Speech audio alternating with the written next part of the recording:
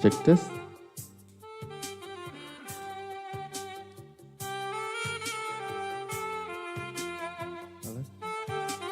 Check test one. Hello, sound check.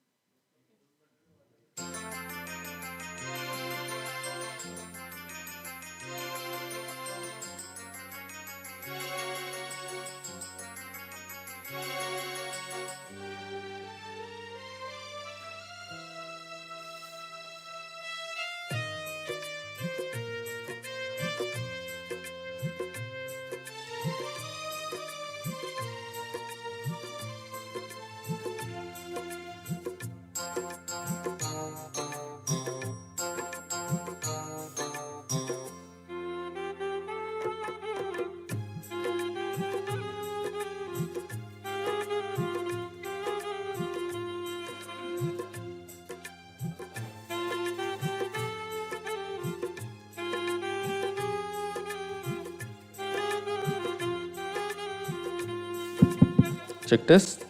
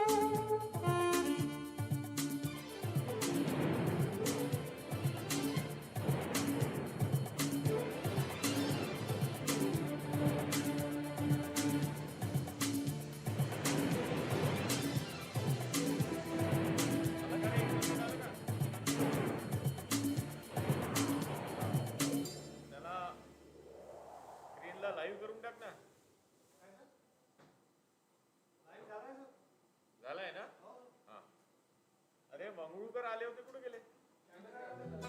अरे माणूस कुठे झालाय तो, आउटडेटेड झाला, त्याला आता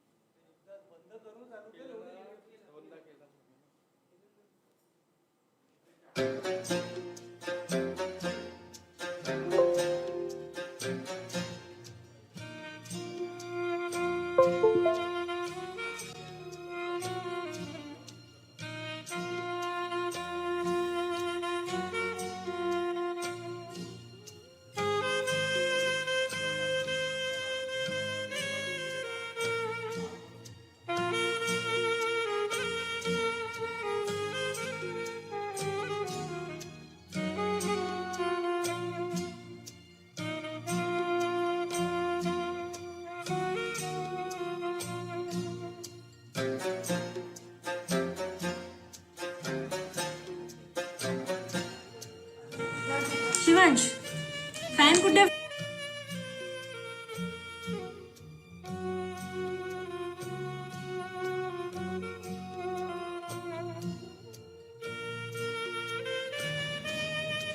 एक माणूस शेतीत करत आहे.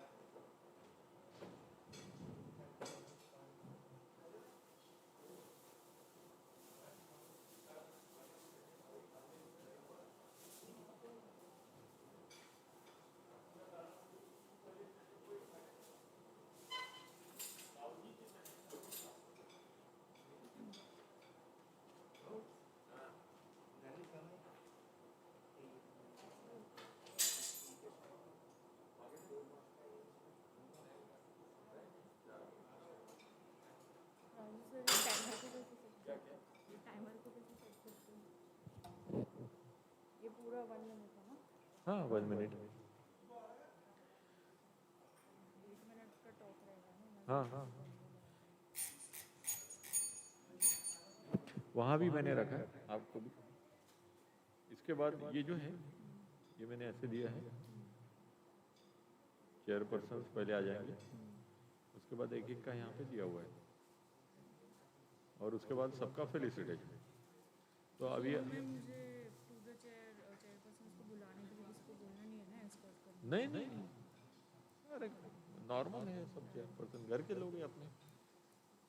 नहीं उसको जिसमें करते हैं ना नहीं नहीं, अरे सब घर के लोग हैं, कोई इशू नहीं। जब तक आप ब्रेकफास्ट कर लीजिए, ये यहाँ से क्लोज होता है और ये वापस जाता है। अब आपके यहाँ आप ब्रेकफास्ट कर लीजिए।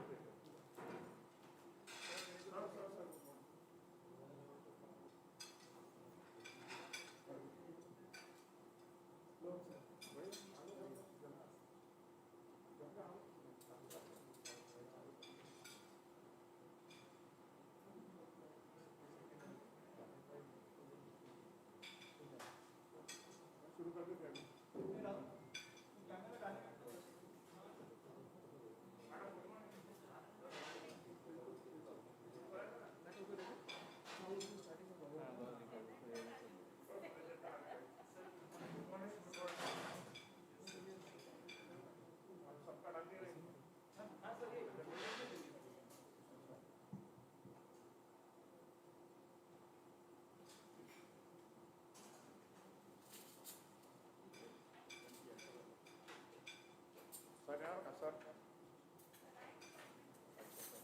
Akhilesh my teacher doctor Mayavallabh madam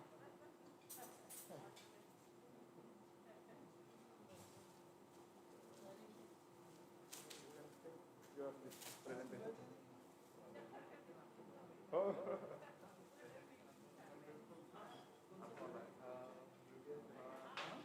आठ वाला है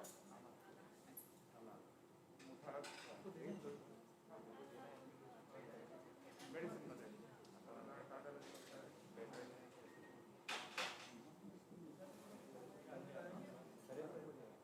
MD साहेब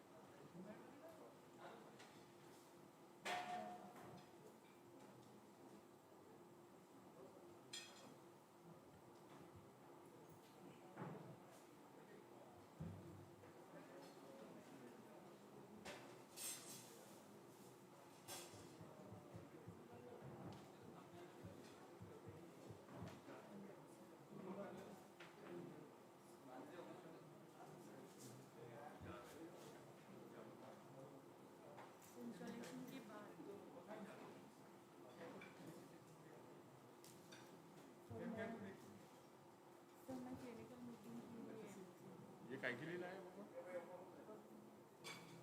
यांचं काय ओरिजिन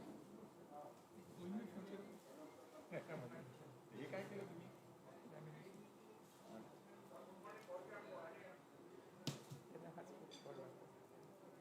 केस विस ते एकदम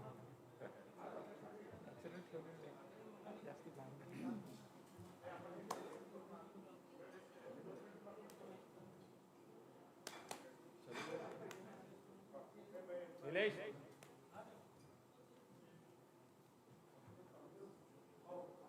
तीनों चेयरपर्सन आ गई थी माया बल्लाड़ मैम तो आ गई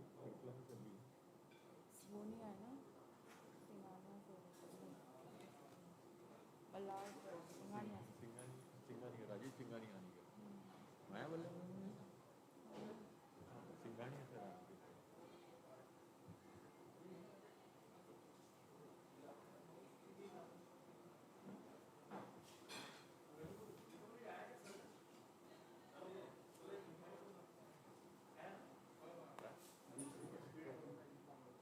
अरे देख आपल्या आता ग्रुपवर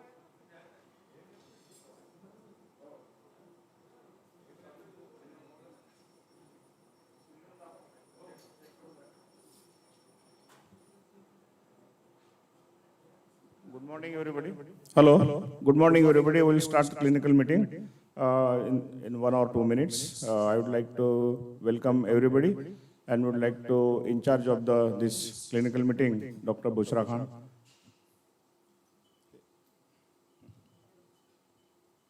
ठीक आहे ओके हां हे कळून घ्या हां म्हणजे आता तिकडे लोड करायची नाही करायची जरूरत नाही मला है ना कीनोटमध्ये नाही मी हे इथून चालू करून घेईन ना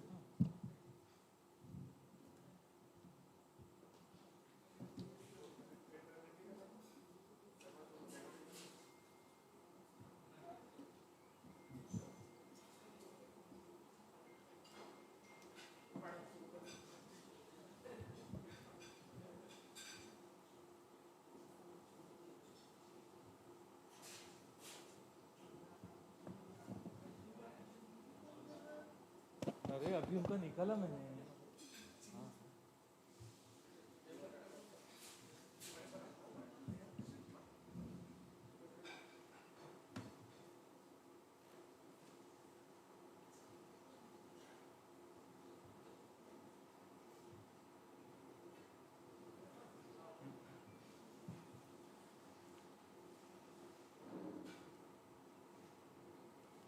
आपका हाँ वो कर दीजिए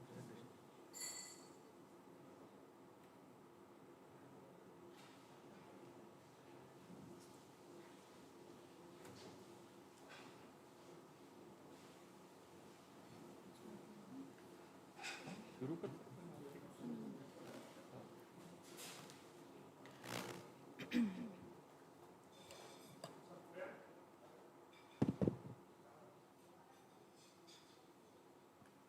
Good morning, everyone. Welcome to the AMF Installation Ceremony for the year 2021-22. Wherever the art of medicine is loved, there is also a love of humanity. And medicine is a science of uncertainty and an art of probability. So keeping this in mind, we commence today's program with our first clinical meeting. And so let's kick this off. I would like to invite Dr. Maya Ballard and Dr. Sanjay Kriplani to chair the oncoming sessions.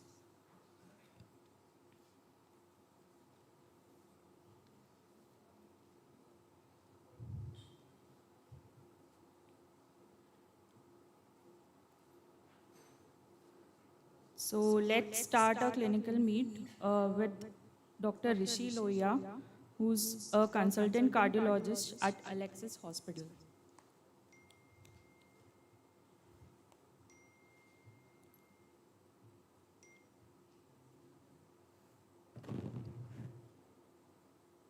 Good morning, all of you. Respected chairpersons and dear August stalwarts. Today I'll be discussing a case of post-traumatic impending aortic rupture and how the things have evolved and now things can be managed without surgical intervention and just by percutaneous method. So we had a 17-year-old college student who resides from Raipur. He had a road traffic accident. Actually, a bike went over his chest and he had blunt trauma to the chest. As such, he had multiple abrasions, but luckily he did not have any other limb injury or any fractures, the rib fractures or anything. So he was admitted to a multi-speciality hospital at Raipur, wherein he was evaluated. They found him to have a hemothorax and they went ahead with CT chest, and they found that patient has got a pseudoaneurysm of descending thoracic aorta. Now, if you look at the anatomy of the aorta, it is such that there is left subclavian artery which is originating from the arch of aorta, and from there the descending thoracic aorta starts. And then there are multiple penetrating vessels. Those act as feeder to the spinal arteries and to the bronchi. And because of that, this area, the descending thoracic aorta, it is very vulnerable to stress injuries. And so such pseudoaneurysms and the impending ruptures are very common at this site. So this was the CT aortogram. If you look at the image, may I have a pointer please? So if we look at the image, you can see the descending thoracic aorta. It has got a, I'll just try to use this marker. You can see a bulge in the aorta, and this was nothing but the rupture of the aortic valve, and it was almost impending and about to rupture. This is the other view wherein you can see the same. If you zoom it, you'll see this is a small normal aortic lumen, and this is the pseudolumen or the impending rupture. So part of aortic valve had ruptured, and because of the nearby soft tissue and partially forming thrombus, probably it was not completely ruptured. Now with this CT aortogram, I mean, they advised him to undergo surgical repair. Now, if you ask me, the surgical repair of this pseudoaneurysm, it has got mortality of almost 50% on table. And so many times, I mean, family, they are not willing for it, and it is a big decision. So one of their relatives whom I had treated in the past, he consulted me. And so I advised him that if at all intervention is possible, it's better to get it treated percutaneously. So that was the discussion, and next day, to my surprise, that patient was in my OPD. Normally, with such a pseudoaneurysm, it is not advisable for patient to wait or travel, because even a cough or strain in the stools can lead to rupture, which can prove life-threatening. But probably because of their ignorance, they brought the patient to Nagpur, so he was in my OPD. So if we try to see, this was a saccular aneurysm in the thoracic aorta, and it was almost grade 4, because there was some leak. If you look at the previous CD, you can make out there is some blood in the pleural space. So this was leaking. So it was a very dreadful situation.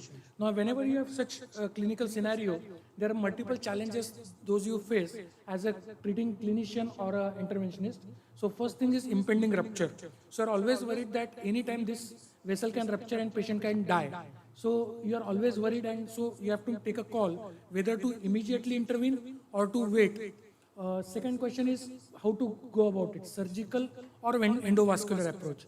Now surgical is, being practiced for almost more than 5 decades. Endovascular approach has developed recently, and the availability of stents, and there are lot many challenges involved.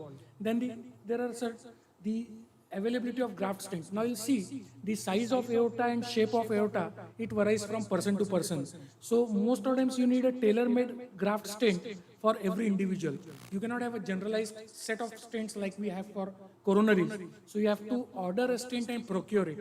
Believe me, for this case, the stent which we used, it was in the Kerala, and it was within 16 hours that stent was transported from Kerala, Trivandrum to Nagpur. And then there are procedural challenges. One thing is arterial access. These stents are very bulky. So the stent, the arterial puncture we take, it has to be very large lumen. Then the left subclavian origin. We all know that aneurysm is involving this part, and there is a large subclavian artery which is originating. Now, if at all you try to put a stent across it, there is a high risk that this subclavian artery will get occluded. Then there are multiple descending spinal arteries and artery of Adam-Kivis. So whenever you are putting a stent in thoracic aorta, there is always a risk of decrease in the, the occlusion of this, one of these arteries leading to paraplegia on table. So these were multiple challenges. So now when we think about how early to intervene, so there was an option of emergency surgery, and then there was an option that we arrange for the stent and intervene. But family were not at all willing, so we had to go ahead with the intervention procedure only. And even if we look at the data, probably most of the meta-analysis, if you see all the trials and meta-analysis, they favor the transcutaneous approach rather than repair because of the risk of stroke, the paraplegia and death. So if you see, if you see the risk of paraplegia, it is again, it's favoring the percutaneous approach. The strokes, it is being again less common in the percutaneous approach. So this is the kind of stent which is used. It is called as graft stent or covered stent. So this is nitinol metallic mesh, and then there is a PTFE coating to it. So this stent are normally used. These are the technical details. You have to size the stent, and the only challenge is the subclavian artery should be spared. Otherwise, patient will have a complete ischemia to the left upper limb. Now, going to the procedure. So we took him for the procedure. So you can see a wire, a catheter coming from left radial artery into left subclavian artery. This is the pictal catheter, and then there is one wire which is coming from right femoral artery. So our plan was to put a catheter in the left subclavian, so we keep on knowing where exactly is the subclavian, and then to put a stent all across the femoral artery. So this is the second stent wherein we have tried to take a shoot, and you can see a bulge in the descending aorta. Now, this is the stent. It is a very bulky stent which has been put from the aorta, right femoral artery all the way through the aorta, and this has been brought up. This is the stent. It is partially inflated. You can see few of the metallic studs, those have been opened up. We have again checked that left subclavian is patent, and then we have opened it completely. And you can see this stent which is placed all across. There is a bulge, but now this bulge is covered by a metallic mesh, and which has got a PTFE in it, so that there is no risk of leak, and over a period of time there is fibrosis, and this wall is completely healed. This is again one of the views wherein you can see the stent is well placed, and now the blood is flowing comfortably, and there is no bulge that is prominent. So the procedure was done uneventfully. The puncture from which we had put this stent, it was closed surgically by our CVTS surgeon, and this is the follow-up CT scan done after 1 month. You can see a metallic stent placed, and the bulge which was seen in the previous CT before the procedure, it is gradually receding. It is gradually going down. So this is how it is. The stent is in situ, and probably the things are healing. Now it is said that over a period of time, the aorta takes complete shape. This is again a CT aortogram. You can see the complete CT, and if you concentrate, the left subclavian is flowing properly. So ultimately, we could manage this patient and save this young chap from this dreadful event. And to the end, I'll just say it was a team event wherein we had inputs from many people. Dr. Rajesh Mundra, our interventional radiologist, Dr. Puneet Jandial, CVTS surgeon, Dr. Sanjay Kriplani is the intensivist who was taking care of the patient pre-op till the time we put the stent, and again post-operatively, patient had multiple issues, the risk of rupture, the hemothorax, and so many issues. Our anesthesiologist and the radiologist, and not to mention the cath lab and ICU team and nursing staff. Thank you.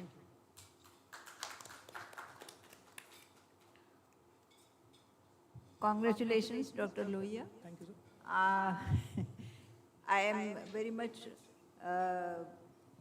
appalled at the new technology, and as you see, I am very senior to you. And I am reminded of one of my patients when we had started just echocardiography in early 90s. I could see the rupture of the aortic valve in the echo, but we just could not do anything because of the non-availability of CT and all. And we had to lose that patient. So technology is really helping us a lot. And I again congratulate you for such a bold decision and doing the things very rightly. And thank you so much. Thank you. Anyway, Dr. Krupalani, you want to say anything? Any questions from the audience?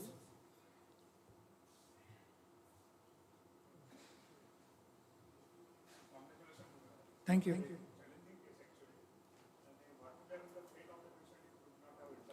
So probably if he would not have intervened, sir, he would have had a sudden rupture, hypotension, and probably fatal outcomes. Even during surgery also, if at all we consider to manage it using the surgical procedure, the risk of paraplegia, because small vessels get occluded, then stroke, the aorta is full of atherosclerotic plaques. They start as early as 5th or 6th year of life. So embolization of those plaquey, fatty streaks from the aorta, and third thing, mortality. These three are dreaded complications. Even in interventions, if we look at the reports from across the globe, it is mentioned that the risk of complication is almost 10 to 12%, where fortunately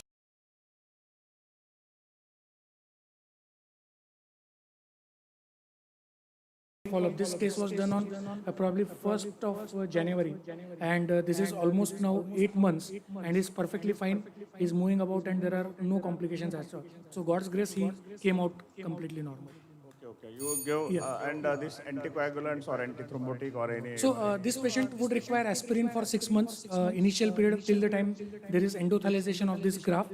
Once it is endothelized, patient doesn't require lifelong anticoagulation or antiplatelets. Thank you very much. Thank you. Very nice case. Thank you, Dr. Rishi. I would like to take this opportunity to welcome our third chairperson, Dr. Rajesh Singhania. Good morning, sir.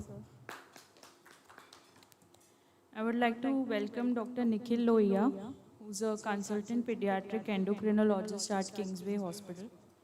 And he's presenting a case on Noonan syndrome with short stature.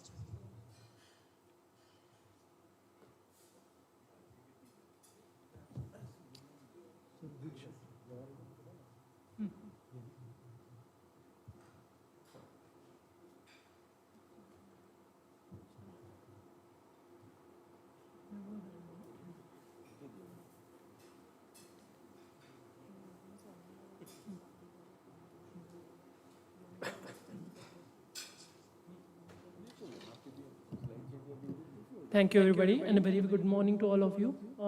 So I would like to present one case. Actually, there has been a miscommunication, if I'm not wrong.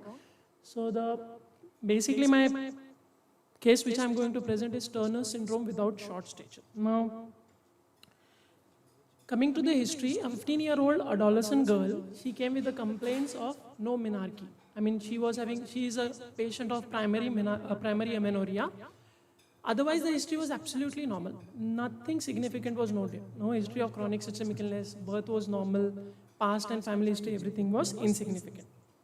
Now, when we did her examination, first of all, we saw the anthropometry. Now, if you look at the anthropometry, you will note that she is fairly tall. I mean, nobody will say that she is a short girl. But when we noticed the mid-parental height, the father was 182 and mother was 178. So they were like, they were from the north. They were basically the Punjabi family, which were tall on the taller side. So if you look at the mid-parental expectations here, they're quite high. So nobody will say that she is short. But for the parental expectations, she was short. She was obviously having heavy weight and she was obese. Her vitals were absolutely stable. Her SMR staging showed that she was in somewhere mid-puberty. The breast development was there. It was in stage 3, and axillary and pubic hair were also visible. The genital examination showed normal female genitals with 2 openings, which we usually see. And systemic examination was within normal. Now, in such a scenario, when you get a primary amenorrhea, we usually first go by anthropometry and then we go by investigation. But here we shot everything at a time because the patient was from outstation and was available with us only for 1 day. So immediately we did complete workup for obesity and to know whether she's hypothyroid or anything like that, but she wasn't. Though she was having features of something like metabolic syndrome, what we noticed in adolescents. Apart from that, the striking feature was the FSH was very high, LH was very high, and the estrogen was undetectable. So this kind of picture shows that it is a primary gonadal failure. So we were like perplexed because she was not sure. So whether she is fitting in Turner's, okay. Whether she is a primary ovarian failure, we don't know. What is the cause of this amenorrhea? And why? So we did a ultrasound. Ultrasound showed that left adnexa and right adnexa were showing rudimentary ovaries. In fact, they were not visualized only after careful observation by the sonologists they were seen. And when you see the uterus, it was just 4 centimeters and it was tubular. In a 15-year-old girl who has got some breast development, you expect the uterus to be a little bit mature, but it wasn't. We did one MRI. MRI showed you, look at the uterus, it's an anteverted uterus with a small cervix. It was hypoplastic for the age. And streak of tissues in the place where ovaries are usually located was noticed. Fallopian tubes were not well visualized, maybe a radiological thing. Immediately sent for SRY, which showed that which confirmed that 18% of nuclei were having Y chromosome. Karyotype takes usually 3 weeks. Meanwhile, karyotype came. It showed a mosaic variant where there was presence of XY and XO chromosome. Now this is a tricky situation because in a Turner syndrome you expect them to have XO, XX, XO. When there is a Y chromosome, then the diagnosis completely shifts from your Turner syndrome to disorders of sexual differentiation. So immediately, as there was no ovary, we wanted to take a biopsy of the gonad, what exactly it is, and Y chromosome is present. So what are we dealing with? So when a laparoscopy was done, vas was seen bilaterally. The uterus was small with fallopian tubes. Query ovarian tissues on the gross morphology. Very small flabby. Right was bigger than the left. Bilateral vasectomy was done and gonadectomy was done. The reason for gonadectomy here is presence of Y chromosome. Whenever we get any component of Y chromosome and intra-abdominal gonad, whether it's an ovotesticular or testicular form, we have to remove it because the chances of it turning into a malignant tumor is very high. Histopathological examination was done which suggested that the gonads were having tissues of both ovaries and testes. Now, if I sum up, it is like this: primary amenorrhea, relatively short, high LH, FSH, ovarian failure, Turner's, or mixed gonadal dysgenesis, infantile uterus, streak ovaries, karyotype. Again, we were in a dilemma whether it's a mixed gonadal dysgenesis or Turner's, or it could be an ovotesticular DSD also. And Turner's still can't be ruled out. I'll tell you why in the next coming slide. Histopathology was showing ovotesticular. So we were in a dilemma because of histopathology. We ruled out gonadal dysgenesis because both ovary and testicular tissues were there, or Turner syndrome. Now, in such a scenario, if we go with the consensus of what DSD disorders or intersex disorders, which we used to say them in the past, it clearly says that in sex chromosome disorders, there is Turner syndrome. It is a DSD. And then you have the karyotype, which we found in our patient, 45XO, 46XY, which could be either mixed gonadal dysgenesis or ovotesticular DSD. That can be done, or the diagnosis can be decided only on histopathology. Coming to why we were thinking of Turner syndrome, here you can see that,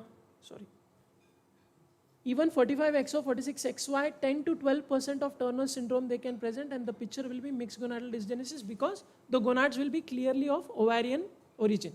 There will be no ambiguity in the tissue of it. So still it can be a Turner syndrome, still it can be an MGD, but or ovotesticular DSD. The final diagnosis was made based on histopathology. This is just a point to say that presence of Recording Y in chromosome, progress. presence of Y chromosome warrants gonadectomy, which has been clearly mentioned in the Cincinnati guidelines for Turner syndrome. So final discussion, which we should carry with this patient is, delayed puberty can be a manifestation of DSD and with a completely normal external genitalia in an adolescent child. Disorders of gonadal development have a wide clinical, cytogenetic and histopathological spectrum. Clinical observation and segregation analysis indicated in this patient that it's a mosaic 45XO, 46XY gonadal dysgenesis, but when we did a histopathology, it clearly showed it's an ovotesticular. gender assignment. Now for this child, it's very important to understand the whole life has changed. Despite she has some breast development, probably though the estrogen was low, we presume that it was because of some ovarian tissue which was functioning, and by the time she came to us, it died eventually. For her, everything changed. Her gonads have been taken out. Now she'll have to be treated like a primary ovarian failure with estrogen therapy. It's a shock for a family. It's a shock for the girl. What is she going to do? So it's like such patients has to be managed in a very meticulous and a very methodical way by going through a meticulous approach of clinical and diagnostic and cytogenetics and histopathological diagnosis. So with this, I would conclude my presentation. Thank you very much.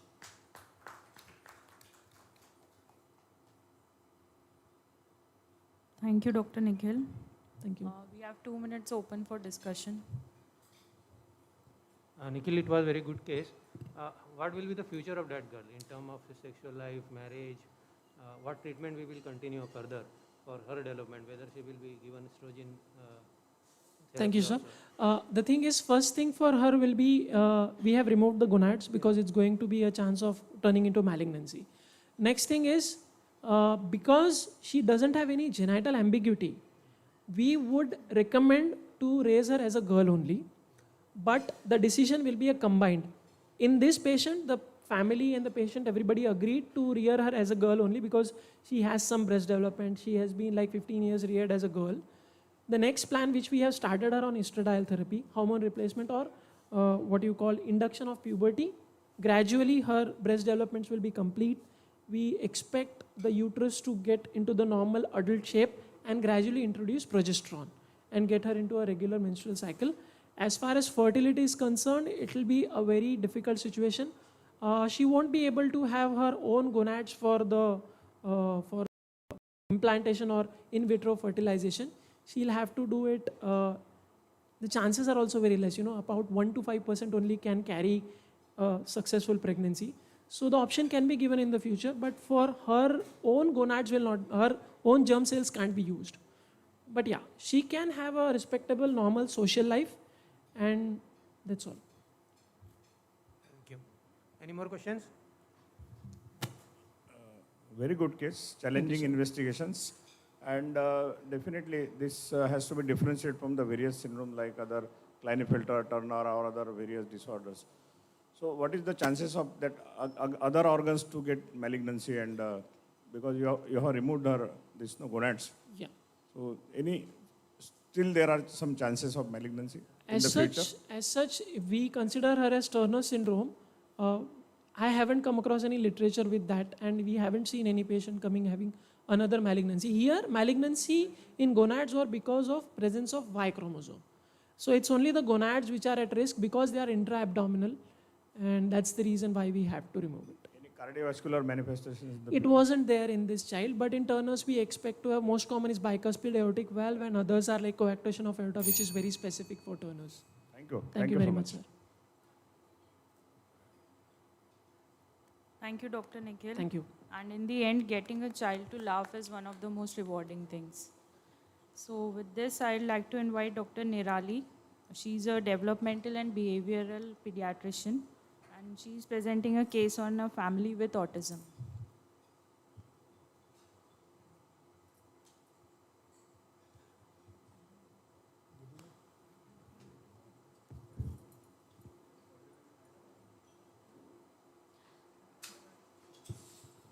Good morning, everyone.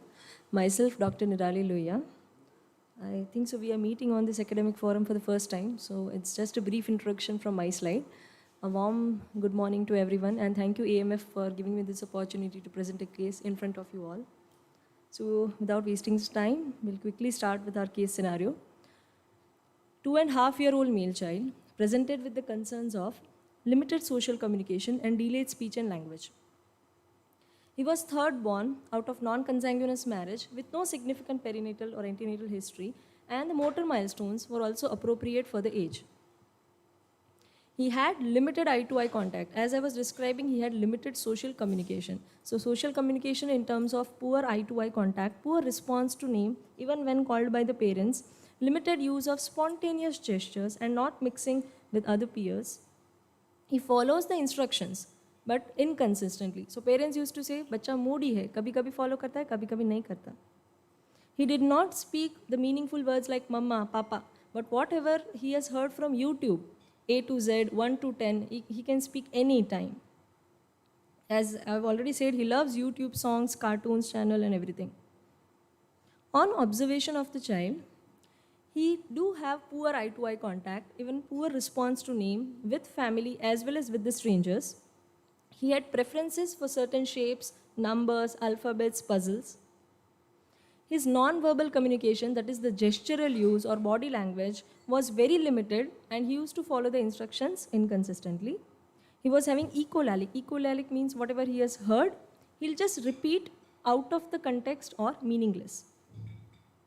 On further inquiry about the family history, whether there were any family history of any psychiatric illnesses or any delayed developmental history in the family, the second elder child, who was 5-year-old male child, was also having history of delayed speech and language, along with not mixing with his peers yet at school and was not following instructions.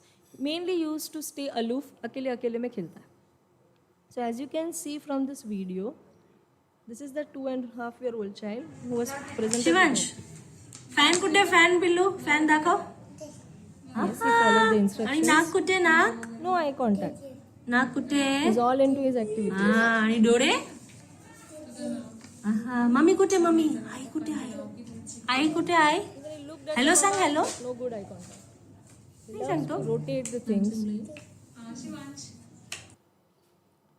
So yes, after that, as he was third born child, he again asked about the third male child. So they reported, even the eldest male child, who is 9.5-year-old, he is very rigid in his routines. He likes the things in his own particular way and gets upset if it is not done in his own way. He likes his clothes even at the specific place. He likes the toys in his specific ways. And even the doormat position of his bedroom, if it is changed, he'll go again and make sure that it's in the proper position. As all the children had deficits in the social skills as compared to other age-appropriate peers, along with some specific fixated interest, parents were inquired whether they had any history of delayed social communication. As we observed mother was having mainly plain face. I tried to had some pragmatic communication with her. She could not understand sarcasm. She was very particular about her routines. She likes schedule and is compliant just with her routines. She has limited social circle. She herself introduced as like, I am shy, I am introvert, I don't like to mingle with others, I don't initiate my communication with others, which is called broad autism phenotype. So this is with the 9-year-old child. I just asked him, I showed him this picture, I asked him to describe what he is able to see from this picture. So this was his answer. एक माणूस शेती करत आहे एक by त्याच्या मुलीसोबत मंडई जात आहे एक बाई पीठ काढत आहे एक माणूस मासा पकडत आहे आणि एक बाई मेंढ्या चारत आहे तिकडे एक घर आहे घराच्या मागे नारळाचं झाड आहे इथे डोंगर टाईप काहीतरी आहे आणि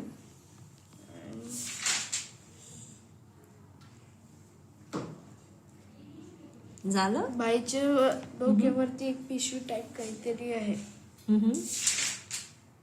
झालं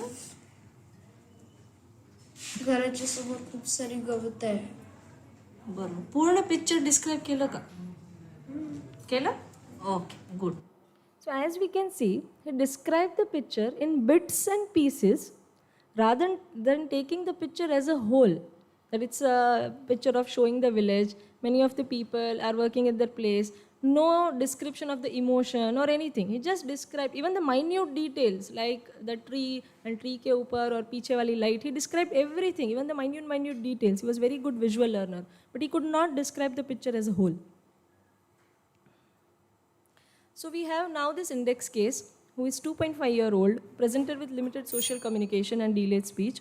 An elder sibling, a 5-year-old with history of delayed speech, behavioral issues, not mixing with peers.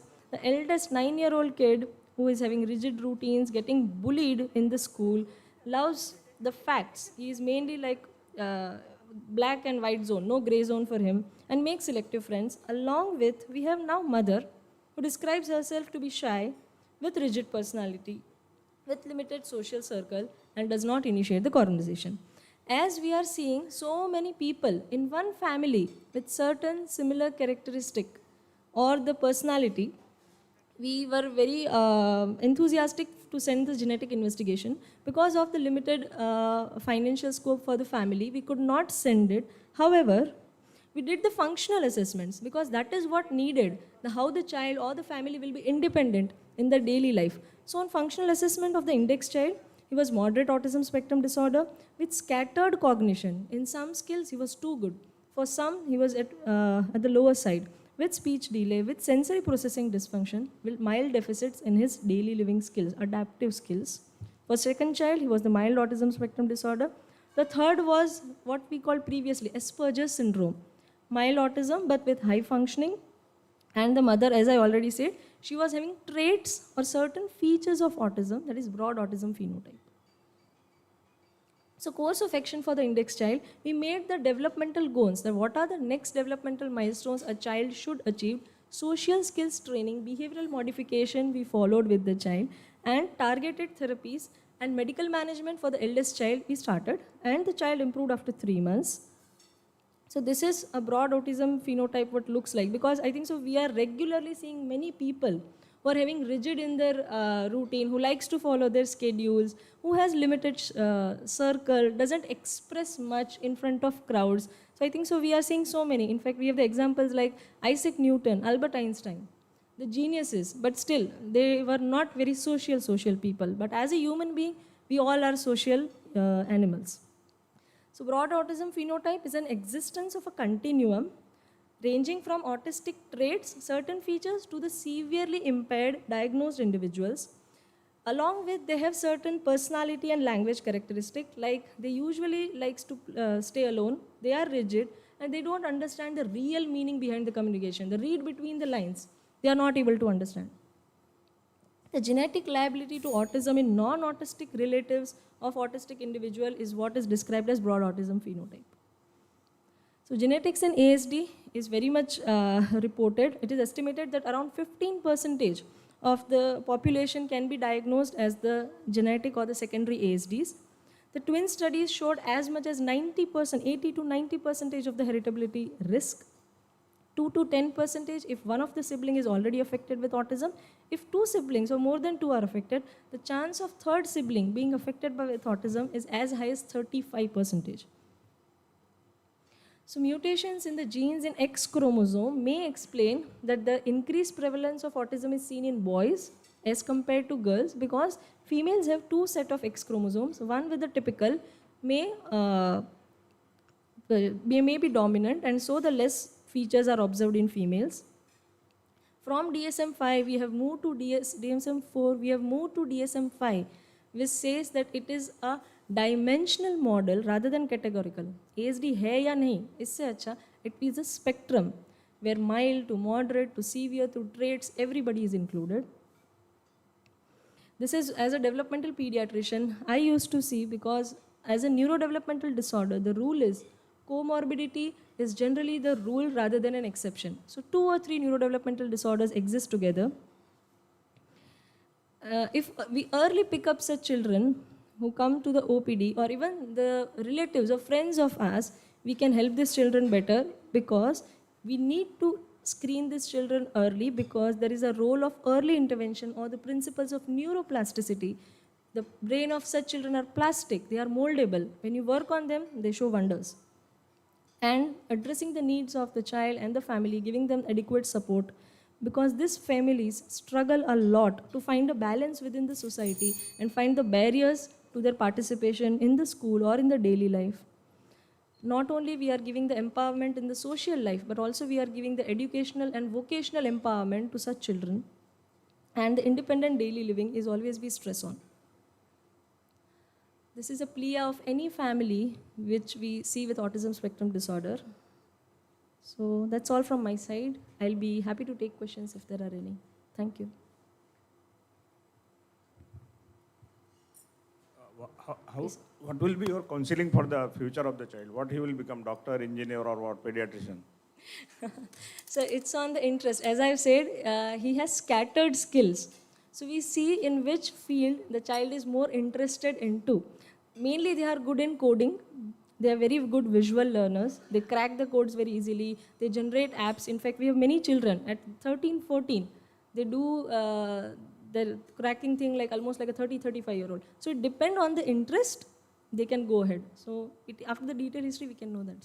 What was his IQ according to psychological this? Yeah, he was just 2.5-year-old old child. So we did DQ for that child, and the developmental quotient I said is a scattered. In some skills, he was more than 90 percentile, okay, like shapes, circles, and everything. And in social skills, imitation, language, he was less than 10 percentile. So it was a scattered IQ, sir. It was just like a Tare Zameen Par, another child? So, Tare Zameen Pe wala child, sir, mainly he was having features of ADHD along with learning disability. He was not a non-social person. He was having difficulties in school as well as he had behavioral issues. So this is a different neurodevelopmental disorder. Very nice case. Thank you, sir. If first child would have come to you, what you would have advised the parents about the future child? Or So I would have started with early intervention for the first child. As early as now, the recent advances can pick up these children as early as 4 to 5 months, just looking at the general body movement. And 16 to 18 months, we do screening for all the children coming at immunization visits. So we can give the definitive diagnosis at 2 years of age. So I would have enrolled in my early intervention program, given 14 to 16 hours of intensive therapy per week, along with training of mother would have helped. And I would have asked them that one child has suffered with this deficits, we have to screen other children early. So अगर दूसरा या तीसरा बच्चा होता, I would have picked up at 4 to 6 months. So he would not have come so later. So we could have helped such children. thank you. Yeah, thank you, sir. Thank you, Dr. Nirali. So autism is not a disability, it's a different ability. Now I would like to invite Dr. Sanjeevni Lanjewar, who's an anesthetist at various centers. She is giving a talk on sphenopalatine ganglion block.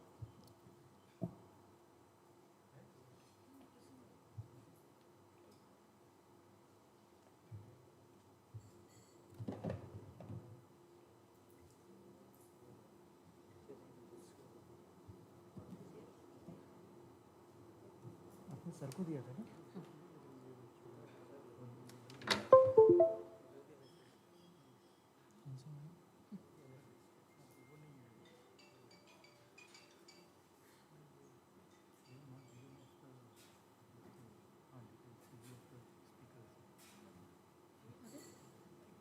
उधर नहीं आया ना.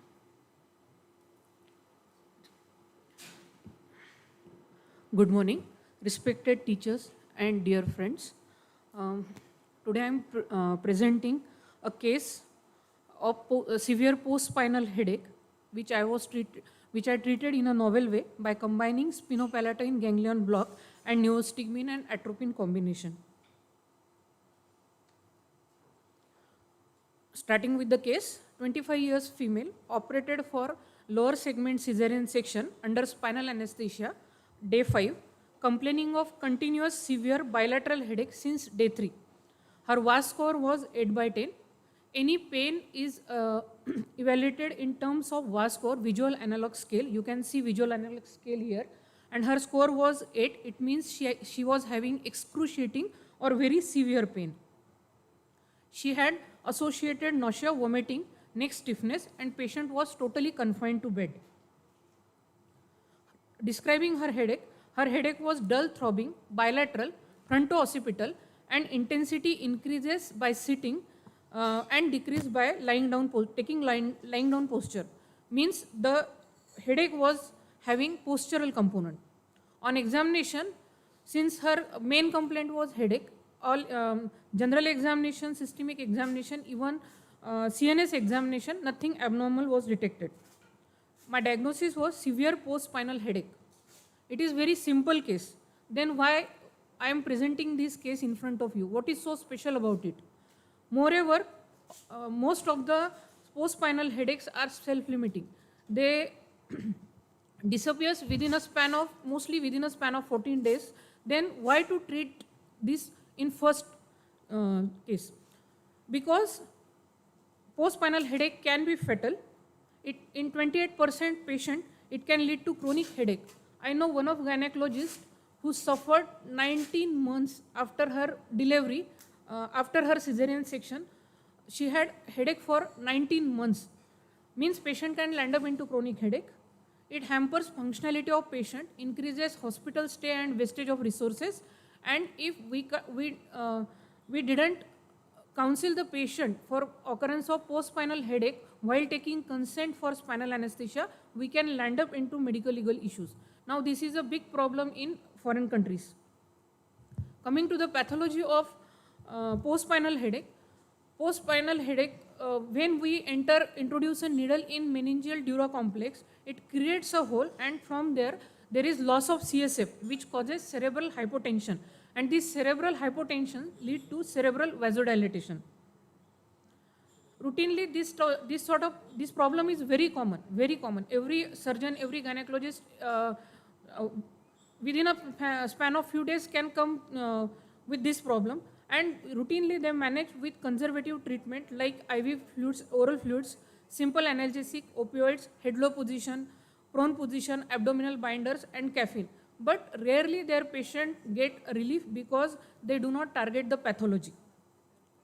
Now, how I treated this patient? I use a combined therapy using spinopalatine ganglion block and injection neostigmine atropine combination. What are the benefits of this combined treatment? I need just one single setting to treat this severe post-spinal headache. Patient had instant and complete pain relief, and patient was discharged happily in evening. Now, what is spinopalatine ganglion block? First, coming to what is spinopalatine ganglion. It is a parasympathetic ganglion that resides in pterygopalatine fossa in skull. It relays fiber of headache and fiber of cerebral vasodilatation. If we block this ganglion, it reduces or it causes disappearance of pain instantly by blocking the pain pathway. Other additional benefits are it increases CSF production, halts cerebral vasodilatation, and causes cerebral vasoconstriction. You can see this is the location of spinopalatine ganglion, and through transnasal route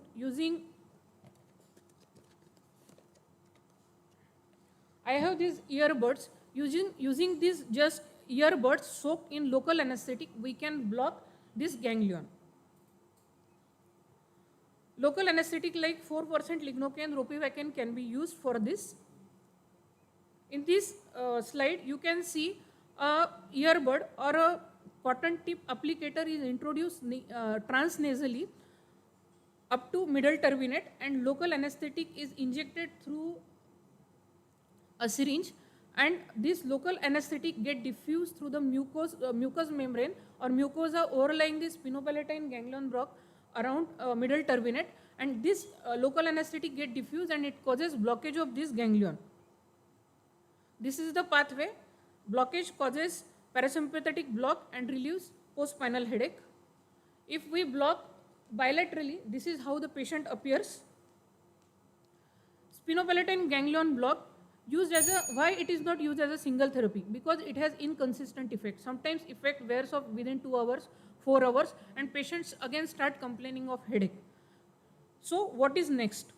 So I combine spinopalatine ganglion block with IV neostigmine and atropine, and these both injections, they are combined and added in 100 ml NS over 30 minutes as a single dose. Commonly used anesthesia drugs, neostigmine and atropine. This is the mechanism of action. It causes cerebral vasoconstriction, halters cerebral vasodilatation, potentiates spinopalatine ganglion block. Why not IV neostigmine and atropine alone? Because to cause pain relief, 3 doses of neostigmine and atropine are required 8 hours apart, and patient sometimes they are not ready for that much of long admission. No instant pain relief, and there are multiple side effects of IV neostigmine and atropine when used in multiple doses. Combined therapy, instant and complete pain relief, VAS score, initially it was 8 by 10. Now after using sphenopalatine ganglion block and IV neostigmine and atropine, VAS score comes to 2. You can see patient is happy, no adverse effect, and patient can be discharged early. My experience, in last 30 months, I had done 21 cases. 15 had complete pain relief in single sitting. Patient admitted in morning, discharged in evening. 4 cases need second dose of neostigmine and 2 cases need third dose of neostigmine. This is very common problem which is addressed poorly in multiple settings. So now after gaining this knowledge, we should pledge for no more post-spinal headache and suffering. Thank you. Thank you, Dr. Sanjeevni. We have 2 minutes open for discussion. And next.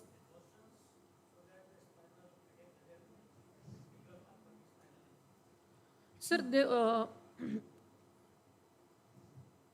regarding precautions, you have to use small size of needle. Multiple punctures should not be there. But in which patient post-spinal headache will develop and which patient it will not develop, there is nothing like that. There are some high-risk patients like female patient, obese patient, these pregnant ladies, smokers, they have increased incidence.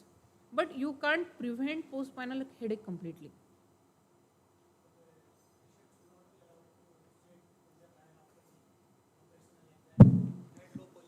Sir, these are previous recommendations, but now the recommendations are you should ambulate patient early. So it will help in reducing the severity of post-spinal headache.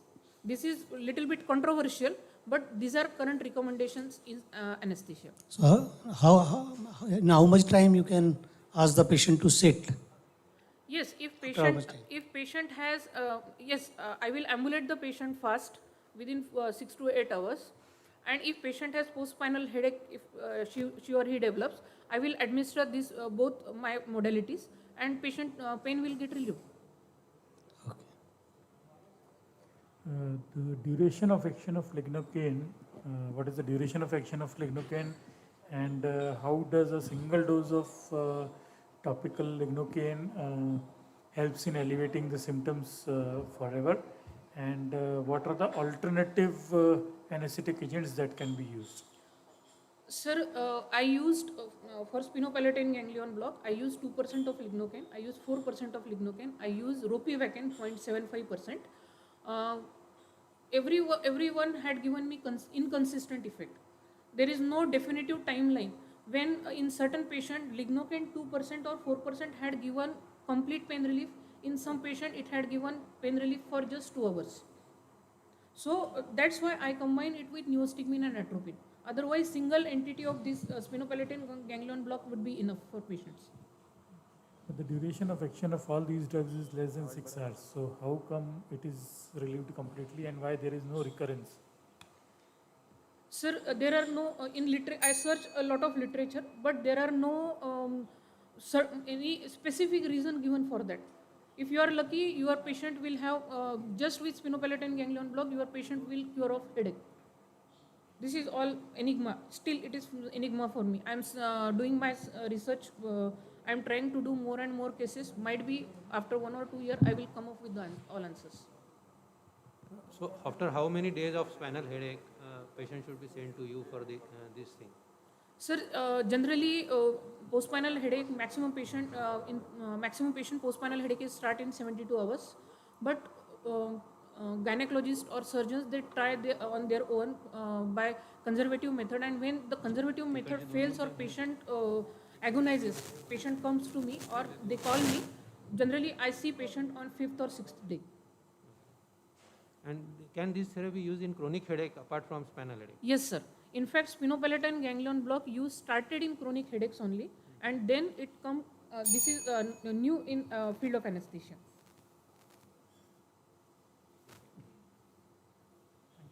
Thank you, Dr. Sanjeevni. Thank you. So undoubtedly, the best thing about modern living is anesthesia. Now I would like to invite Dr. Akhilesh Kobragade. He's an orthopedician, SR in senior resident at Lata Mangeshkar Hospital.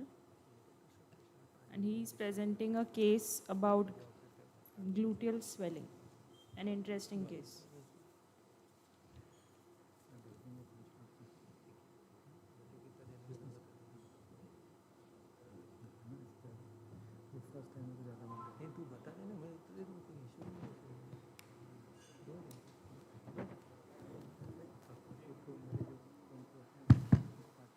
So, good morning, AMF.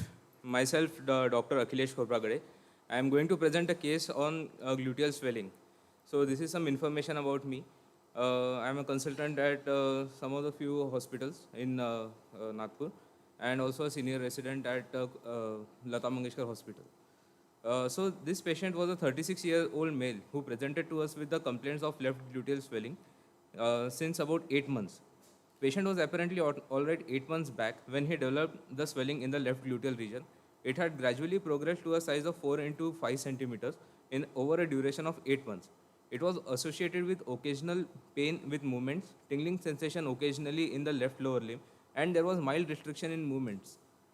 Uh, as in we see in orthopedic point of view, there is always some history of minor trauma. Sir, मैं 8 महीने पहले slip हो गया था. Sir, मेरे को ऐसा हो गया था.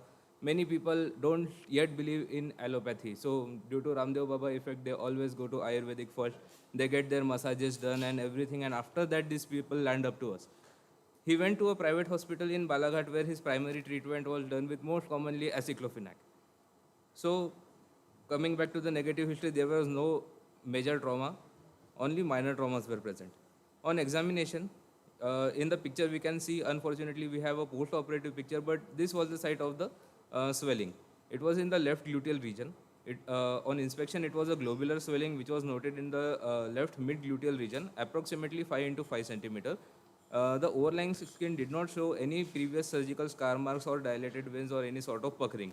There were no angular deformities in both upper and lower limb, the significance of which I will tell in some time. On palpation, the overlying temperature was absolutely normal. There was no obvious tenderness, direct and indirect heel thump was also absent. And on the swelling, it was we confirmed it was globular in shape. It was from the bone, which we can tell uh, with the rotatory movements of the limb. The swelling was also moving. There was no intervening soft tissue in between. It was hard in consistency. The transillumination was negative, and there was no pulsations. So what next? As an orthopedic surgeon, rather than blood investigation, we always get an X-ray done first. And what our thinking point of view was that all these characteristics of the swelling were pointing in view of that it is a benign swelling which is originating from the bone. The most probable differentials were an osteochondroma. It can be a periosteal chondroma, but also some less likely differentials to be confirmed as he had got some massage done. Can it be myositis ossificans? 8 months duration of swelling, can it be an osteosarcoma? Or on examination, there were also multiple swelling present, so can it be a neurofibromatosis? So our plan, as per as the principles of biopsy, it was a single solitary swelling, benign in onset, appears to be benign in onset, so we need to rule out that what is it. So the best thing is we get an biopsy done. Before that, we need to preoperatively completely evaluate the patient. So prior to the surgery, there is a practice at our hospital that you need to look at the complete skin condition. So from his hip to his entire toe, we saw the patient, and to our surprise, there were similar swellings which were present in the distal part of the thigh, both knees, and the diagnosis was almost confirmed. You can see with the arrows it has been marked that these are the location of some of the swellings. You can see there are multiple knob-like structures which are present here. So the diagnosis was almost confirmed. Next morning, his cousin has come to meet us, and it was completely the diagnosis was almost confirmed that he has also similar complaints in childhood. So this was his cousin who had come to visit. You can see that both have almost similar height, but when we compared him to a normal person, this was our intern's height, who is about 5'7" and this was his height. So it was not that our intern was too tall; it was that our patient was too short. So on radiograph, this is the radiograph of the patient. This is the pelvis with both hip of a mature skeleton, showing eccentric outgrowth from the junction of the neck and the lesser trochanteric region medially and extending medially and posteriorly. Bilateral widening of the femoral neck can be seen. There is normal joint space bilaterally, normal sphericity of the femoral head, and normal cortices. We got a CT scan to evaluate the swelling completely, where the swelling is going, how it is progressing. And in these CT images, I will just cut it down for you guys. So you can see that this is the anterior side. The swelling appears to go posteriorly and medially. So this is our side, and here we can see that it is posterior. Also, an MRI was also done to look out whether, as it is posterior and medial, is it compressing on the sciatic nerve? Is it that the occasional tingling sensation which it is having, is it because of the compression on the sciatic nerve? Has it mobilized the sciatic nerve? So we decided to take an excisional biopsy in which we take out the swelling en masse, and using a posterior approach, which is a Moore's approach to the hip, we identified the rotators.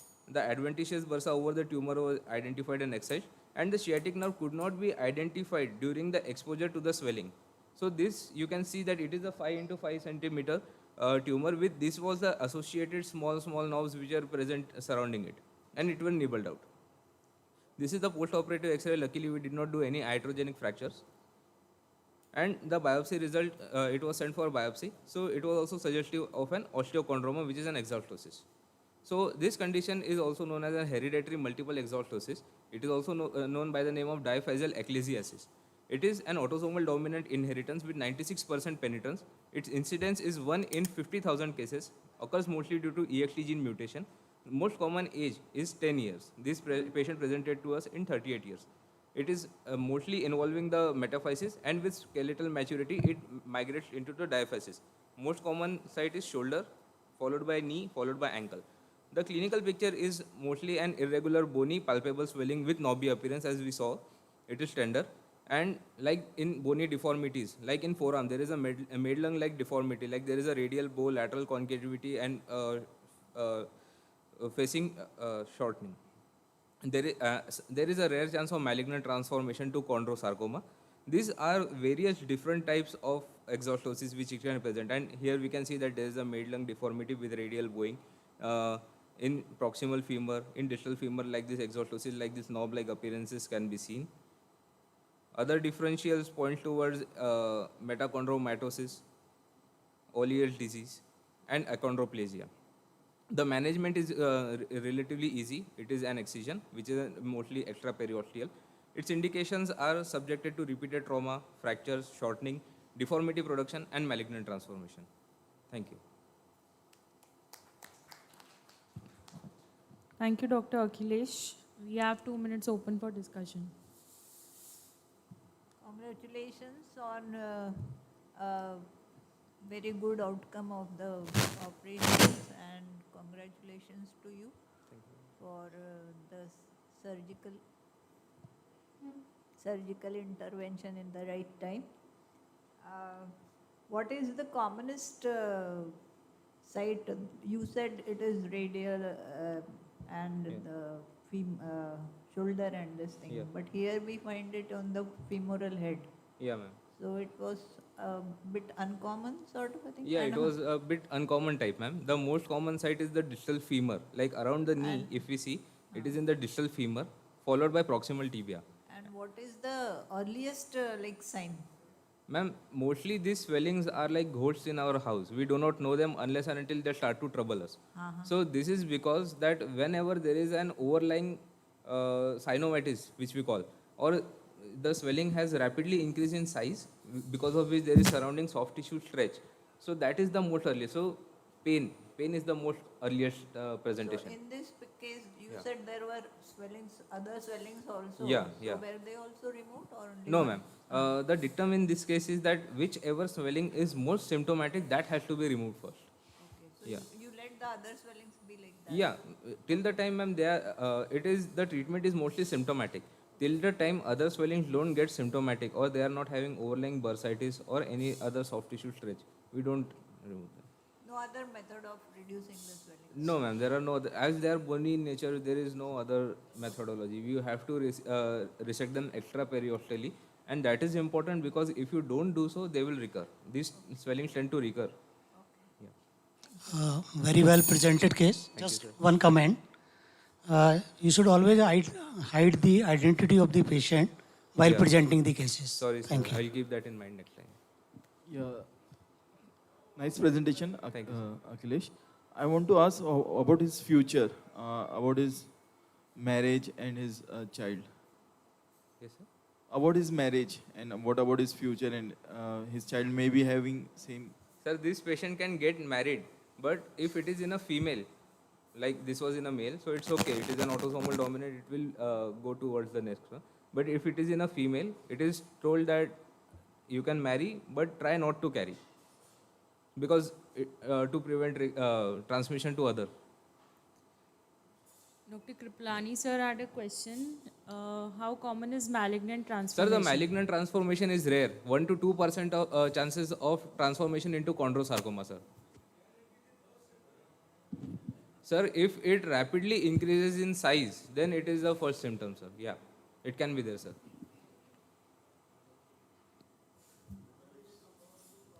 Yeah. Yeah, Kriplani, sir, we can add on that to monitor such things because these are familial and these are multiple. Yes. Usually these lesions grow away from the joint. Yes. They are never pointed towards the joint. But thing to monitor whether it is going to transfer into chondrosarcoma or malignancy is to monitor the size of the cartilaginous cap Yes, that sir. covers the end of the lesion. Yes, sir. Usually you see it as a T2 bright hyperintense signal in MR. And if it is more than 1.5 centimeter over a span of 4 weeks, Yes, sir. it is a clear indication that it is going to transform into malignancy. Yes, sir, exactly. Yeah. Yeah. Yes, yes. Yeah. So maybe somebody who would have noted, and most commonly you see disproportionate short stature. in Yes. them. As it involves the limbs, Yeah. the limbs will be shorter as compared to the spine. Yes. If somebody would have carefully seen the Yeah. patient in the childhood itself, they would have picked up something Yes, is yes, unusual and probably you would have kept an eye beforehand. also. In this case also, it was like instantaneous. It didn't take us too long. Like it was just an evening round which we had to take, and it was instantaneously we found out that it Excellent, might be. excellent case. Just you. my point because Yeah, I yeah. deal with anthropometry. Yeah, thank you. Thank you, Dr. Akhilesh. The next case is to be presented by Dr. V.K. Verma. Dr. Verma, who's showing us the management of a bed sore in a paralytic patient.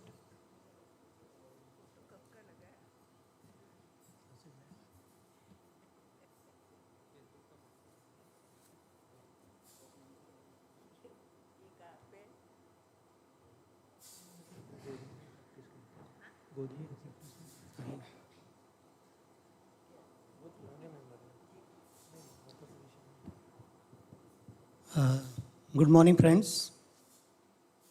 So I am presenting a case, and as instructed by our president, I will finish in 5 minutes. So it's a case of management of a bone deep bed sore in paralytic patient. Now the history, this is a 57-year-old male patient with the operated syringomyelocele in 1999, 22 years back. He had paraplegia of long duration, complete sensory motor deficit. He was on wheelchair. He has non-healing chronic large bone deep bed sore in gluteal region. So it was bone deep, which were there for more than 5 years. It was badly infected, having lot of slop, post-discharge. He was treated by many surgeons and many physicians, but didn't get relief. So somewhere he heard that you go to Dr. Verma, he can do something. He came to me from Umred, and this was the bed sore in the gluteal region. You can see the size was almost 10 centimeter into 15 centimeter, such large. And bone deep, you can see the skin condition around, all blackening, and lot of slough inside also, and it is bone deep. Fortunately, the chronic osteomyelitis was not there. That was good thing for me.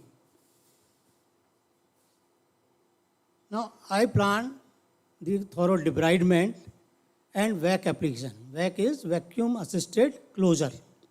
So I applied that, did the first thing, and this you can see after 5 days of the vac application and first debridement, this was the condition. The bone is now not exposed, but there is still lot of slough deep inside the cavity. So I did a second debridement and applied the vac again. Now you can see a good granulation tissue coming around with a crevice, deep crevice where there is still a slough. So I planned a third debridement and a vac application. This is after second. Now you can see there is no slough. There is very good granulation tissue, and this is in 15 days only. You can see. In 3 vac applications, this was the condition of the wound.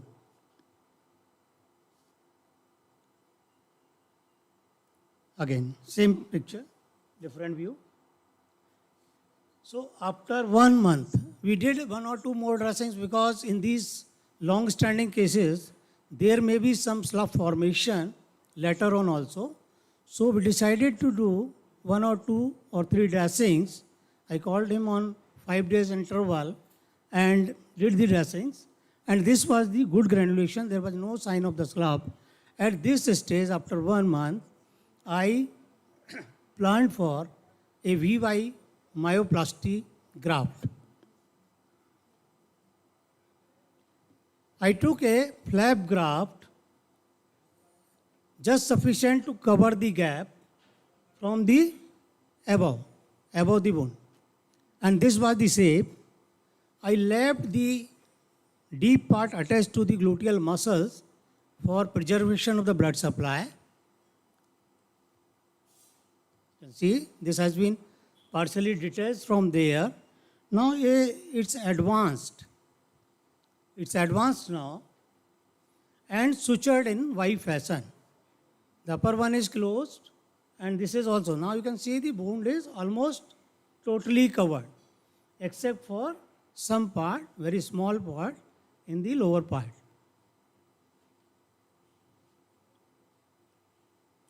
And this was after 2 months and 10 days.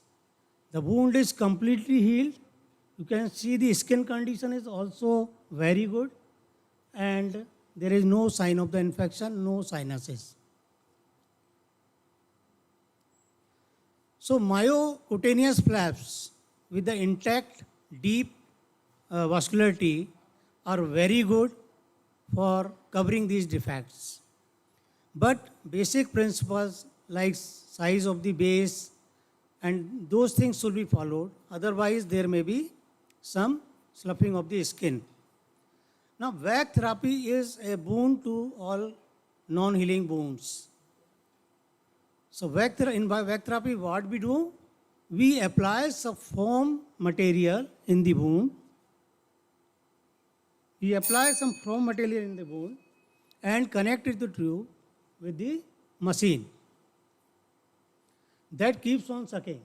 So vacuum assisted closure helps wound healing by decreasing air pressure on the wound, gently pulling fluid from the wound over time, reduce swelling and help clean the wound and remove bacteria.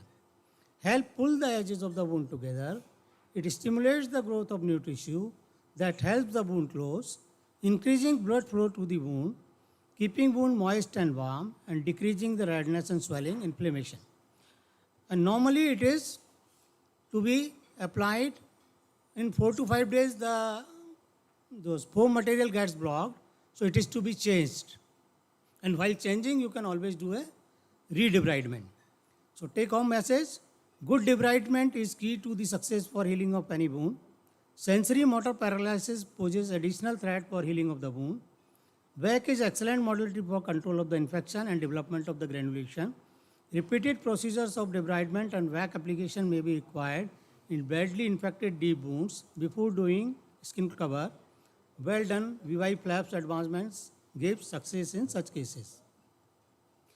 There are thousands of literature available on VAC therapy, thousands of literature available on the advancement grafts. So nothing new, but this was a difficult case to me, but fortunately I got very good results with rewards. Thank you. AMF of Gabbar, Thank you, Dr. just to White. remind. Sorry. Sir, it was very good case, but usually we see the bed sores where the bones are near to the skin. This is a very rare sight to have a bed sore, whether there was having some trauma or so at the buttock, because No, sir, actually, there was no trauma because that patient was sitting on the wheelchair constantly, continuously. That's why he developed bad sore. So he was not constantly lying on one side. When the patient is bedridden and lying, then he has got sacral and other bad sores. But this patient was most of the time moving on the wheelchair. So that's why he developed in this region.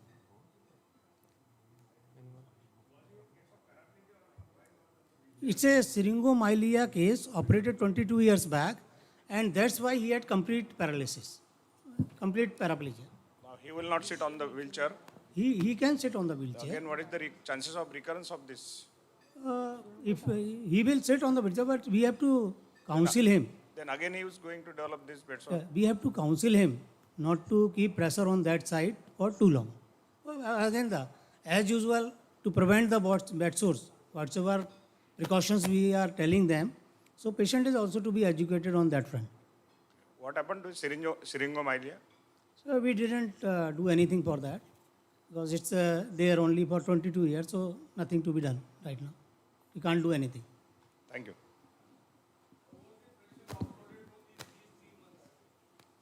He was not allowed to lie on that side.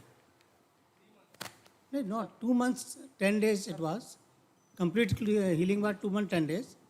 That he could change the posture, he could lie on the back, he could lie on the right side, but not on the left side. Do we have any equipment which can offload these patients? Yeah, we can give, we can give ring pads and other thing.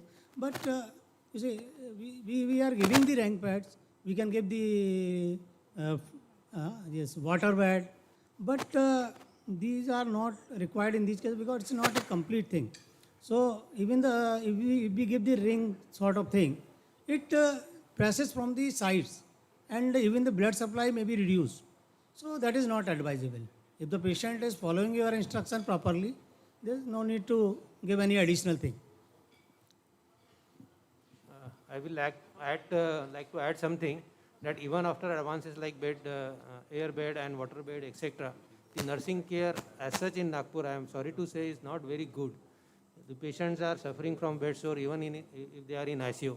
For the bed sore, prevention is better than cure, and everybody should take it seriously to see the patient as a whole when taking the rounds.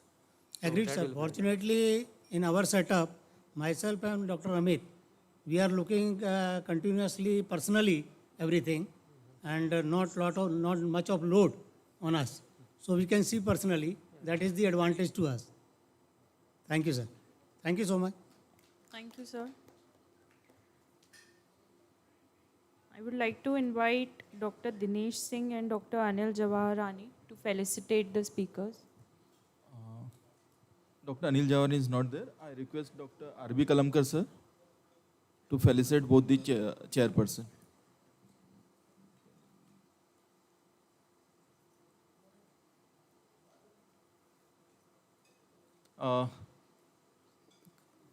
Singhania, sir, Ballal, madam. I request first the case presenter, Dr. Nikhil Lohia. Nikhil Lohia. Please come on the stage.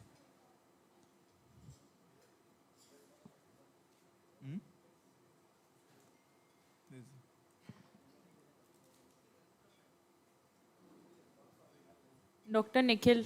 Dr. Nikhil.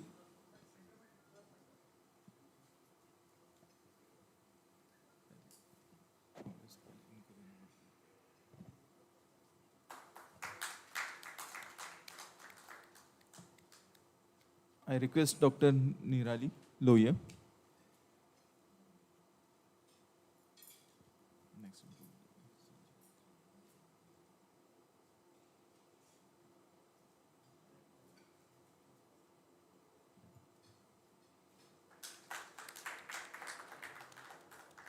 Dr. Sanjeevni Lanjewar,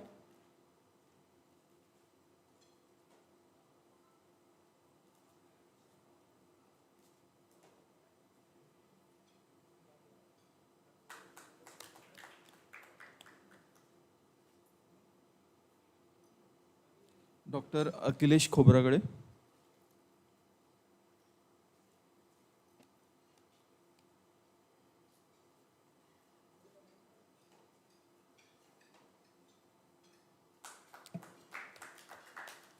Dr. V.K. Verma,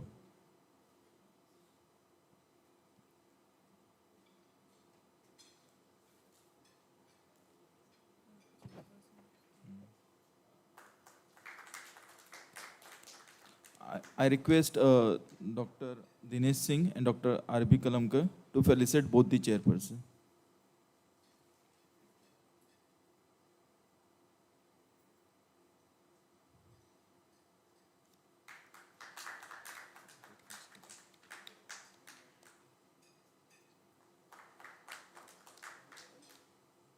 I would like to invite you all to have breakfast with us so that we can start the program later on.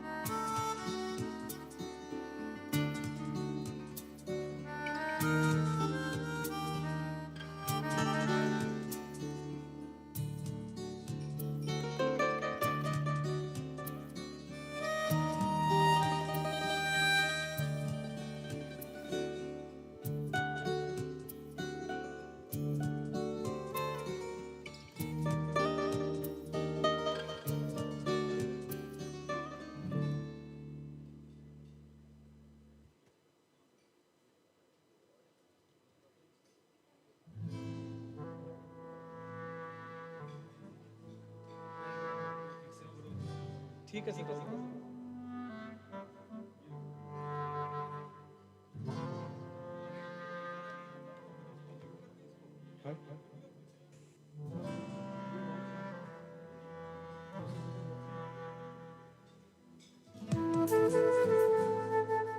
ये कब चलेगा sir?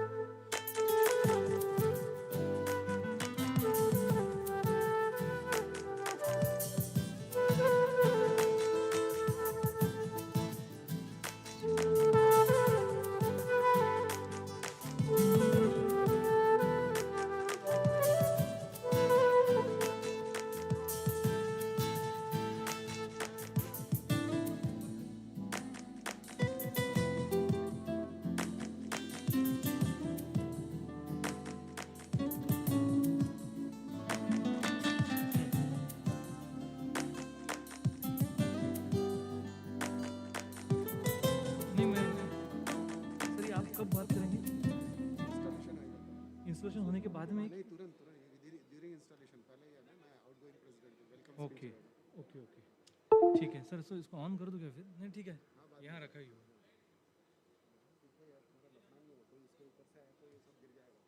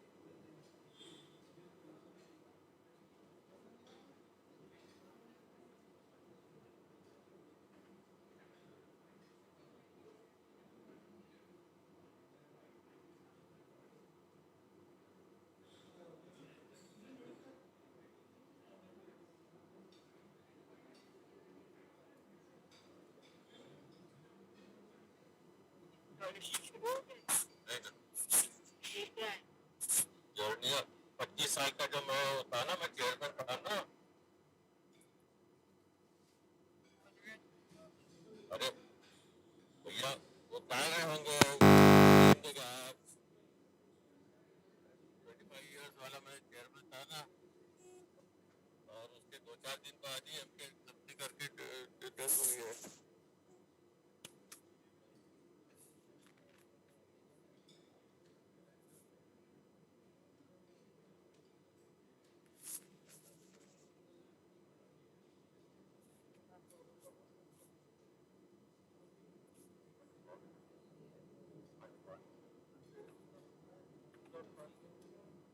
गाने बंद है ना, सब गाने बंद है। हाँ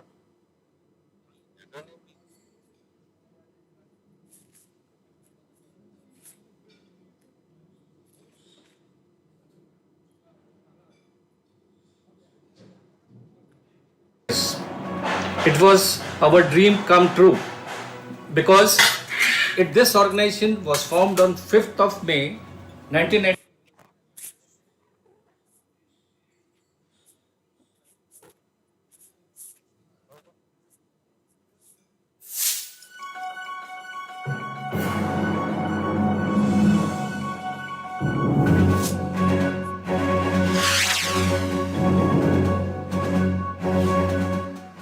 in 1995, Dr. Vinay Kalpande, Dr. Rakesh Srivastava, Dr. Firoz Barda, and Dr. Iqbal Khan got together, and members of Indian Medical Association of those days joined together to form an organization called Northwest Doctors Organization. North for Southern and West for Wadi. Our first meeting was held in Hotel Upwan, and that time we roped in Dr. H.S. Bhargav to be our first president, and he readily agreed. Our first meeting was held there, and subsequently I do distinctly remember Dr. H.S. Bhargav telling me, "Charya, don't ever let me down. Whichever organization I have headed as the first president has lived ever after. Sir, see us from here. We are a 25-year in the Silver Jubilee and a vibrant, strong organization of all the faculties of medical put together." We have with us the wonder man who created this organization and brought it to such a great level. Let us hear from him what he has to say. Good evening, all AMFites, all past presidents, secretaries, and members of the AMFites. First of all, I congratulate you on completing 25 years. It was our dream come true because this organization was formed on 5th of May 1994 at Hotel Uppan with myself as founder secretary, Dr. Bhargav, late Dr. Bhargav. I pay my condolences and blessings and seek his blessings. And as is our founder president, and Dr. Kalbande was our treasurer. We were blessed that we had Dr. Mrs. Shobha Grover, my teacher, late Dr. S.P. Naidu sir, Dr. M.K. Tapnikar sir, late Dr. Mrs. Indumati Tapnikar, late Dr. Soor, and late Dr. Muzumdar on the dais when we formed this organization at Hotel Uppan. We had the blessings of our senior, which was formed with about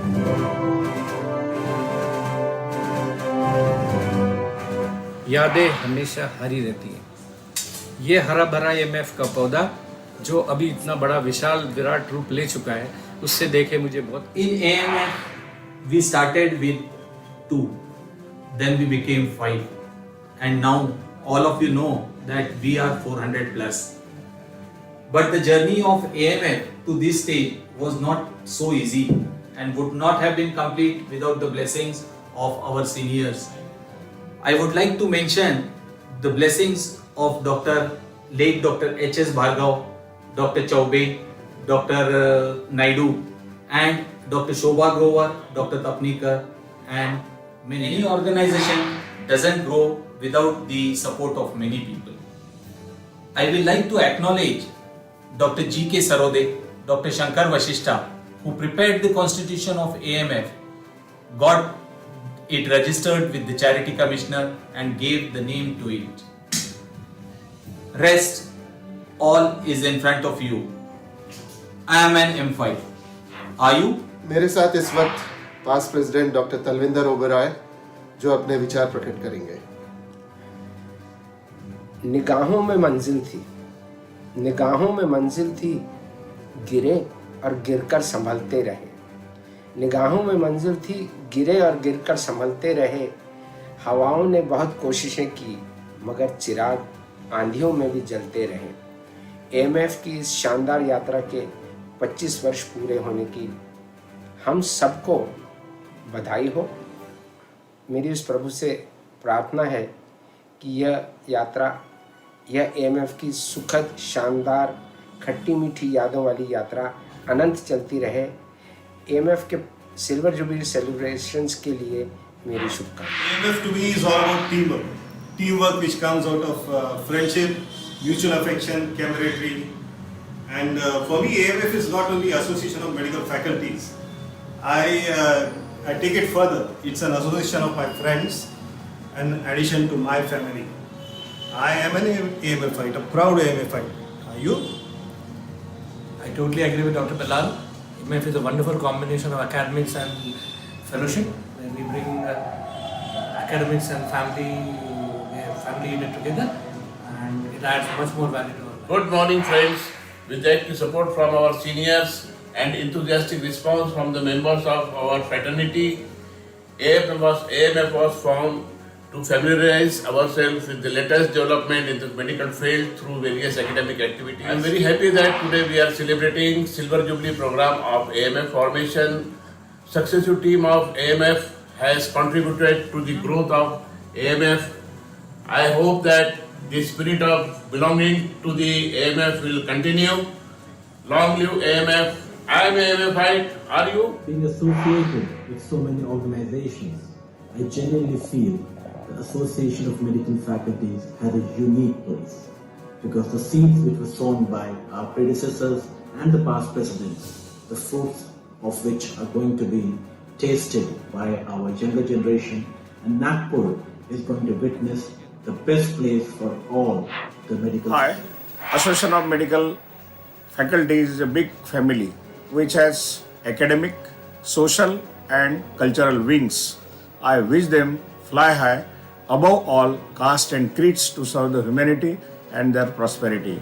I wish them good luck and I am proud to be MFite. Are you? Hi, AMF is one of the most vibrant organizations with all colors and shades of multiple specialities in its ambit. AMF has grown each year by leaps and bounds. Hope the new presidents will set new benchmark and achieve higher goals. I am an AMF. Are you? My dear friends and fellow colleagues, they say if you want to go fast, go alone, but if you want to go far, go together. So please join AMF family for togetherness. I am a proud AMFite. Are you? I am M-Fight. Are you? I am a M-Fight. Are you? We are M-Fight. Are you? 2, 3. We are M-Fight. Are you? I am M-Fight. Are you? M-Fight. Are you? I am M-Fight. Are you? We are an M-Fight. We are M-Fight. Are you? I am M-Fight. Are you? M-Fight. Are you? I am an M-Fight. Are you? I am an M-Fight. Are you? I am M-Fight. Are you? We are M-Fight. Are you? Yes, I am an M-Fight. Are you? We are an M-Fight. I am an M-Fight. Are you? I am an M-Fight. Are you? Join AMF.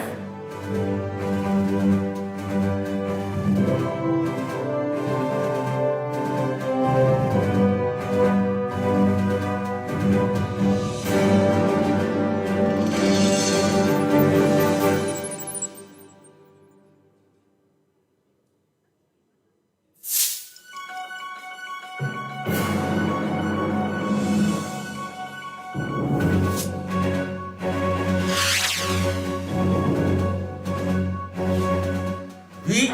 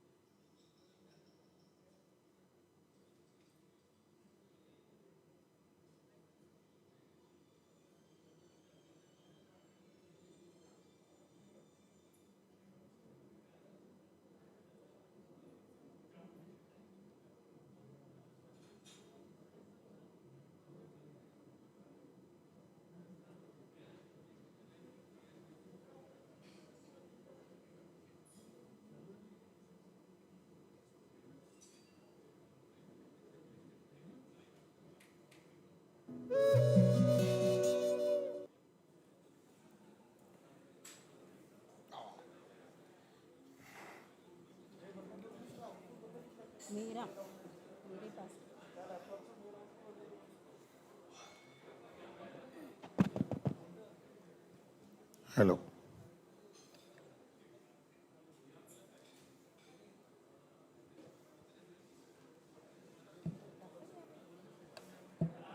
Hello. Hello, check.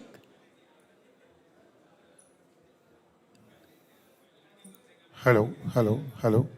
Hello. Check. Check. Hello. Hello. Hello.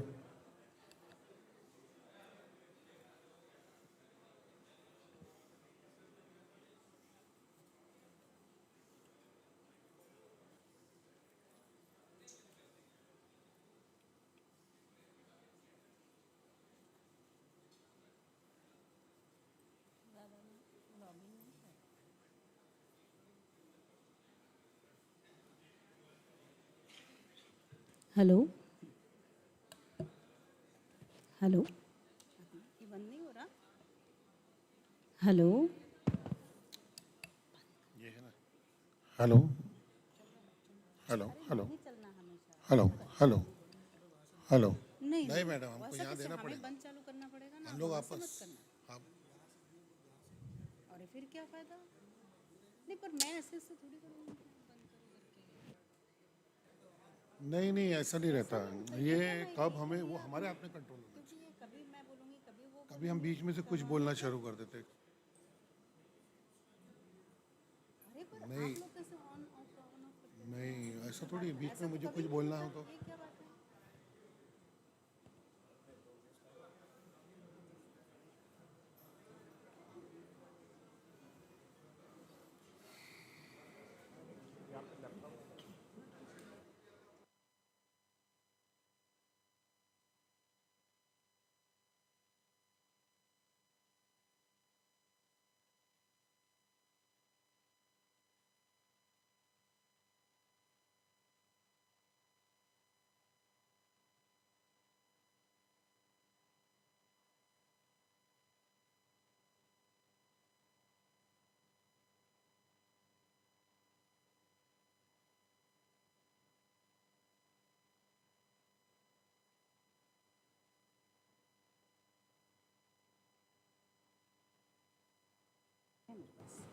करने बोलो, check करने।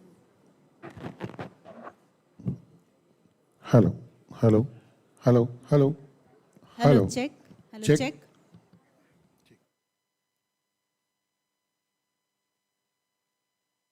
Hello, hello, check. Hello, 1, 2, 3, 4. Hello, check. Hello, check. Hello, hello, hello, 1, 2, 3, 4. Hello, check. Hello, 1, 2, 3, 4. Hello, hello, hello. Hello, hello, check. 1, 2, 3, 4.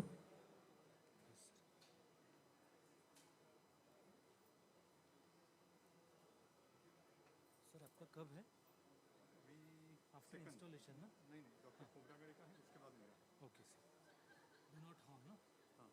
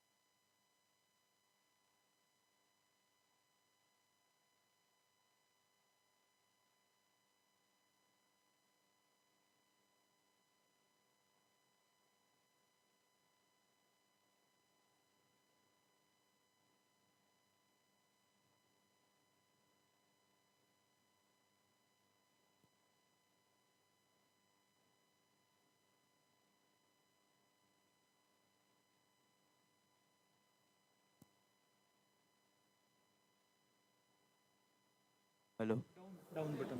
Hello Down button. Down button ला पुढे जाईल. Oh, next slide.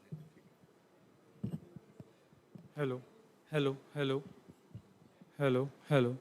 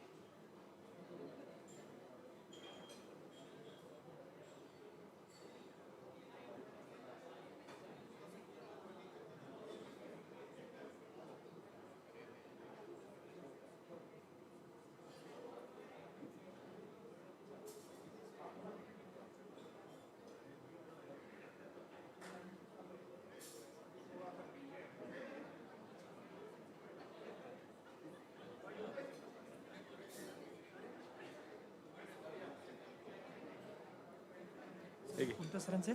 अरे हे जे Khobragade सरच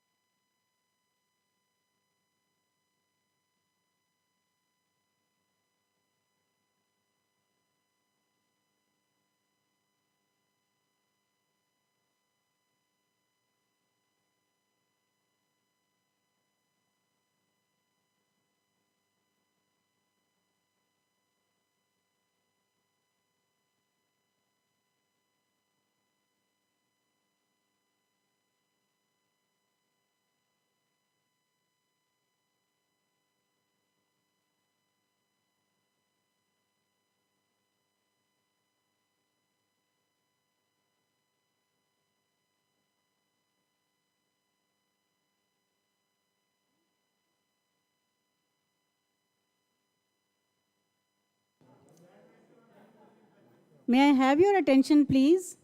We are about to begin the installation ceremony. I request all of you to kindly take your seats.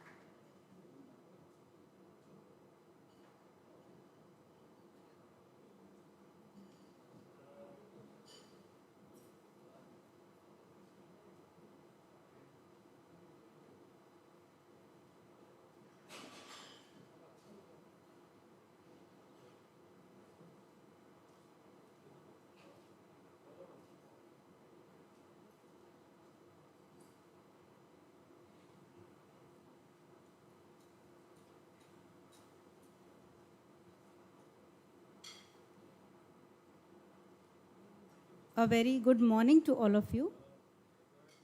We are about to begin the installation ceremony. I request you to keep your phone on the vibrator mode, please.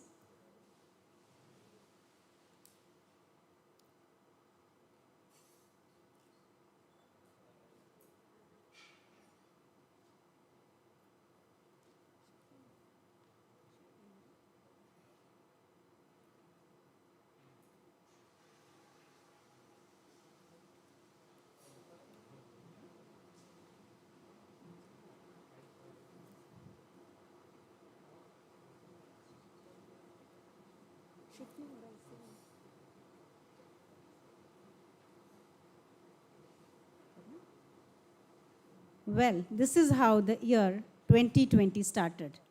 It started with a bang.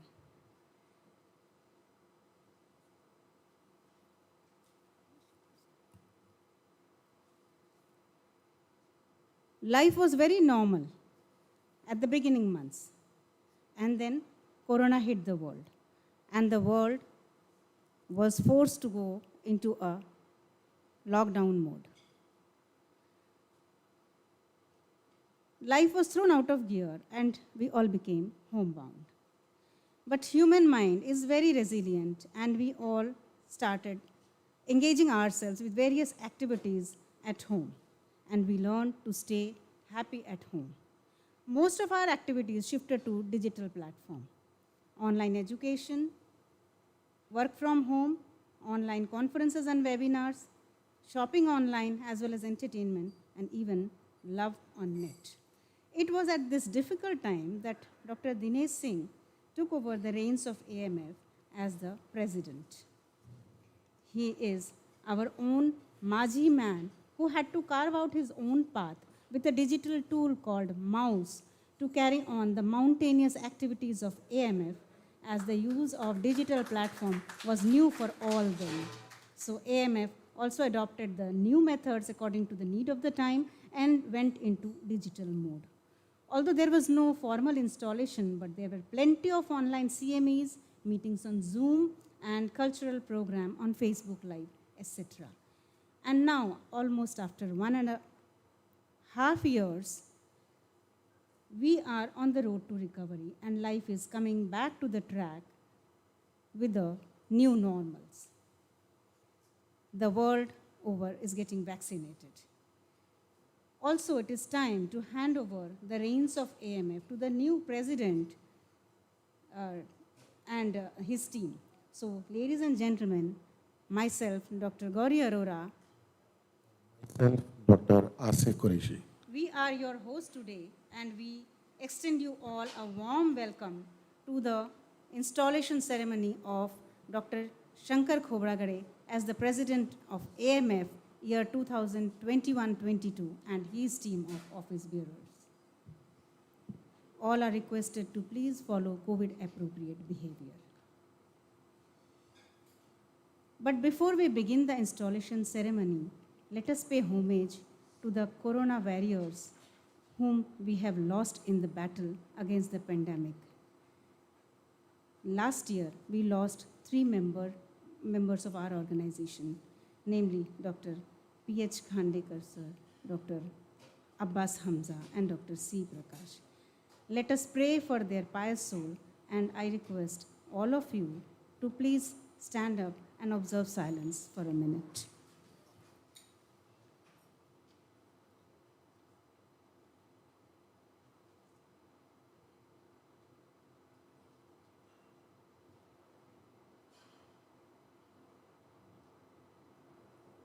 Thank you. You may take your seats now. So let's move on, and once again, we extend you all a warm welcome. I request the honorable dignitaries to please occupy their seats on the dais. Dr. Anil Javairani, the outgoing secretary, and Dr. Nitin Vadaskar, the incoming secretary, to escort the guest of honor, Dr. C.M. Meshram sir, to the dais. He is the pride of not only Nagpur city, but the whole country, who has made mark with his contribution in the field of neurology. I request Dr. Dinesh Singh sir, the outgoing president, to please escort the other guest of honor, Dr. Gopinath Shenoy sir, who is an authority in medicine as well as law.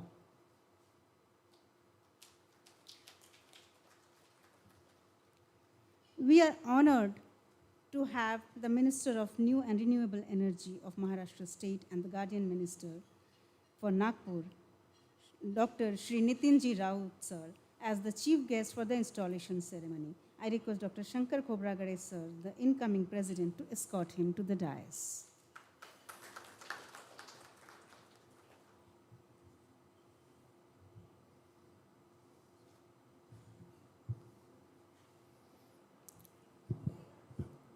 DISE पर तशरीफ़ मुअज़्ज़िज़ मेहमानों को खैर मकदम।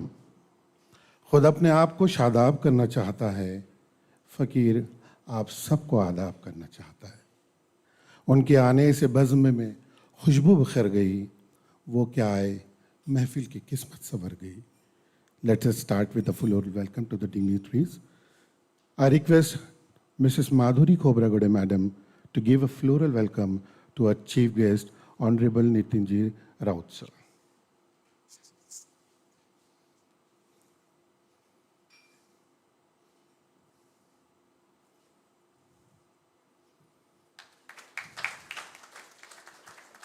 I request Dr. Bharati Vadaskar to give a floral welcome to our guest of honor, Dr. Gopinath Shenoy sir.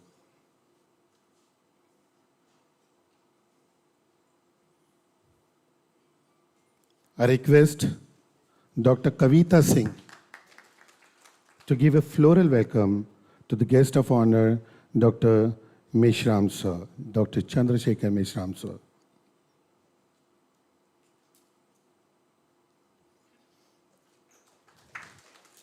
I request Dr. Mahesh Fulwani sir to give a floral welcome to our outgoing president, Dr. Dinesh Singh.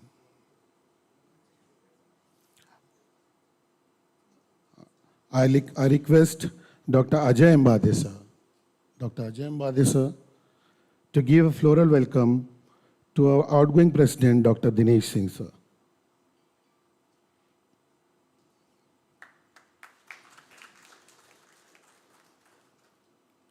I again request Dr. Ajay Ambade sir to give a floral welcome to our incoming president, Dr. Shankar Khobragade sir.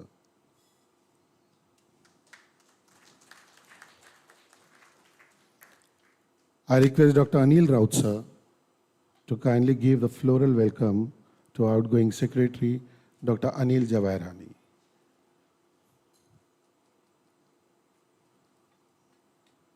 I request Dr. Sumeet Chaudhary. Dr. Sumeet Chaudhary, please.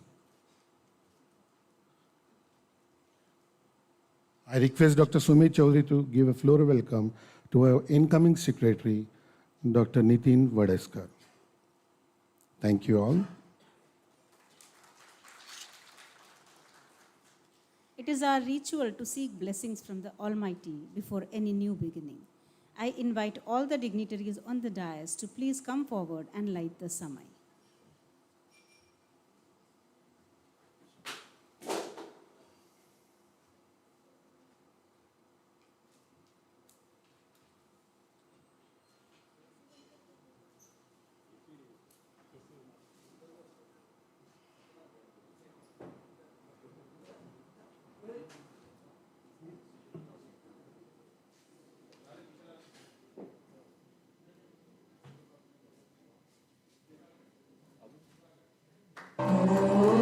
We pray to the Lord, the Creator and maintainer of this creation. The founder of this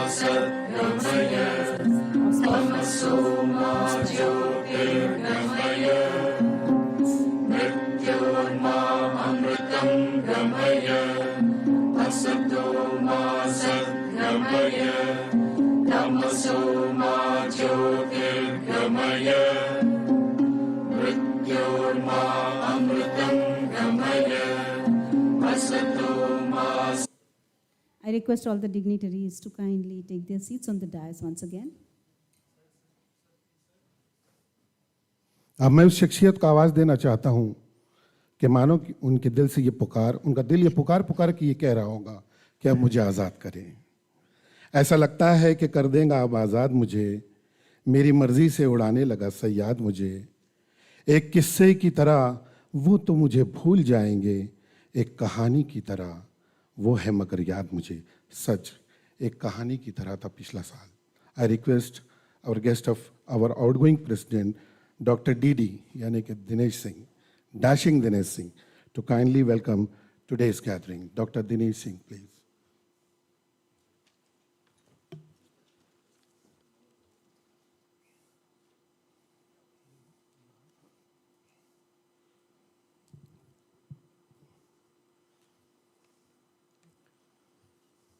Hello, everybody. Good morning to all of you. Honorable Chief Guest of today's installation ceremony, Minister of Energy, New and Renewable Energy and Guardian Minister of Nagpur for Maharashtra State Government, Shri Nitinji Raut, sir. I welcome you, sir, for taking time out of your busy schedule and showering blessings to us. We acknowledge your love for the city of Nagpur. आए हो निभाने को किरदार जब ज़मीं पर, तो कुछ ऐसा कर चलो कि सारा जमाना मिसाल दे. Honorable Minister, sir, you are always at the forefront to fight for the cause of common people. I am sure you have a visionary foresight to do much more for the city and for the state of Maharashtra as well. I welcome you, sir.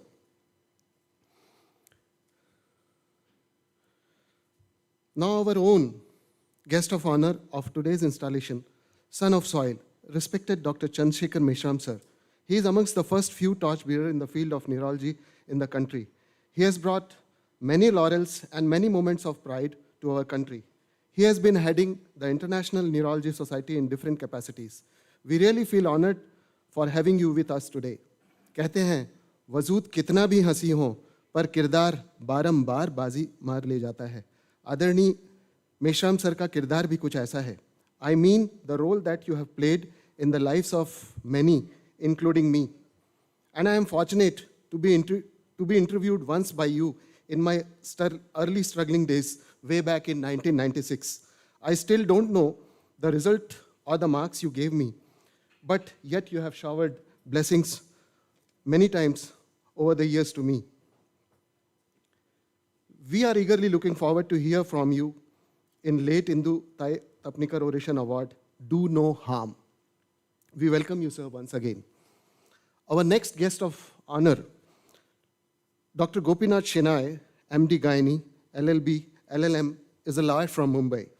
We haven't met sir before, but have heard volumes about your understanding in the law and its legalities in day-to-day practice. गलतियां भी होंगी, गलत भी समझा जाएगा. ये डॉक्टरी पेशा है जनाब, क्योंकि यहाँ तारीफें भी होंगी और कोसा भी जाएगा. Our profession is so, as if we are walking on the edge of the sword, where even the slightest negligence is detrimental. Dr. Gopinath Shenai will highlight on recent development in the law of medical negligence. We are eagerly waiting to hear you, sir. I welcome you to the city of Nagpur, city of oranges. Honored guests, friends, fellows, and MPhites. I call all of you MPhites. I thank you, each of you, from the bottom of my heart for joining us for today's installation ceremony and the new team headed by our beloved Dr. Shankar Khobragade, sir.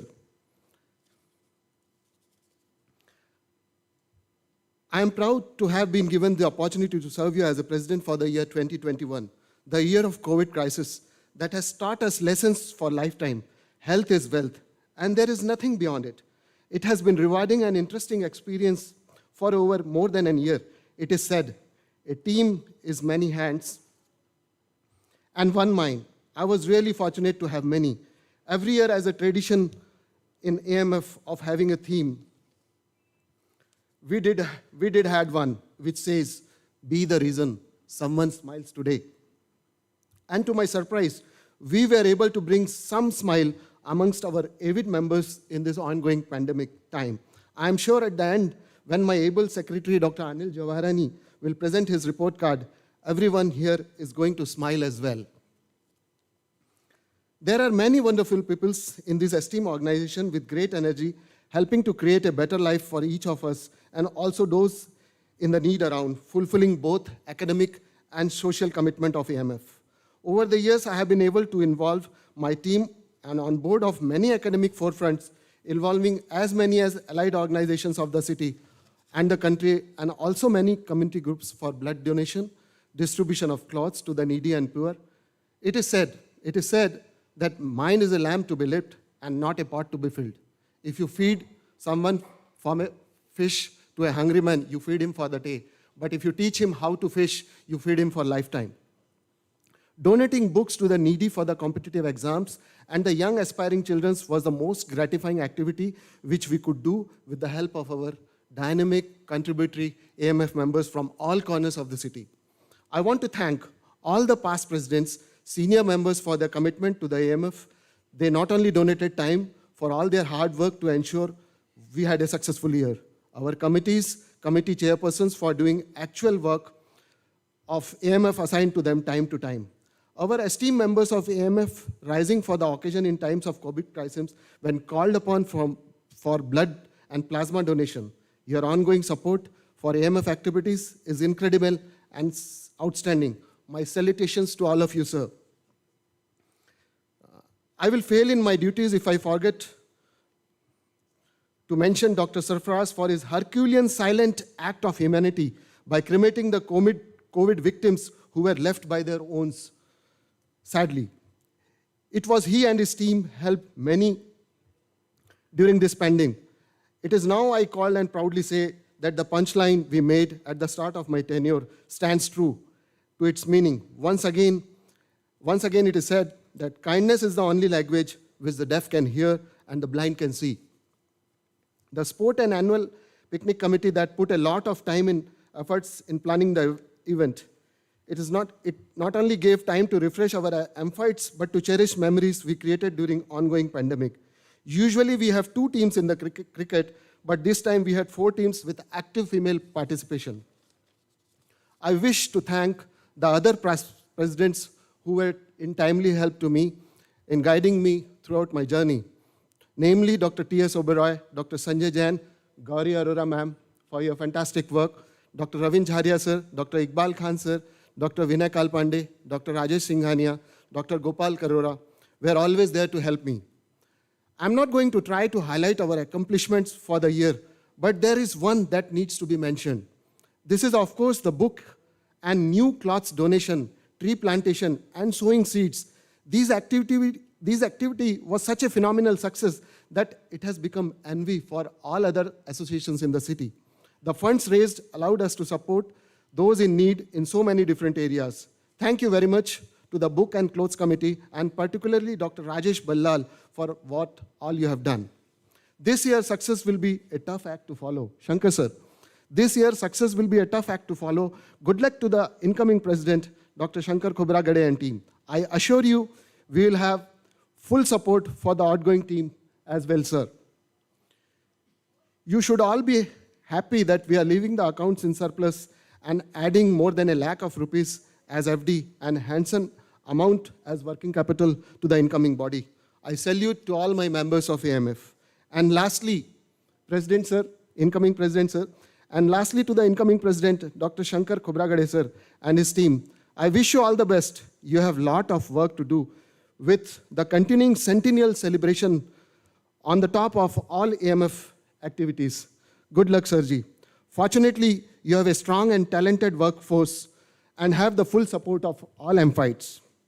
Before I end, अर्ज किया है, हर दफ़ा मैं खुद को रोक लेता हूँ, हर दफ़ा मैं खुद को रोक लेता हूँ, खुद को ये इजहार करने से कि दिल मेरा राज़ी नहीं, अब तेरे इनकार से, you cannot, आप इनकार ही नहीं कर सकते to take over the new team.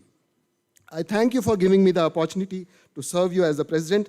My main personal goal in this role was all to have fun together while supporting the things that matters to the member. I think I came pretty close to the punchline. We said, be the reason someone smiles today. In a closing, I shall fail in my duties if I don't count upon my blessings showered upon by my mom, Srimati Krishna Devi, and my wife, Kavita Singh, and my lovely kids, Dr. Rishabh Singh, Master Ronak Singh. Thank you very much. Thank you all. Thank you, sir. Thank you, Dr. Dinesh. Thank you very much for your kind words. दोस्तों, president अगर तलवार है तो secretary उसकी मयान होता है. सारे कामों को अंजाम देने के साथ साथ सारे टेन्योर में वो एक मयान बनकर अपनी तलवार की हिफाजत में लगा होता है कि कच्चा समझकर बेच न देना मकान को, शायद कभी ये सर को छुपाने के काम आए, और तलवार की मयान को कभी फेंकना नहीं, मुमकिन है ये दुश्मनों के डराने के काम आए. I request Dr. Anil Javarani, Secretary 2021, to present his secretary report.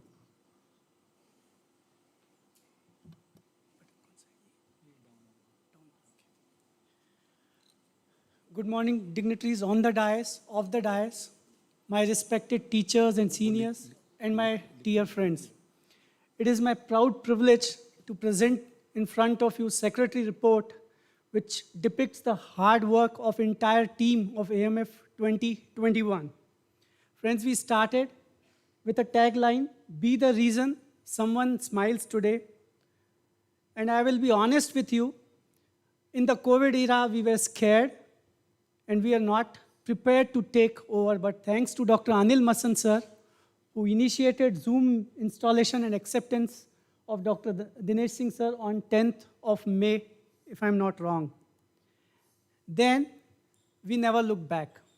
It was a webinar after webinar on each and every Sunday, and it was called as AMF Zoom, 5 to 6 p.m. every Sunday. And we inspired many societies of Nagpur to come up with webinars. The first one was Basics in COVID Era, and the lectures were delivered by Dr. Umesh Ramtani and Ashwini Taide and moderated by Dr. Arif Khan. The next in series was touching other aspects apart from academics. It was fitness and nutrition during lockdown, and it was by none other than our own IAS team, Imran, Amol Kadu, and Sadashiv Bhode. Then we joined hands with CSI Vidarbh chapter to conduct a meet on familial hypercholesterolemia, a neglected entity. The talk was delivered by Dr. N.V. Deshpande, and our panelists were Dr. Aziz Khan and Nirmal Jaiswal. Then, coming in a series of maintaining our own health, we organized a webinar on how to run a run, and we have internationally acclaimed runner and a cyclist, Dr. Amit Samarth, and it was moderated by Dr. Shantanu Sengupta. This was followed by a practical how to run a run. We tried to train, and very senior members, Dr. Lanjewar sir, were there on that day. The project in charge were Dr. Harish Kidwani, Dr. Shyam Keval Ramani. This activity was followed by tree plantation.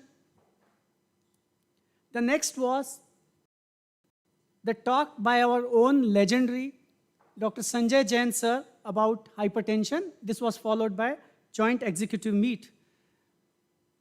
Another important talk was on tumor markers, and Dr. Bharat Vaswani, who is a renowned oncologist, and Dr. Dipshika Kriplani, who delivered a talk on tumor markers. Then we had a big debate, and that was between PCI and CABG.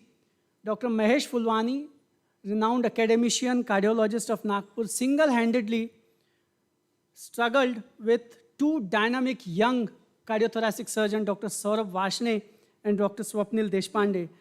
No need to say that he was winner because the third umpire was cardiologist only. Then we came, again, since it was a COVID era, we came to challenges in COVID. We had national faculty, Dr. Sonali Soni from Amritsar, who delivered talk on radiology in COVID. Clinical features were delivered by the chairman of ISCCM, Dr. Jayesh Timane, and the management was described by none other than Dr. Dipti Chand. Madam handled thousands of cases at GMC of COVID. This was coordinated by Dr. Sudhir Chafle and Dr. Amol Deshmukh. Next, again touching our exercise aspect, AMF paddling and cycling. This was organized in the morning hours where many AMFites came and cycled that day. This was followed by seed plantation. Then again we had COVID and cardiovascular diseases. The talk was given by Dr. Irshad Pathan about clinical features of cardiac diseases in COVID and how to conduct echocardiography. We had a national faculty, Dr. Amita Garg from New Delhi, who is a professor and head of non-invasive cardiology. Next was renal transplantation. Dr. Rajesh Soni sir conducted well. He put on questions to our own well-known nephrologist, Dr. Khetan sir and Dr. Balwani sir. The head of Department of Renal Transplant from Birla Institute, Dr. Anand Dharaskar, was also there. Then we had a talk on coronary CT imaging where Dr. Nilya Nimbarkar coordinated and Dr. Yashpal Rana delivered the talk. This was well-praised activity of mind, body, mind, and soul, which we conducted in association with AMS, and Dr. Sudhir Bhave sir moderated this. The head of neurology department from London, Dr. Amit Batla, very well integrated the science and spirituality and how we should tackle the COVID crisis as physicians. Next was a unique activity of stem cell therapy in autism, and the talk was delivered by our own GMC alumna, Dr. Nandini Gokulchandran, who had endless papers on stem cell therapy in autism, national and international. She had written a book also on this. The next was the unique activity what Dinesh Singh sir has described. We distributed more than 2,000 clothes to the needy villagers in between Umred Road and Wardha Road. There are three, four villages where we joined hands with Wet Med NGO, and the clothes were the used clothes of AMFites which were collected. Diwali was near, and the president, Dr. Dinesh Singh sir, had a desire to give them new clothes also, and we got these smiley faces from them that for the first time they have wear these new clothes on Diwali. Next was AMF Zumba meet, where Dr. Meghna Tidke, who is a Zumba trainer, she trained online to the AMFites. Next was AMF Independence Day celebration. We joined hands with Sirens International Run. This is a team which conducts internationally. More than 75,000 people are from 75 countries have virtual run on that day, and 45 members from AMF also joined that. This was followed by flag hosting at WIMS Hospital. Next was, again, since it's a COVID era, Spectrum of COVID, where oxygen therapy and newer strategies in COVID were presented by Dr. P.P. Joshi sir and Dr. Nirmal Jaiswal sir. This was chaired by Dr. Sanjay Jain sir. Again, next activity was Ganesh Puja at IMA, where many of the AMF members performed the activity. Next was pediatric cardiology activity. Here, past, present, and future of cardiovascular surgeries in neonates kids was described by Dr. Sandeep Khanzode and Dr. Lele. Then again, we touched the sports.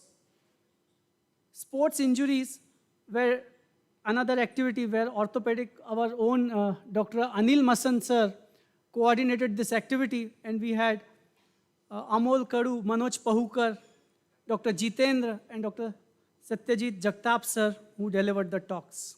Next was hypertension CME. Now you can see these faces. These are well-known presenters, orators, who had a huge number of list of lectures. These are our own AMFites, Dr. Shankar Khobragade sir and Dr. Sanjay Jain sir. Next was a big obesity debate where we involved a surgeon, endocrinologist, and a diet nutrition expert, Dr. Rajesh Singhania sir, Pramod Gandhi sir, and our own model, Noor Mohammad Imran. Next was activity on erectile dysfunction, where we had a national faculty, Dr. Gupte sir from Mumbai, our own Dr. Sadashiv Bhode, Dr. Sanjay Deshpande, and Bhave sir presented different talks. We didn't left other organs too. Our ophthalmology activity was COVID cornea, where we have Dr. Lamhe sir from Mumbai. He is a DMER, and Padma Shri, who had a keynote talk on this. The activity was moderated by Dr. Gopal Arora sir, our own past president, and Dr. Bhavan Kude sir, Viral Shah, and Dr. Joshi presented different talks. Then we had a humanitarian activity of blood donation and plasma donation, which was for some time the need of hour in that COVID crisis. We joined hands with IMA and Vidarbha Society of Pathologists. Then even we encouraged our own upcoming kids who are new in the field of medicine. They presented talk on various aspects, how to manage a hospital, design a hospital, and how to protect ourselves. We had Dr. Khetan, Miss Aditi Soni, Dr. Khemuka, and Miss Arora, who conducted the show. Next was cardio-diabetes CME, where we had a talk from Sanjay Jain sir and Fulwani sir. The activity was coordinated by our own Dr. Shankar Khobragade sir. Next we had, again, Zoom meet on COVID, where Dr. Satish Devpujari sir presented talk on pulse oximetry, and senior member, Dr. Raut sir, coordinated. The vaccination part was described by Dr. Nitin Shende and Deepak Jeswani sir. Then, again, we had a cardiology CME about clinical aspects, the investigation, and post-surgical care, described by Dr. Rishi Lohia, Irshad Pathan, and a dynamic cardiac surgeon from Nagpur, Dr. Nikunj Pawar. The activity was coordinated by none other than loving Dr. Aziz Khan sir. This was, since we are not able to conduct the live cultural activities, we tried to present Dashera AMF Singing Bash on Facebook Live, where Dr. Nikunj Pawar, Prakash Khetan, Dr. Gauri Arora Madam, Dr. Suresh Iyer, and Dinesh Singh sir contributed. Next was cancer awareness talk, which was coordinated by Dr. Lata Mengrajani Madam, who is our executive member. The different talks were given by Dr. Varsha Deshmukh and Dr. Rohini Patil. We didn't left even our dental fellow colleagues. We catched them for this activity of dental care where Khares predominated. Dr. Khare sir was the moderator, and the talks were delivered by Dr. Manisha Khare Madam, Dr. Batra, and Dr. Virani Madam. The next was, again, same COVID fibrosis, which was well presented by Dr. Vikrant Deshmukh and Dr. Samir Arbat. Then we had a talk on preventive cardiology in this COVID era, where Dr. P.K. Deshpande sir and Amol Meshram presented talks on statins, dual antiplatelets, and anti-diabetic drugs. The moment we got a chance to come offline, we took pleasure in coordinating our AMF Cricket Carnival, which was a grand success with 4 teams and more than 100 members contributing as a player or a spectator. Thanks to Dr. V.K. Verma sir, Dr. Balal sir, Rajasi and Bhakti, who put lot of efforts for this wonderful meet. Next was our AMF picnic, which was at Nukunj Pawar sir's farmhouse. We are thankful to Nukunj for wonderful hospitality he has given, and we more than 125 members of AMF attended that. Thanks to Dr. Gauri Arora madam and Dr. Umesh Ramtani for putting a lot of efforts for this wonderful picnic. Then it was a president dinner, a mark of respect to our elders. Then Dr. Ajay Tapnikar oration was delivered by Dr. Sunil Kabra sir. We all went to Yavatmal first to present citation to Kabra sir, who delivered a talk in the evening on fetal echocardiography. Next was cardiac activity on beta blockers. Dr. Rishi Lohia, Sanjay Jain sir, Nitin Tiwari, and Dr. Aziz Khan sir presented a talk. Then there was a webinar on plasma therapy, which was delivered by Dr. Harish Varbe sir. Along with IMA, we felicitated Dr. Sachin, our IMA member, who completed 15,000 kilometers of virtual ride in just 7 days. This is an ongoing activity where we are thankful to Dr. Shankar Khobragade sir, who coordinated for this. All the AMF members have donated a lot of books which are helping to the needy one. Then the last activity was GBM, which was just to hand over the charge to Dr. Shankar Khobragade sir and Dr. Nitin Varaskar and entire team. Thanks for your patience listening. The team really deserves the appreciation they got because they worked under extraordinary circumstances and wrote their big success stories with a small mouse throughout the year. So let us move to the main agenda for which we are here today, that is the installation ceremony of the new team. This was the year 2020 for AMF. The dark clouds could not hide the brightness of the sun, and so were the activities of AMFites, which could not be deterred by the COVID pandemic. When the clouds were so thick and dark, it had to rain. Throughout the year, the pandemic has affected each one of our lives in some or the other way. But oftentimes, the brightest rainbows follow the darkest rainstorms. Rainbows are a symbol of hope. So this time, each member of the new team will bring with them the hue of a color which will add to the brilliance to form a rainbow in the canvas sky of AMF. I request all the dignitaries to please come forward for the installation ceremony of the new team. I request our Honorable Chief Guest, Dr. Shri Nitinji Raut sir, to please install the office bearers. Please come forward, sir.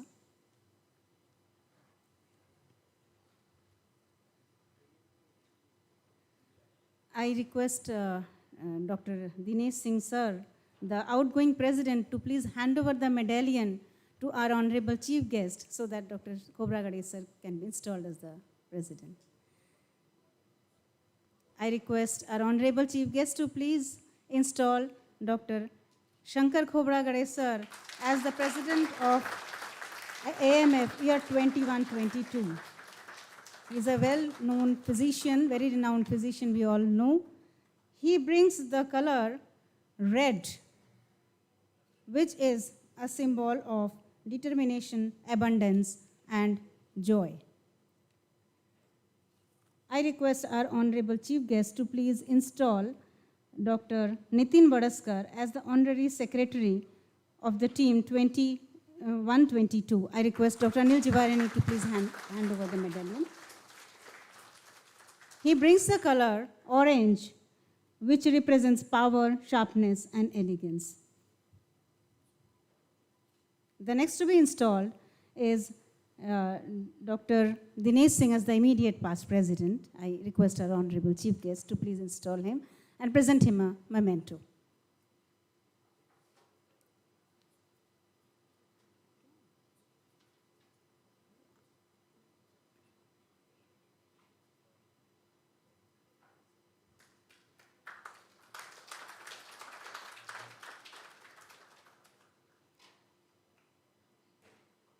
I request our honorable chief guest to please install Dr. Anil Jawairani as the immediate past secretary. He brings the color white, which symbolizes purity, perfection, and innovation. The next to be installed is Dr. Prasad Zode as the president-elect. He is a practicing physician. He brings the color olive green, the color which is a symbol of adventure and freshness.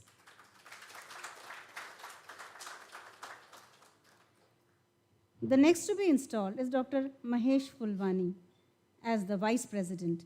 He is a renowned cardiologist and is the director of Sri Krishna Rudralaya. I think he's not there, but he brings the color yellow, which symbolizes vigor, positivity, and intellect.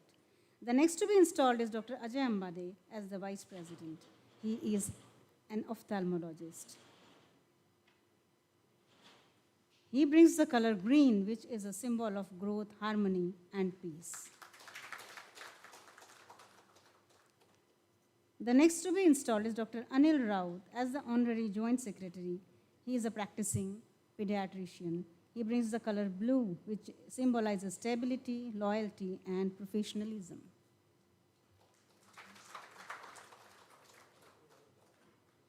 The other joint secretary to be installed is Dr. Sumed Chaudhary. He is an orthopedician and is an associate professor at IGGMC.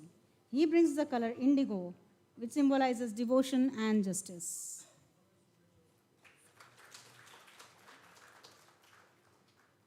The one who is going to play a very important role is the post of treasurer. Dr. Shantanu Sengupta is the honorary treasurer. He's a cardiologist, but unfortunately, he lost his mother yesterday, and the city lost an eminent gynecologist. Each member of AMF expresses condolences to the family and prays for her pious soul. Now, I request all the dignitaries to please take their seats. The executive members shall be installed after some time. I request the president and the secretary to kindly exchange their chairs. Congratulations to the new team. We hope the sun will shine the brightest for AMF in the year 21-22.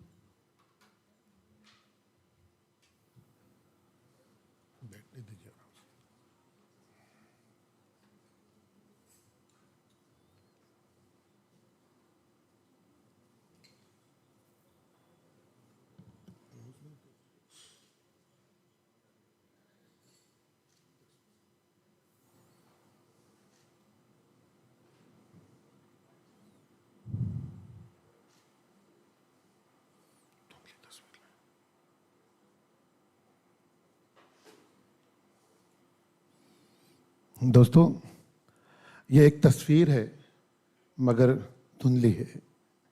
इसे देखकर एक शेर याद आता है कि तेरी सूरत से नहीं मिलती किसी की सूरत, तेरी सूरत से नहीं मिलती किसी की सूरत, हम जहां में तेरी तस्वीर लिए फिरते हैं। इस शख्सियत को जानने के लिए जिसकी मोहब्बत हम सबको आज यहाँ तक खींच लाई है, थोड़ा सा इंतज़ार करना होगा, क्योंकि अभी तो ज़िंदगी की असली उड़ान बाकी है, अभी तो इरादों का इम्तिहान बाकी है, अभी तो पाई है मुट्ठी भर ज़मीं हमने, अभी तो आगे सारा आसमान बाकी है। I request Dr. Anuj Soni to kindly introduce our new president.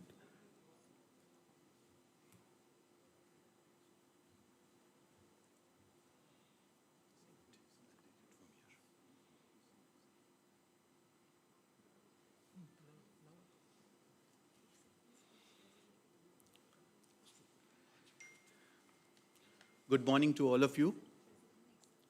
It's a great honor for me to introduce Dr. Shankar Khopragade sir, who is the most pleasant personality and probably the most popular man in Nagpur medical fraternity. I know Dr. Shankar Khopragade sir since 1993, since the time I started practicing at Indora, Nagpur.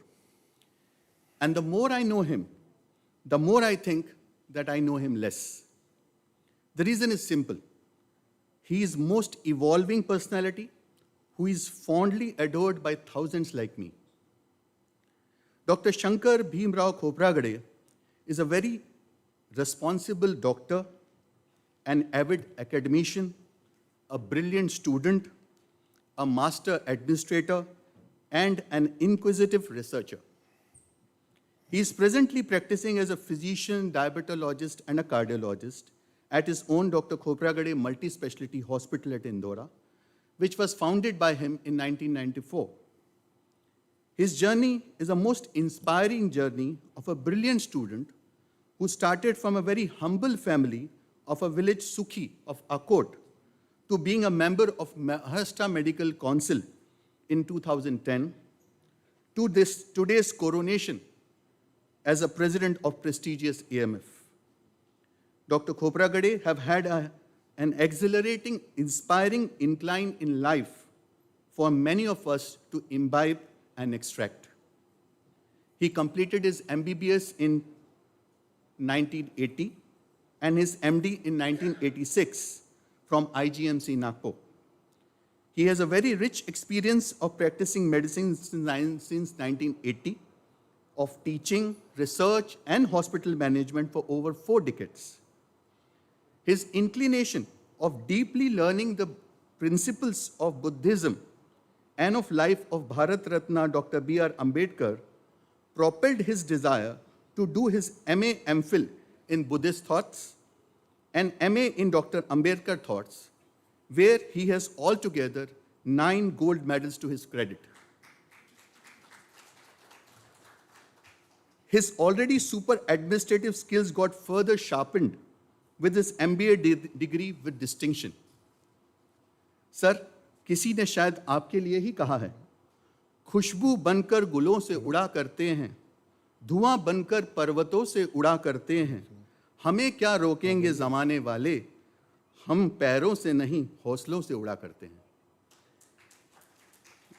The incoming president has been an active member of many associations, European Society of Cardiology, American College of Cardiology, Indian Neurology Society, Association of Physicians of India, IMF Nagpur, Academy of Medical Sciences, Geriatric Society of India, and Indian Sleep Disorders Association, Mumbai. He has been a secretary of Indian Doctors Prevention for Nuclear War and a very successful president of Diabetic Association of India, Nagpur, and also of Maharashtra Sleep Disorders Association, Nagpur. In 2001 and 2, he was president of CSI Vidarbha and later president of Baho, Maharashtra. He has also been a vice president of IMA Nagpur. He has been instrumental in founding many associations with the sole objective of doing well for the social cause and dissemination of the medical knowledge, and thus he remains as the founder secretary of the Sickle Cell Research Institute of India, Nagpur, and the founder president of Bahujan Hitay Sangh, Nagpur. One of the brightest feathers in his success crown was added when his tenure as the president of the Association of Physicians of India, Vidarbha, his chapter acclaimed the second best award of India award. His intrinsic skill of teaching made him a professor in the department of Dr. Ambedkar Thoughts in our RTM Nagpur University, which he still persistently pursues despite odds of his busy medical profession. However, this doesn't stop here, since he has delivered, hold your breath, more than 370 lectures in CMEs, many of them from international podium, and over 150 lectures on social causes. His passion for learning and sharing knowledge made him travel and attend to medical conferences to whopping 46 different countries. Besides, he has arranged countless medical camps for the free consultation, testing, and distribution of medicines for the poor. All these and many more unmet skills and social endeavors further garlanded him with the prestigious Bhim Ratan Mahanayak Lifetime Achievement Award. Most of us would be mystified at the attainment of the countless success by a single man. But anyone who knows Dr. Shankar sir knows him for his extraordinary qualities. Like he's full of energy, just like his zodiac sign Aries. but he's also calm and immaculately dressed like a Libra. He has a distinct leadership quality of a Leo, with a fabulous multitasking capacity of a Gemini. He is a thorough family man with an impressive handwriting and a trademark signature like a Cancerian. While being ever cheerful and lively person like a Sagittarius, all this surely makes him the most pleasant constellation person I know and a most sought for personality in our social, academic, medical circle. He being a true follower of Lord Buddha, who once preached, teach this triple truth to all: a generous heart, kind speech, and a life of service and compassion are the things which renew humanity, which he practices every day. Everyone here would agree that behind every successful man, there is a woman. Yes, Shrimati Madhuri Khopragade Bhabiji is that reckoning force of like Ma Parvati behind the Lord Shankar. And just as Dr. Shankar sir himself says about his handsome sons, Mere do anmol ratan, Dr. Abhishek, who is MD in medicine, and Dr. Akhilesh, a gold medalist in MS orthopedics, are as humble, respectful, polite, calm, and determined as their inspiring father, who has immensely helped them both to groom into this fantastic life mold. Dr. Shankar Khopragade sir is such a loving and caring person that he is mostly the first name to cross our mind when we are in any distress. Just like his caller tune, Jab koi baat bigad jaye, jab koi mushkil pad jaye. Well, you would agree that he is the hugely trusted personality in every sense, that whenever he is in charge of an assignment, all others can literally relax, for the outcome would be great. Just like I feel the incoming team of AMF must be feeling now. The famous catchphrase of Dr. Khopragade, as if in his own words, I am sure his tenure as a president of AMF would surely be fantastic, fantabulous, mind-blowing. Finally, दोस्तों, किसी ने क्या खूब कहा है, खोल दे पंख मेरे, कहता है परिंदा, अभी उड़ान बाकी है, जमीन नहीं है मंजिल मेरी, अभी आसमान बाकी है. Ladies and gentlemen, the incoming president of AMF, Dr. Shankar Khopragade sir. Thank you so much. Thank you, Dr. AMF.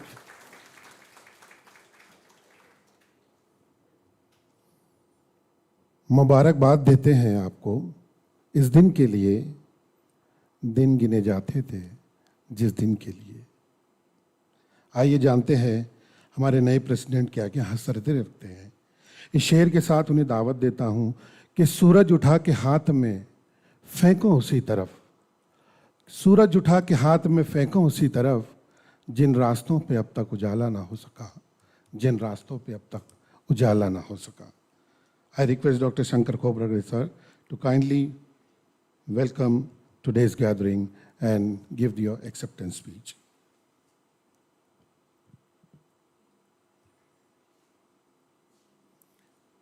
Thank you, Janab. Thank you, Dr. Gauri Madam. And thank you all. Thank you, Dr. Ajay Soni, for a fantastic, fantabulous, mind-blowing introduction. So, good morning all. Association of Medical Faculties.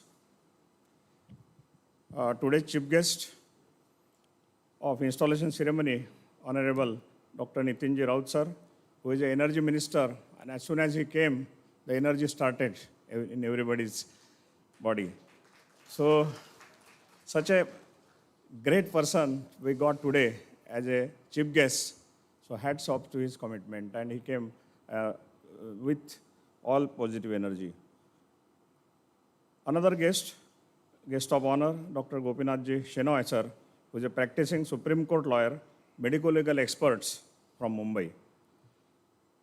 The most important personality among us, the brain of International Tropical Neurology Society, Dr. Chandrasekhar Meshram, is a true gem among us.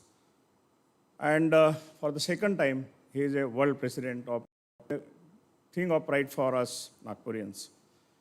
The guest speaker, Dr. Jaspal Arnaja, who will join later, who is an interventional cardiologist, and he must be busy in putting some stent in the cath lab.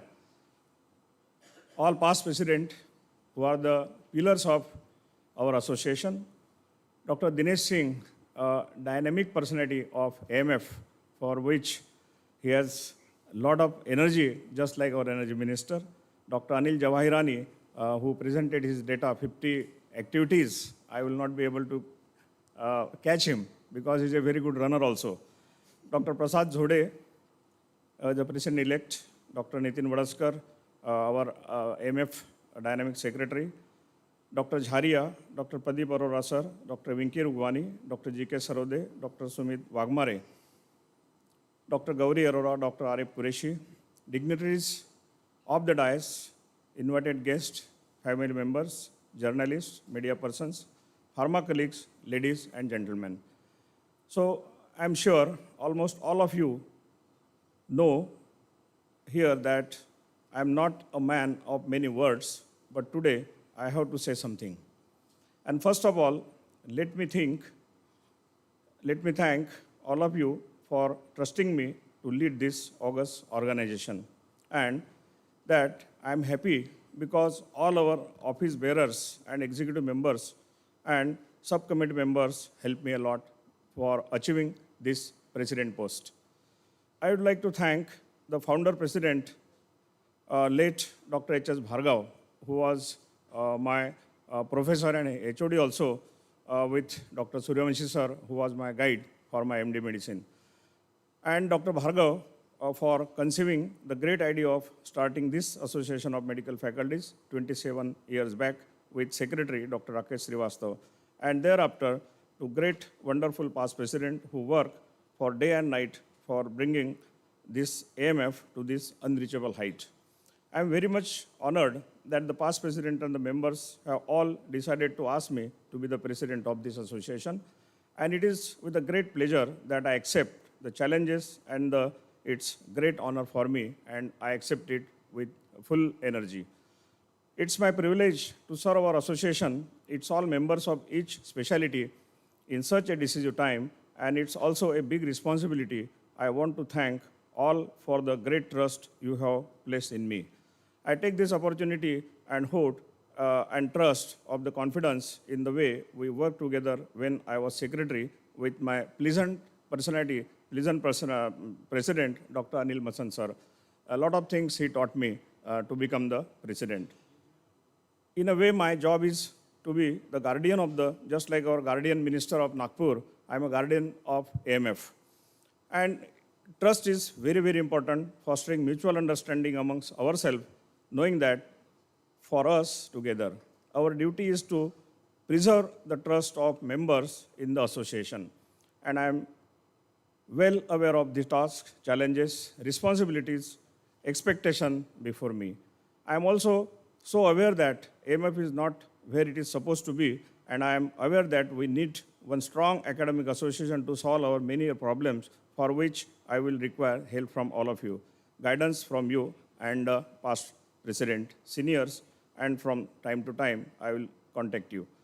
Ladies and gentlemen, let me tell you that we have to work hard for our successful tenure, and my task is very simple, to be the captain of this AMF ship, and if it sinks, it will be because of me only. But if it reaches its destination, it will be because of the great efforts of all our members, and I would rather avoid this home.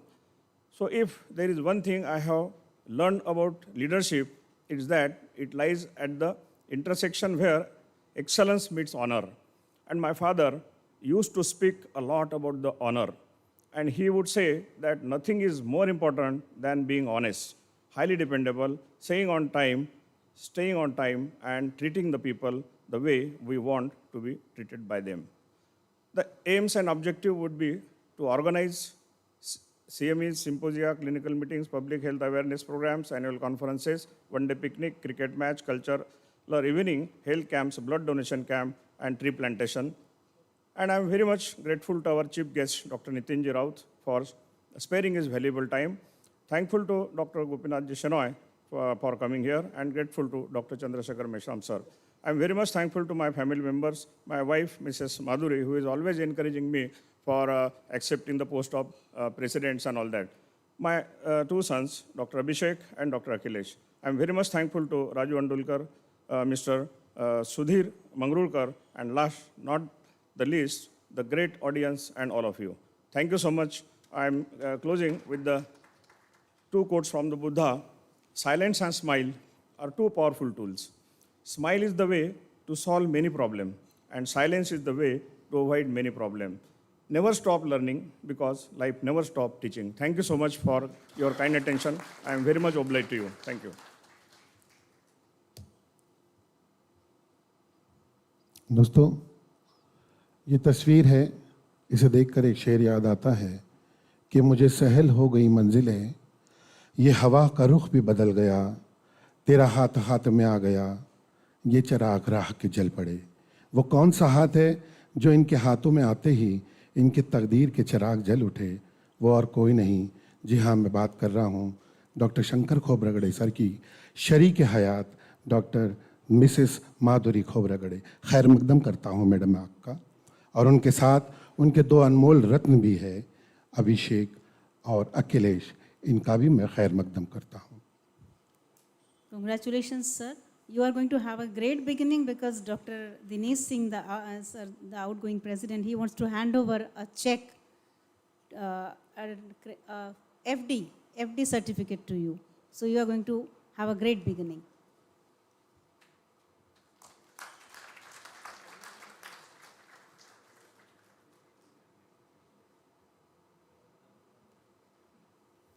Our honorable chief guest has a very important meeting to attend. Therefore, we are reshuffling the agenda. अब मैं उस शख्सियत का जिक्र करने जा रहा हूं जो कोई तारुफ का मोहताज नहीं है। इनका तारुफ सूरज को चिराग दिखाने के बराबर होगा,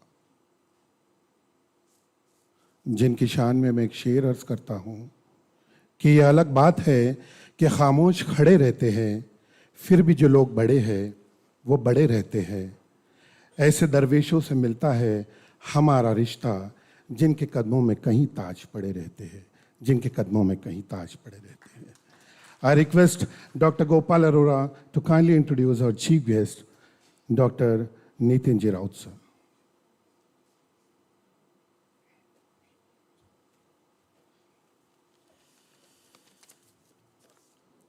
A very good morning to one and all. I've been given this pleasant task to introduce someone who is a ladla of this city, Nagpur. Born in a very humble family of mill worker, father a freedom fighter and mother a social worker, the family could not afford high-profile school due to the poor economic background and hence had to take education in the municipal school. He was shifted to Swastik High School after 7th standard as per the earnest desire of a mother who was not educated but wanted her son to reach the pinnacle. Scripting of his political career started during his student's life itself when he developed the interest in welfare of fellow students and society. Became an active member of Republican Student Federation, and as a student leader in Nagpur University, he solved many issues related to admission, fees, and scholarship. He took a step forward and went on to become the General Secretary of Nagpur City Youth Congress and subsequently as the General Secretary of Maharashtra Pradesh Youth Congress. There are two reasons for this versatile personality to be addressed as Dr. Nitin Rao. One, of course, is his educational qualification, BA, BSc, MA, PhD, FPM from IIMA, and of course, he is a commercial pilot. Second is his close association to all our medical fraternity, which all of us have witnessed during this recent COVID crisis. His social commitment runs in pages, has books and publication, has been the president of Dr. Baba Saheb Ambedkar Association, conducts career vision program, has NGO Sankalp, which is a NGO of proud tradition of 30 years of selfless service to the society. शेरों का सिलसिला चल रहा है तो मैं भी एक शेर बोल दूं। पसीने की स्याही से जो लिखते हैं अपने इरादों को, पसीने की स्याही से जो लिखते हैं अपने इरादों को, उनके मुकद्दर के पन्ने कभी कोरे नहीं हुआ करते। He has various awards to his credit. He has been the Man of the Year by American Biographical Society USA, Vijay Ratna Award, and Prabuddha Ratna Award.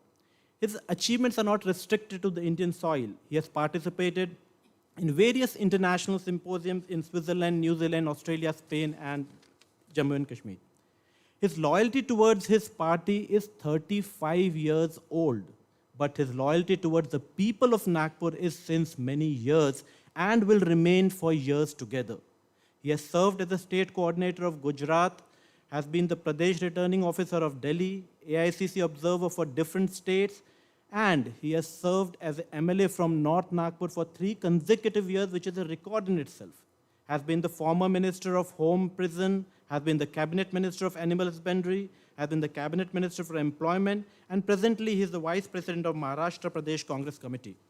As a person, he is down to earth, easily approachable, always ready to help, connects personally with people in their happiness and sad times. He is a family man, diet conscious, teetotaler, a vegetarian, and above all, he is a secular person. अभी तो असली मंजिल पाना बाकी है, अभी तो इरादों का इम्तिहान बाकी है, अभी तो असली मंजिल पाना बाकी है, अभी तो इरादों का इम्तिहान बाकी है, तोली है मुट्ठी भर ज़मीं, अभी तोलना सारा आसमान बाकी है. Please put your hands together for welcoming the Honorable Minister of Energy, New and Renewable Energy, Guardian Minister of Nagpur, Maharashtra State, Dr. Nitin Raut, popularly called by near and dear ones as Nitin Bhau. Welcome you, sir. इंतज़ार की घड़ियां बीत गई.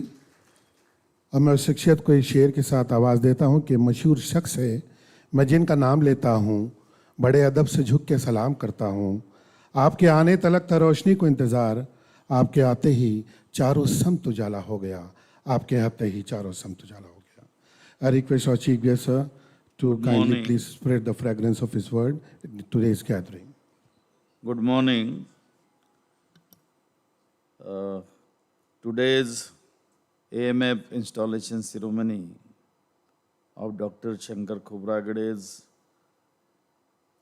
function, our guest of honor and renowned Supreme Court lawyer and gynecologist, Dr. Gopinath Chenoyji, our guest of honor and renowned consultant neurologist, Dr. Chandrasekhar Meshram, sitting on the dais, our past president, Dr. Dinesh Singh, past honorary secretary, Dr. Anil Jawaharianai, present president, Dr. Shankar Khobragade, Dr. Nitin Vadeskar, Dr. Gauri Arora, Dr. Asif Qureshi ji, Dr. Gopal Arora ji, and all past presidents, dignitaries in this August hall, elite member of the association, speakers of the forthcoming scientific sessions, important participants, friends, ladies and gentlemen. I am very much honored to be invited as a chief guest here. As I said that this association was started by Dr. Harishankar Bhargav as its first president to serve the medical profession by sharing their academic knowledge by providing platform to present their clinical cases and to gain important happening in the field of medical. This association has done tremendous work in the field of recent advances in medicine. No doubt, every president has contributed and worked very hard, illustrious doctors who were very active in Nagpur, such as the past Dr. S.P. Naidu, Dr. Tapnikar, Dr. Anil Masan, and Dr. Sanjay Jain. The medical profession is very noble profession and highly respected in the world and requires tremendous devotion, dedication and determination. Doctors have immensely worked very hard in saving precious human lives. Doctors are continuously working in this corona pandemic and also lost their valuable life during this period. My sincere tribute to them. This is the only field in all the sciences you are given the responsibility to save life by your knowledge and skill, experience and morality. I remember the days of government medical college and hospitals, how we were committed to serve the ordinary human beings and serve the holy doctors are devoted to their study. This is the era of evidence-based medicines, and doctors in the field of modern medicines has to be updated by reading journals, attending conferences, and taking trainings to know new development in the field of medical fraternity. We are very much proud of our Indian doctors who have worked day and night 24 by 7 during this corona pandemic. Nowadays, there are some instances of confrontations, quarrels between doctors and patients' relatives due to some misunderstanding. The answer to this better counseling regarding illness and day-to-day condition of patient. As a minister, I would like to assure you people to provide best help in any emergency situation. There should be proper dialogue between media persons, politicians, and doctors. Ladies and gentlemen, on this occasion, I would like to congratulate the new team under the able leadership of Dr. Shankar Khobragade as a doctor, a human being, and a social activist. I know him when he was worked in Maharashtra Medical Council. Dr. Shankar Khobragade has been serving in our area last 30 years. I have known him since very beginning from his student's life. He has dedicated his life in the cause of treating patients from poor and disadvantaged community. He was also the member of Medical Association of Nagpur. He is also a committed and social worker, has been contributing in many and active social events and programs in Nagpur. I am very much grateful to you, all of you, and wish great success to this scientific program. I must congratulate Dr. Shankar Khobragade and its team, and I hope that in their able leadership, they will definitely work very hard and contribute the things which is we are facing tremendously, because these coming 3 months are very crucial for us as per the scientists and doctors who are in a task force in this corona pandemic. Now, yesterday, Nagpur became zero death, and there was a single number of patient positive, but at the same time, in Nashik, we found some Delta plus patients. So we have to take care of yourself, your family, as well as your patients. And I hope that in last 2 years, when we are facing corona pandemic, you have helped a lot.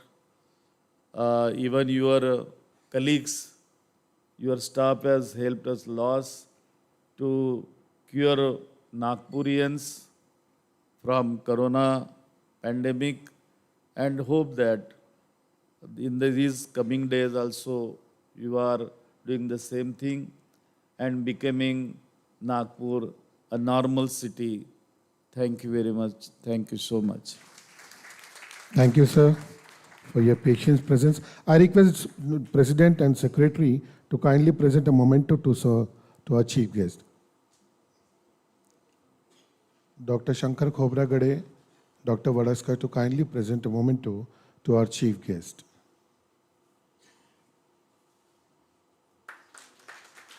Thank you, President and Secretary.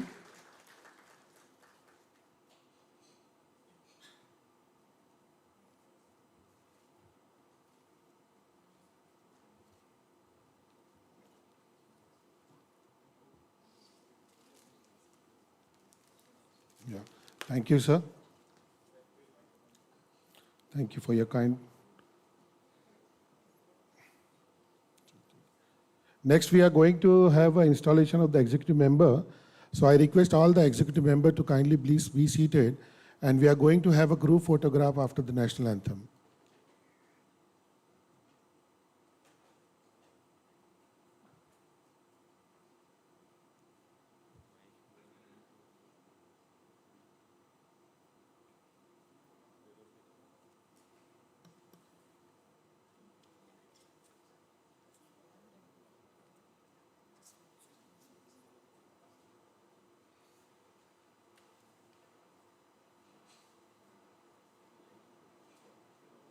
Before we go for the installation of the executive members, I would like to call upon Dr. Mahesh Pulwani, sir. He is to be installed as the Vice President. He was not present then.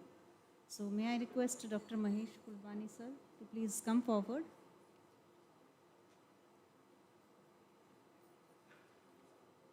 I request our Honorable Guest of Honor, Dr. Shenoy, sir, to please install him as the Vice President. He symbolizes the color yellow, which represents vigor, positivity, and चमन के फूल भी तुझको गुलाब कहते हैं, हम ही नहीं सब तुझे लाजवाब कहते हैं.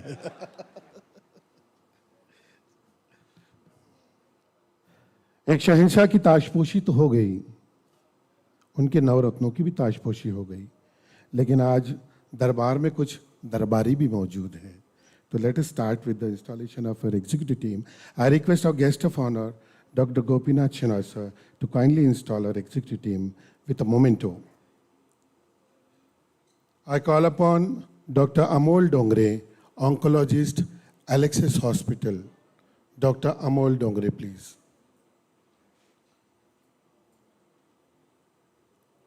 I call upon Dr. Alankar Ramteke, orthopedician from Alexis Hospital. Dr. Alankar.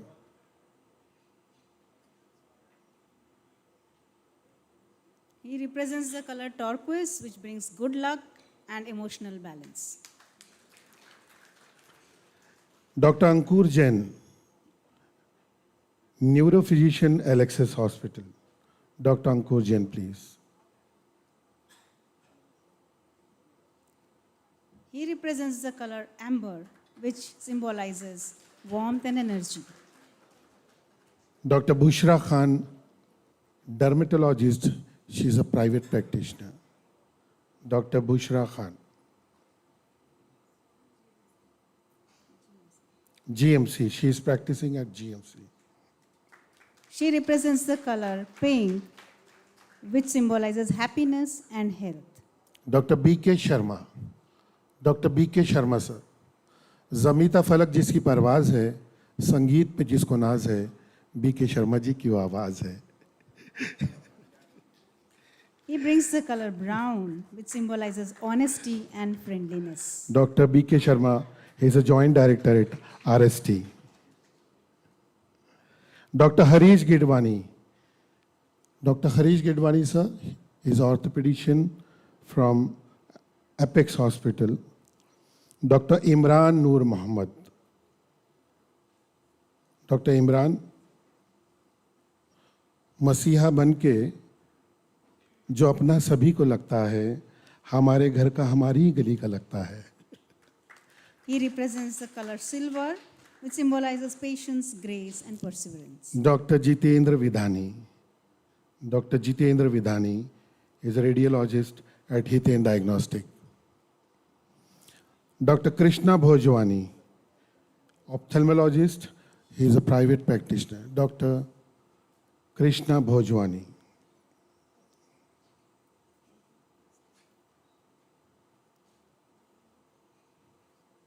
He brings the color pitch, which symbolizes good communication, charm, and warmth. Dr. Kajal Nanwani.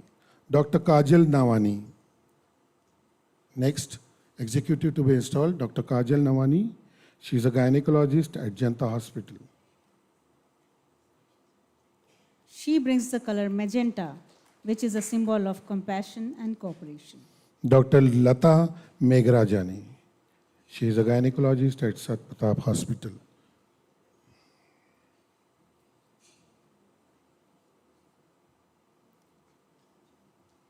She represents the color fuchsia, which symbolizes energy, brightness, and fun.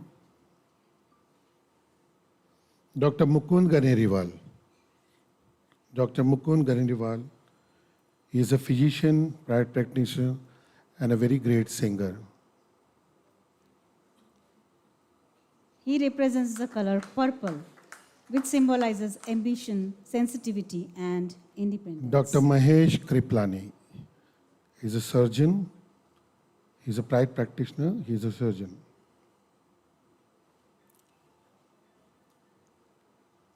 He brings the color light blue, which symbolizes calm, trustworthiness, and patience. Dr. Mahesh Pethe, Dr. Manoj Pethe, he is a pulmonologist, Alexis Hospital. Dr. Manoj Pethe, sir. Dr. Nitin Gupta. Dr. Nitin Gupta is a physician and a secretary IMA CGP.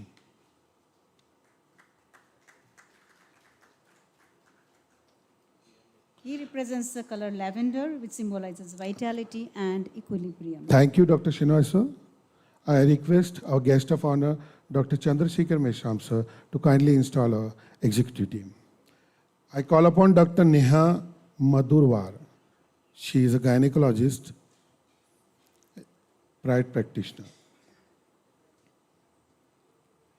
She brings the color hot pink, which symbolizes excitement and energy. Dr. Nilesh Junankar. Dr. Nilesh, I think he's not there. Dr. Nishant Deshpande, nephrologist at Alexis Hospital. Dr. Neeraj Khare is a dentist. Dr. Neeraj Khare is a private practitioner, he's a dentist. He represents lime green, which symbolizes liveliness and revitalization. Dr. Nikunj Pawar. Dr. Nikunj Pawar, please. Sir brings the color navy blue, which is a symbol of dignity, credibility, and strength. He is a cardiothoracic surgeon at Platina Hospital. Dr. Prafulla Sakre, ENT surgeon at Khobra Gade Hospital. Dr. Prafulla Sakre.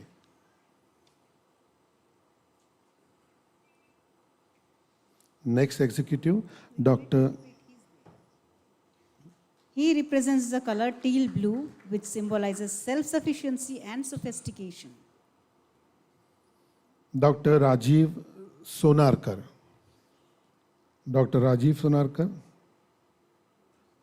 is a general surgeon, associate professor at Lata Mangeshkar Medical College and Janta Hospital. He brings the color light green, which symbolizes calmness and refreshing. Dr. Ramvilas Malani is a medical superintendent at Colors Hospital and a great family physician. Dr. Malani, sir. He brings the color gray, which symbolizes ability, authority, and intelligence. Dr. Rishi Lohia, cardiologist at Alexis Hospital. Dr. Rishi, please. Dr. Riaz Amir, dermatologist, practitioner. Dr. Sanjeevani Lanjewar, anesthesiologist. She is a private practitioner.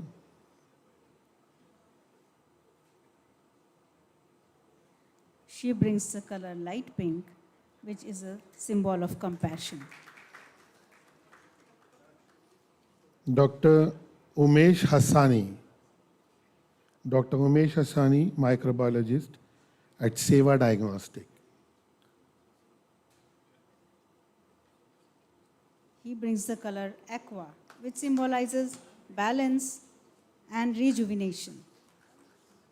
Dr. V.K. Verma is orthopedician at Verma Hospital. Dr. V.K. Verma, please.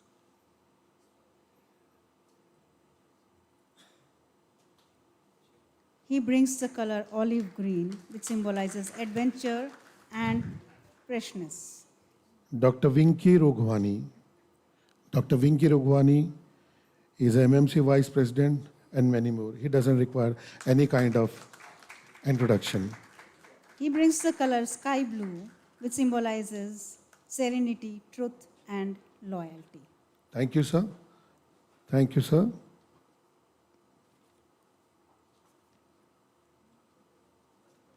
So congratulations to the whole team. The baton has been handed over to the new president, but let us have a look at the past presidents who have created this rich legacy. Few of the past presidents of this esteemed organization is not there with us anymore, but they will always stay in our hearts. They are late Dr. S.P. Naidu sir, Dr. Bhargav sir, Dr. Pramanik sir, Dr. Ajay Tapnikar sir, and Dr. M.K. Tapnikar sir.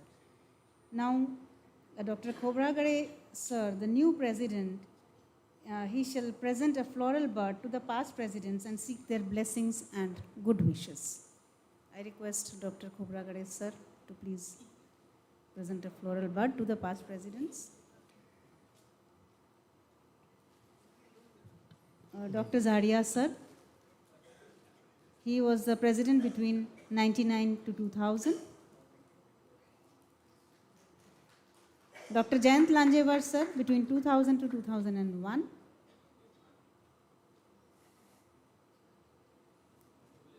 Dr.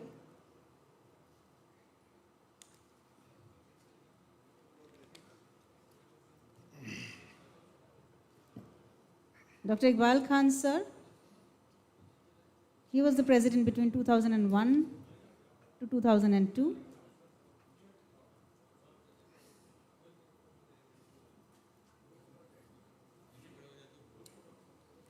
Group photo. Sir, we will have the group photo. We are going to have a group photo after the national anthem. Yeah, afterwards, sir. Dr. Rajesh Ballal, sir, probably he is not there. Maya Ballal, ma'am, she was the president between 2003 and 2004.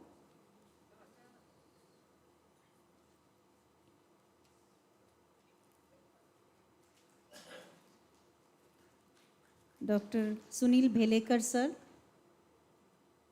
he is also not there. Dr. Vinay Kalbande, sir, he was president between 2005 and 6.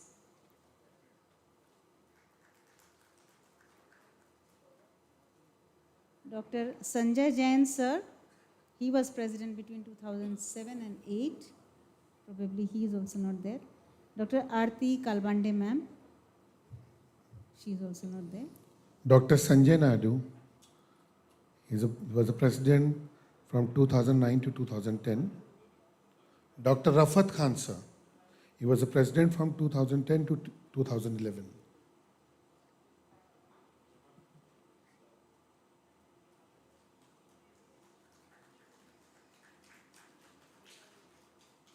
Dr. Muranalini Ballal, madam, She was president from 2011 to 2012. Dr. Ratan Luthra was president from 2012-13. Dr. Rajesh Singhania, sir, from 2013 to 14. Dr. Gopal Arora. Dr. Gopal Arora, please. He was president from 2014 to 15.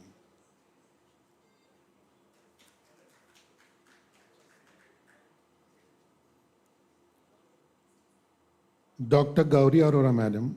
She was president from 2015-16. Dr. T.S. Oberoi, sir. He was a president from 2016-17. I think he is not there. Dr. Sanjay Kriplani. Dr. Sanjay Kriplani, please. He was president from 2017-18. Dr. Vinod Sukheja. Dr. Vinod Sukheja, president from 2018 to 19. Dr. Anil Masan, sir. He was president from 2019 to 2020. And our outgoing president, Dr. Dinesh Singh, from 2020 to 2021.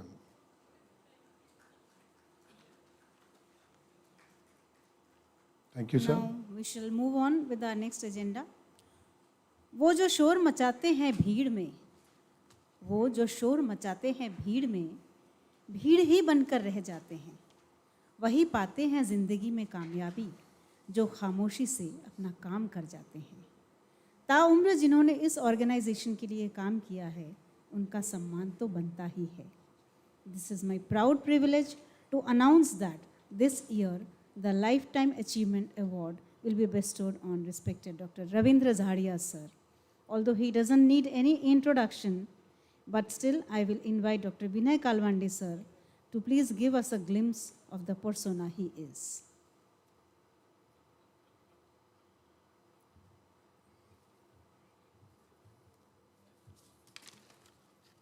Whenever I come to the podium in the August gathering of Association of Medical Faculties, it gives me the feeling of nostalgia. And I remember my first meeting of Association of Medical Faculties, which was held in the Hotel Upwan. I'll tell you a small incident there. हुआ यह था कि हम 5 organisers थे, doctor Ravindra झारिया, मैं, doctor Srivastava, Iqbal Khan and बर्डा, और हम लोगों ने सदर के और वाड़ी के सारे डॉक्टर्स की एक मीटिंग बुलाई थी उपवन में। हम लोगों ने सोचा था प्रीवियस एक्सपीरियंस से कि 25 से 40 लोग आएंगे, तो 40 लोगों के खाने का हमने डिनर का ऑर्डर दे दिया था उपवन में। धीरे धीरे जब वहाँ ऑडियंस बढ़ते गए, 70 हो गए, 100 हो गए, और मैं उस वक्त वेलकम स्पीच दे रहा था। वहाँ पोडियम और स्टेज तो था नहीं, माइक था, और मेरा जो कुछ बोलना था वो तो मैं भूल गया कि यहाँ 40 लोगों का ऑर्डर दिया है, 100 लोग हो गए हैं, भाई खाना कैसा रहेगा, कहाँ से लाएंगे। उस वक्त तो इतने होटल्स नहीं थे, 27 साल पुरानी बात है। मेरे बाजू में मेरे मित्र डॉक्टर रविंद्र झारिया खड़े थे। उनको बोला, रविंद्र यार कैसे करेंगे ये। रविंद्र बोलता, अरे यार भूल जा, हो जाएगा। Today I have been given the task to introduce my same friend doctor Ravindra Jharia, my colleague. Again एक किस्सा ये है, मैंने ऑर्गेनाइजर्स ने मुझे बोला कि आपको डॉक्टर रविंद्र को इंट्रोड्यूस करना है। मैं बोला ठीक है भाई, रविंद्र का तो मुझे सब कुछ मालूम है, बोल दूंगा। ऑर्गेनाइज बोले, नहीं भाई, वो जो आपको मालूम है वो नहीं बोलना है, जो सिर्फ हम बताते हैं वही बोलना है, अदरवाइज हमें ही मार पड़ेगी। तो मैं वो पेपर्स अभी लेके आया हूँ यहाँ। Doctor Ravindra Jharia, good morning ladies and gentleman. Doctor Ravindra Jharia is son of squadron leader G.L. Zaria of Indian Air Force, born on 16/4/1954 at Bangalore, Karnataka. his academic activities, alumni of Kendriya Vidyalaya, Vayusena Nagar, then initial college at SFS College, Nagpur, passed his MBBS from Government Medical College, Nagpur in 1978, passed his MCPS from College of Physicians and Surgeons, Bombay, 1979, passed FCGP from IMA College of General Practitioners, New Delhi in 1991. He was awarded FRSH by Royal Society of Health UK in 85, awarded FGSI Fellowship in 2014. Still, he is continuing his academic activity. He did his postgraduate diploma in cardiology in 2019-2020. It is from Royal College of Physicians, UK. Dr. Ravindra is the life member of almost all the medical associations of Nagpur. He is life member of Indian Medical Association, IMA CGP, IMA AMS, founder member and life member of AMF Diabetic Association of India, IAP, CSI, GSI, and so on. The list is long, but he has attended many state, national, and international conferences held under IMA, CGP, IMA AMS, Diabetes Association, IEP, CSI, awarded Scroll of Honor by IMA CGP as an outstanding assistant director of studies. Then he was president of Wadi Doctors Association in 97-98, executive member of IMA, president Association of Medical Faculties, 99-2000. He is Central Council member of IMA headquarters, New Delhi, since 1998-99 till date. Every year he is the member of that. Joint Secretary IMA, Secretary IMA College of General Practitioners, 2000-2001, member of Board of Studies, and many other things which I am again skipping. He is founder, president, Alumni Association, Kendriya Vidyalaya, Vayusena Nagar, Nagpur, management committee member, Kendriya Vidyalaya, Vayusena Nagar, Nagpur. He is practicing uninterruptedly since 37 years at Wadi. From his family, his wife, Dr. Harsha Zaria, presently working as a CEO at LAD College and is blessed with daughters Ritika and Radhika. With this, I present to you my friend, my colleague, and a thorough gentleman, Dr. Ravindra Zaria. Thank you. I request our honorable guest of honor, Dr. Shenoy sir and Dr. Meshram sir, to please felicitate him with a Shrifal, memento and shawl.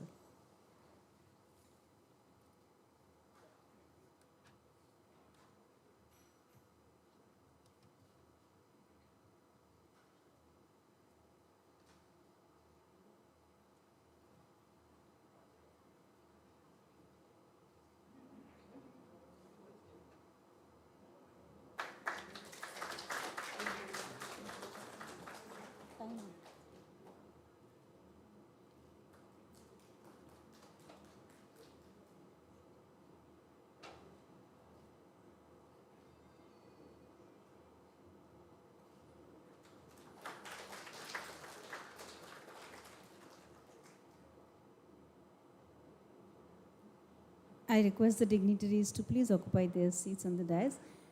Zaria sir, would you like to say a few words?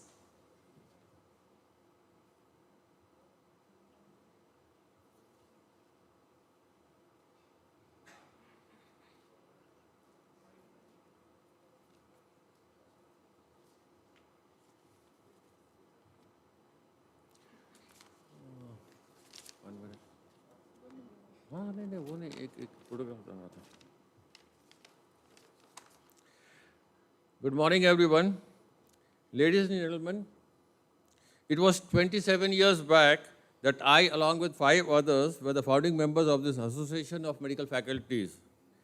It was originally called as Northwest Doctors Organization, and as you have just heard, that the first president was Dr. H.S. Bhargav, then Dr. S.P. Naidu, Dr. M.K. Tapnikar, and Dr. S.K. Pramanik.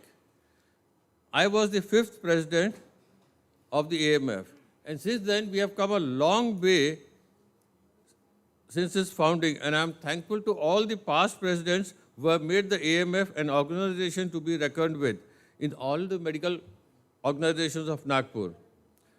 I also congratulate the incoming president, Dr. Shankar Khobragade, and his team, who will carry forward the legacy of all the past presidents and continue with the good work. To be given this award today, I am also thankful to this august audience and the association for honoring me with this Lifetime Achievement Award. I thank each and everyone for bestowing me this honor. I also thank my family, Dr. Harsha Jharia, my wife, and my 2 daughters, Radhika and Ritika, who have been my pillars of support all throughout my life. Incidentally, today, my elder daughter, Ritika, is on her way on flight to New York to join the prestigious Ivy League school, Cornell University, to study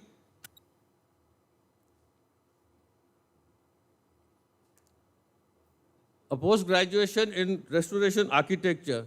And she has also been awarded 2 UNESCO awards during this tenure at India. Thank you all once again. Thank you, sir.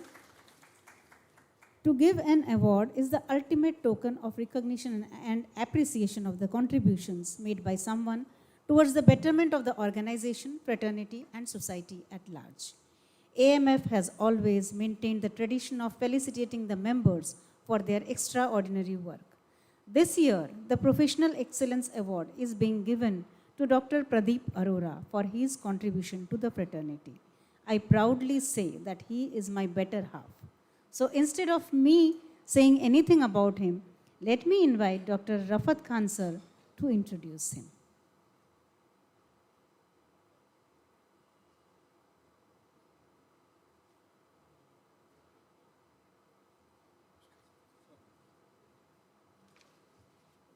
Namaskar.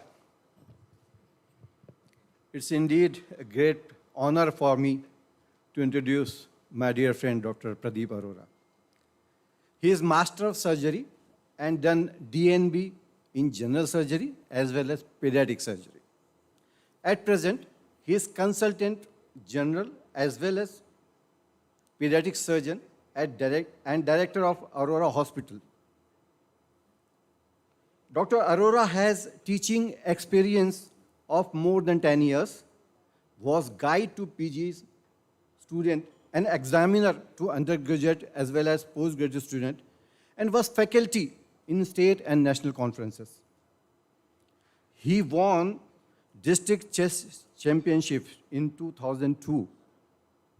There are 21 publications in national and state journals and penned many articles in newspapers on medical and non-medical issues.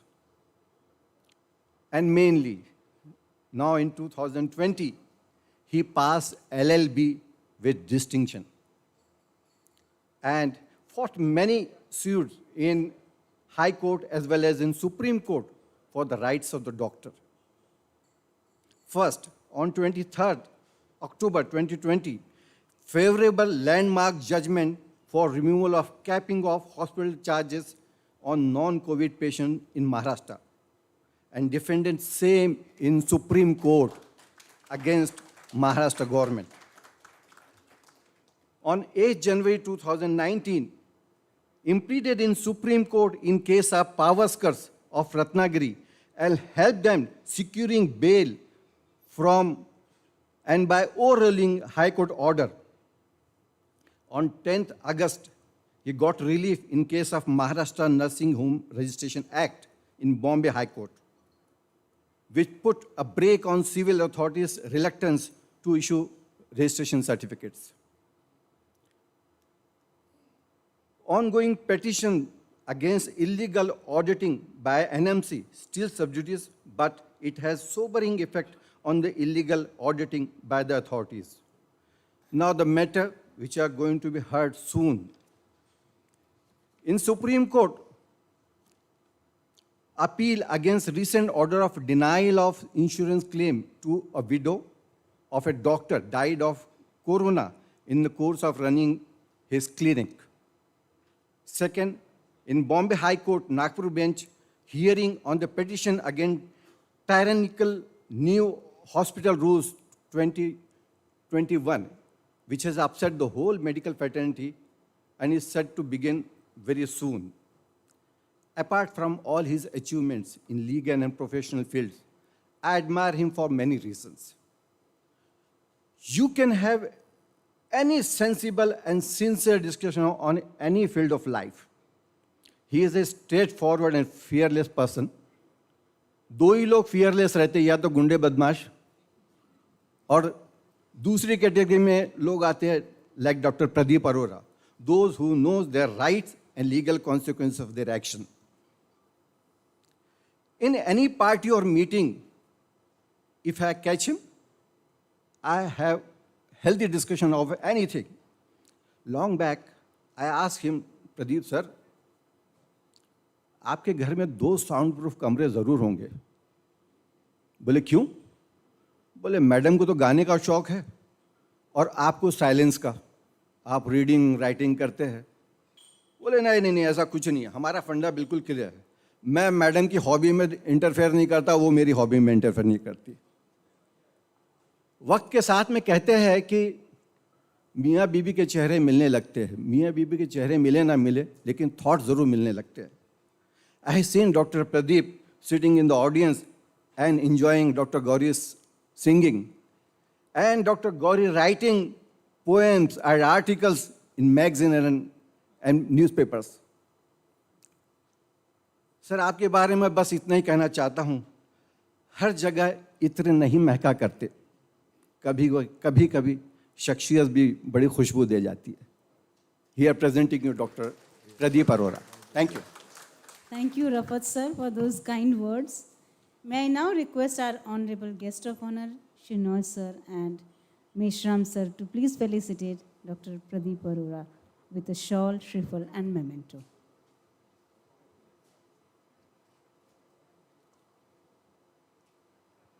हमने ऐसा भी शख्स देखा है जो आसमां पर जमी पर ले आया, जहां अंधेरों के सिवा कुछ न था, वहां वो रोशनी ले आया.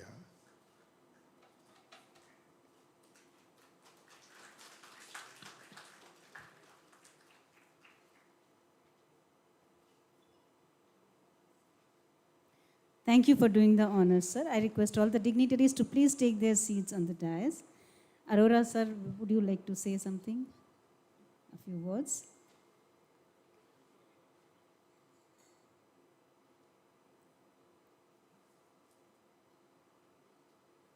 I am taking the liberty to keep on donning this. This gives a good feeling.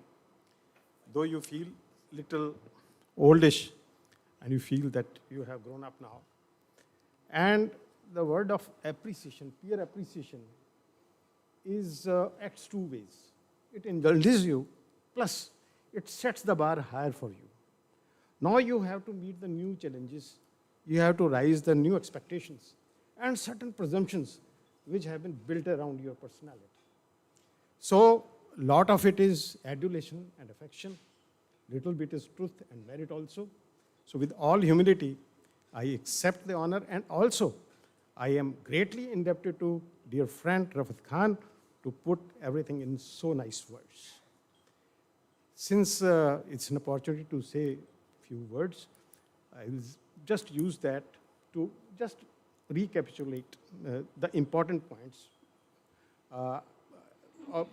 some of which he has already mentioned. See, I am very pleased that you know, sir, Dr. Shania is he is a medical past master in medical legal domain and practicing Supreme Court law. In Supreme Court, when SLP is heard, it's mostly rejected, most of the instances, and it is a one-line order. So when Justice Chandrachud heard the SLP against the capping, which was allowed to us in High Court, he made just two remarks. I was caveator in person. I had to say just one line. But what he said was very remarkable. That was put in all the newspapers. And that is what exactly describes our views. That expectations are being placed on doctors. Instead, the system, authorities, and the government, realizing their own responsibility, that if right to life under Article 21 is there, it is exercisable against the state and not against the fellow citizen. You cannot arm twist him, over-regulate him, cap his earnings and charges, and make him do under the synthetic, impossible conditions. So there was dire need to raise the voice against it. And I may be the face of that revolt or protest, but I derive strength from my peers, from my colleagues like Rawat Khan, who appreciate you and inspire you. So what did he say, Justice Chandrachud? He said that if you will cap the charges of private hospitals also, then where the patients will go? You have not been able to develop your own infrastructure. They need the private hospitals very badly, and by capping charges, you will remove that option too. So everything that we wanted, so somebody from position of authority. So it is very important for us. The time has come that we should engage with courts. We should go there ourselves and speak for ourselves, so that we can communicate through court to society at large that what are our limitations and what are our problems in serving them. Now, since anchors are bilingual, everybody is saying a couplet. I will also try, though I don't enjoy the baritone voice of dear Dr. Asif, but I will just give it a try. अपनी सुबह को अपनी सांसों में रखो, perhaps प्राणायाम, physical fitness. अपनी शामों को अपनी बाहों में रखो. That means that you spend your evening time with your family. हर जीत है बस आपकी. If you care of these two factors, two imperatives, then the victory belongs to you. बस अपनी मंजिल को अपनी निगाह में रखो. That is, you must have a focus and you must always set your eyes on your target. I always remember Dehelvi's famous 10 lines. This time is not there, but I will just recite the last two. Like Dr. Meshram is going to tell us that, I just saw the title, Do No Harm. And this is the important admonition in our profession, primum non nocere. Never do harm if you can't do good. First, do no harm. Here it is, do no harm, so it is little modification. The nuance difference is very important. So, whatever capabilities, abilities, capacities we have, the learnings we have, whether we are a lawman or a medical man, we have to remember this principle of do no harm. And I keep on telling myself, I do not want that with my abilities, I should disturb the system. I should prove any impediment in the function of the government by my litigious conduct. So I have to be very careful when I intervene in these matters. I keep on telling myself, हंगामा खड़ा करना मेरा मकसद नहीं. कोशिश ये है कि सूरत बदलनी चाहिए. And then this torch, this flame of revolt, it must pass on from person to person, from soul to soul, from heart to heart. मेरे सीने में ना सही, तेरे सीने में ही. कहीं भी हो आग, मगर जलनी चाहिए। Thank you. आपके ये शायर जैसे अंदाज़े बयां से भी मैं भी पहली बार ही रूबरू हुई हूँ। I am sure the whole fraternity will always be there with you in your future endeavors. The Professional Excellence Award is being given to another eminent member of this association, and he is Dr. Vinky Rughwani, who believes in working in silence and let the success make the noise. And to introduce him, I call upon Dr. Alankar Ramteke.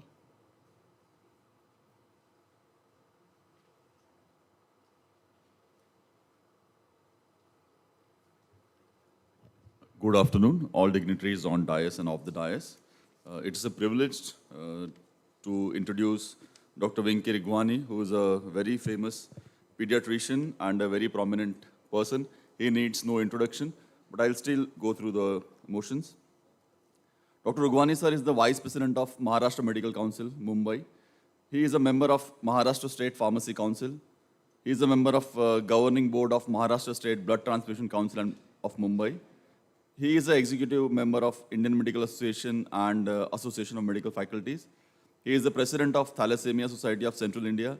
He is the director of Thalassemia and Sickle Cell Center, Nagpur. He is the chairman of Sindhi Hindi Vidya Samiti. He is also the president of Vidarbha Sindhi Vikas Parishad. He is the vice president of Uday Academy, Nagpur, which is an organization which gives free training to Sindhi students for UPSC exams. He is the president of Sindhi Council of India Maharashtra chapter. He is the national medico chief of Vishwa Sindhi Seva Sangam, and he is the director of Sadhana Sahakari Bank. Thank you. I request our honorable guest of honors, Shenoy sir and Meshram sir, to please felicitate Dr. Vinky Rughwani with a shawl, shrifle and memento.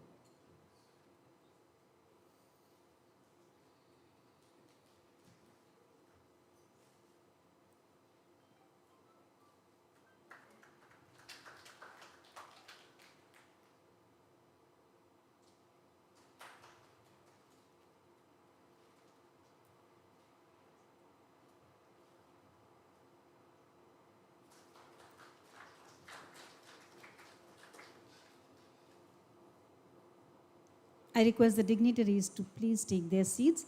Dr. Rughwani, you are requested to say a few words.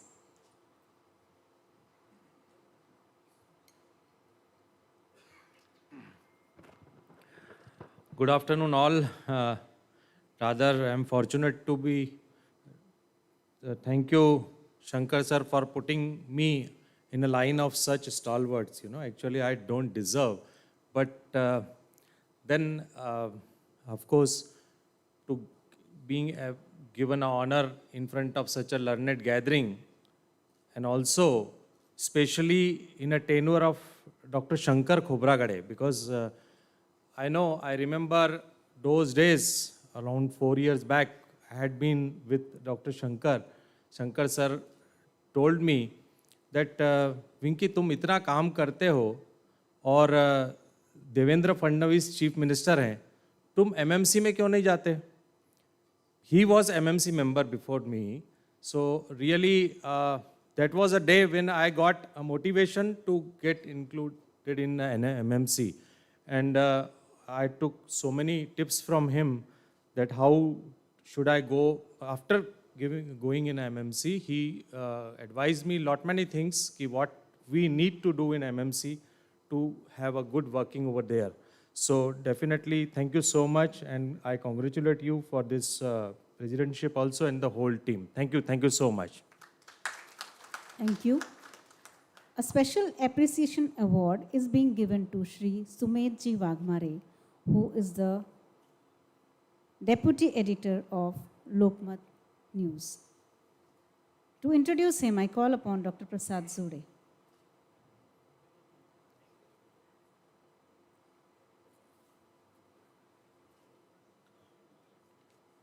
Good afternoon, everybody.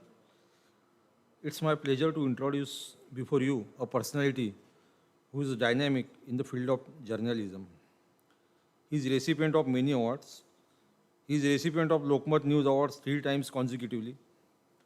He received Lokmat Best Reporter Award.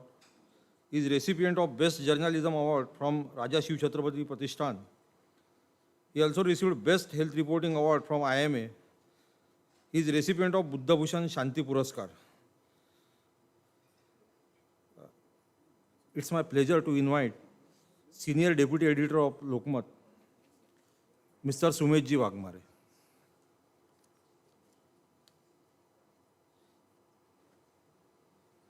I request our Honorable Guest of Honor, Shenoy Sir and Meshram Sir, to please felicitate Shri Sumedji Wagmare with a shawl, shriffle, and a memento, a special appreciation award on behalf of Association of Medical Faculties.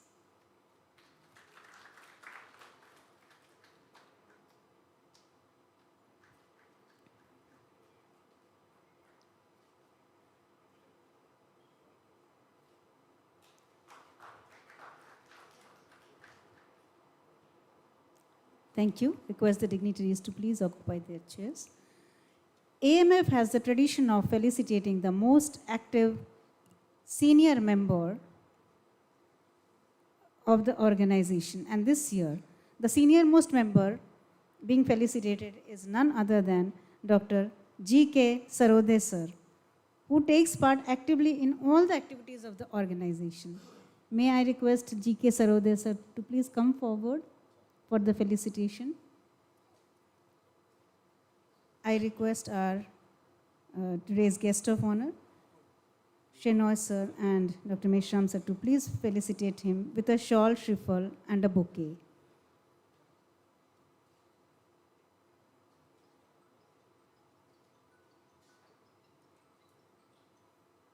Sir.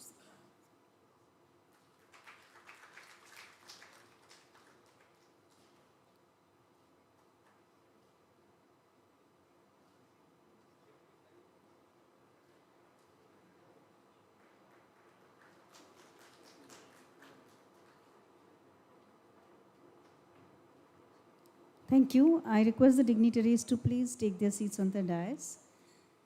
This installation ceremony shall be followed by a scientific program for which 1 MMC credit point has been given. And today the MMC observer for the scientific program is Dr. Vijay Madnani. Is he there? Okay. We acknowledge the presence of Mr. Vikas Vaidya, the doctor-friendly media person. Now we shall go ahead with the next agenda. दोस्तों इस महफिल में कुछ नए मेहमान भी मौजूद हैं तो let's start with welcoming the new member of the organization. I request our guest of honor, Dr. Gopinath Shenoy sir, to kindly welcome our new member with a floral bud.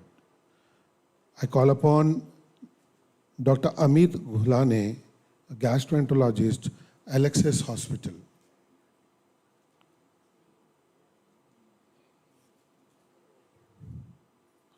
Next, Dr. Mrs. Gulhane. She is a pediatrician and associate professor at Shantilal Meghe Medical College. Dr. Raj Vilas Narkhede. Dr. Raj Vilas Narkhede is a surgical gastroenterologist. Dr. Sneha Nafade, she is a gynecologist, new member. Dr. Bharti Varaskar, she is a gynecologist at NMC Hospital.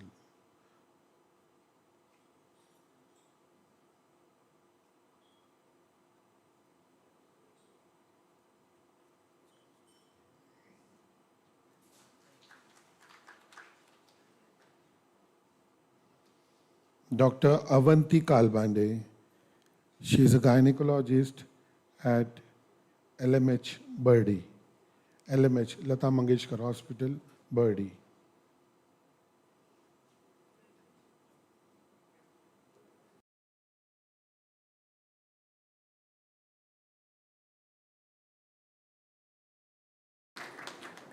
Dr. Rohan Akolkar. Dr. Rohan Akolkar, he is a radiologist at Pinnacle Diagnostic.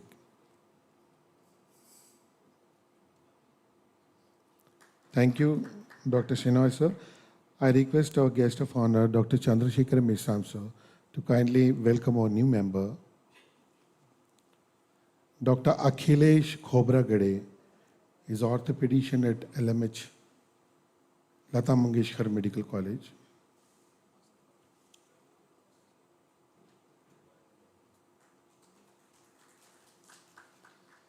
Dr. Sagar Patil.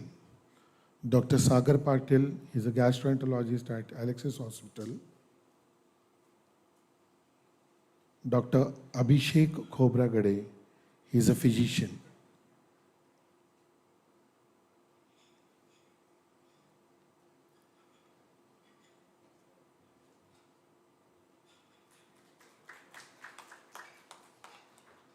Dr. Vaishali Pethe. Dr. Vaishali Pethe, she is a pediatrician. Dr. Ranu Patel, she is a MDS in oral medicine and radiology. Dr. Shab Sharif, he is a radiologist at Alexis Hospital. Dr. Shab Sharif, Dr. S.D. Suryavanshi sir, a renowned physician and a great teacher. Suryavanshi sir, please.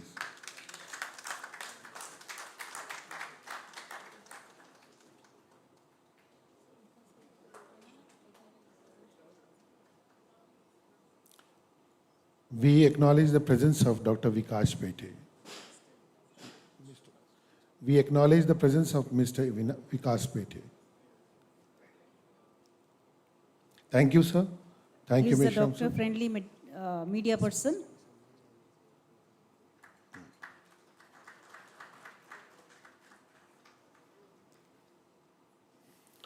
We acknowledge the presence of past President Dr. Sanjay Jay, sir. मैं कदे बुंद हुए ढूंढ रहा हूं तुझको, तू कहाँ है मुझको आंखों से पिलाने वाले? सर कहाँ हैं आप?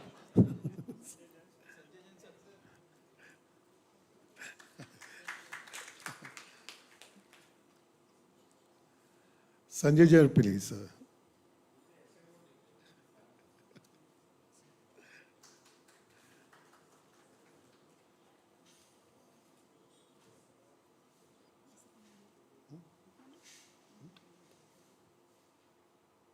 I know you all are eager to hear our distinguished guests.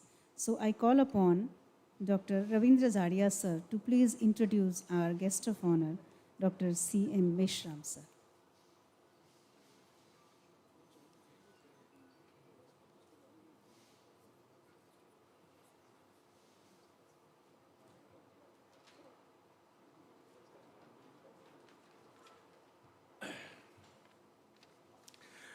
Good morning once again. I've been asked to introduce Dr. Chandrasekhar Meshram, who's my batchmate from GMC Nagpur 1973 batch. We have been together for the last 48 years. And Chandu, as we fondly call him amongst ourselves, has grown in leaps and bounds in his academic field of neurology, from a small plant to a gigantic tree, spreading its branches and nurturing others who come under its shade. A humble person, down to earth, he passed his MBBS MD from GMC Nagpur and joined PGI Chandigarh to do his post-graduation, super specialization, I should, DM in neurology from PGI Chandigarh.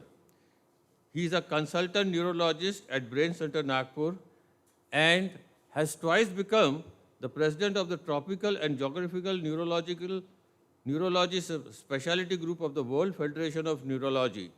He has been the president of the Indian Academy of Neurology in 2013. He is a member of the Constitution and Bylaws Committee, World Federation of Neurology from 2012 to 2019.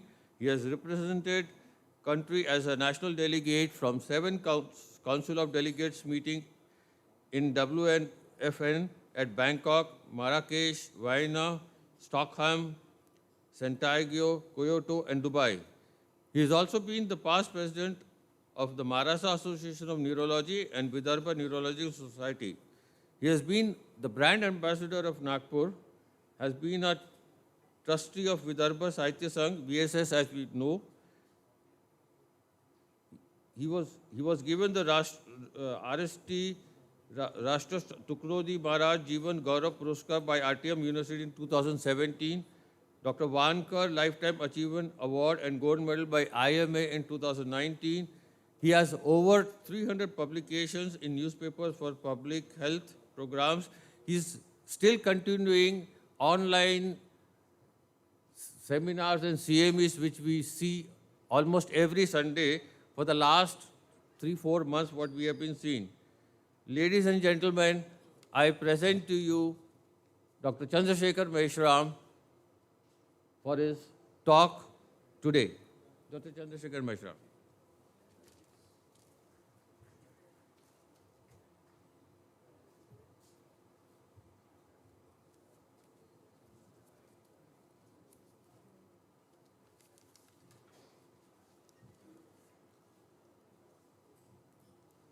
Thank you, Dr. Ravi, for those kind words. Today's chief guest, we had to go for his important work, Honorable Dr. Nitin Raut, guest of honor, Dr. Gopinath Shenoy, newly installed President, my friend Dr. Shankar Khobragade, Secretary Dr. Nitin Vadaskar, outgoing President and friend Dr. Dinesh Singh, and Secretary Dr. Anil Jawahirani and friends. I congratulate Dr. Shankar Khobragade and his team for taking over the reins of Association of Medical Faculties.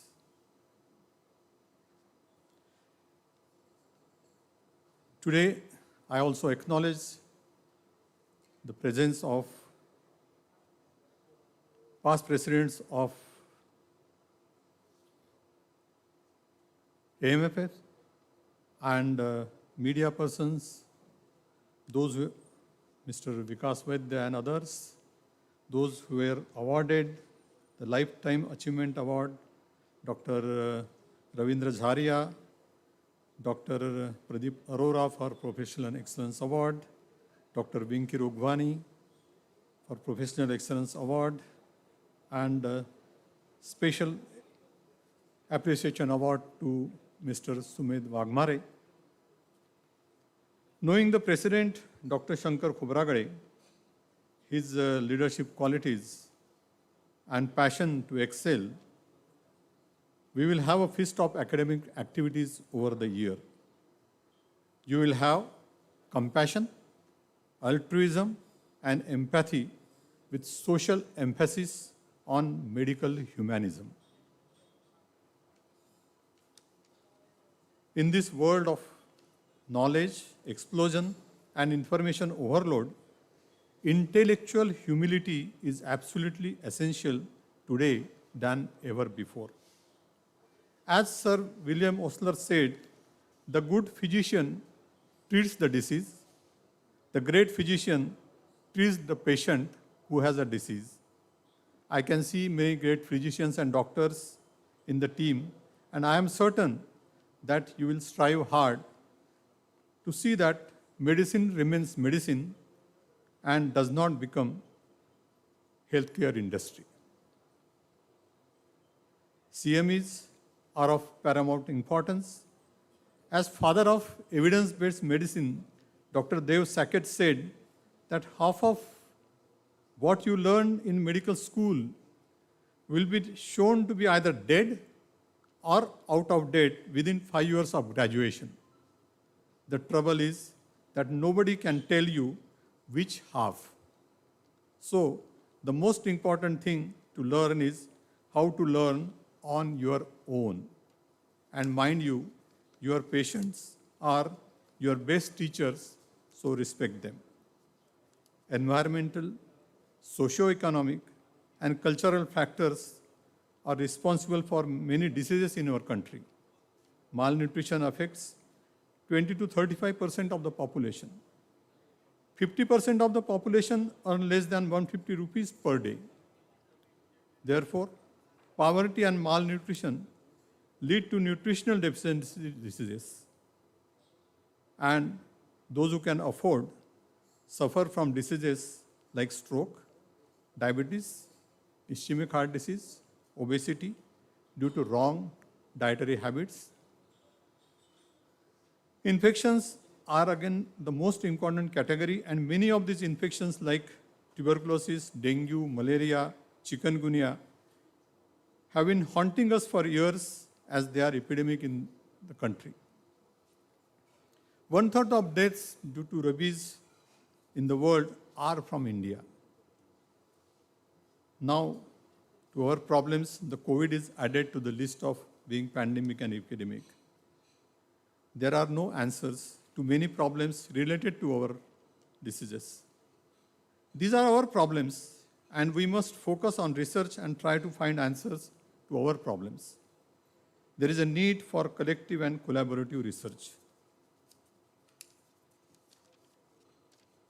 We have learned a lot of lessons during this COVID pandemic, and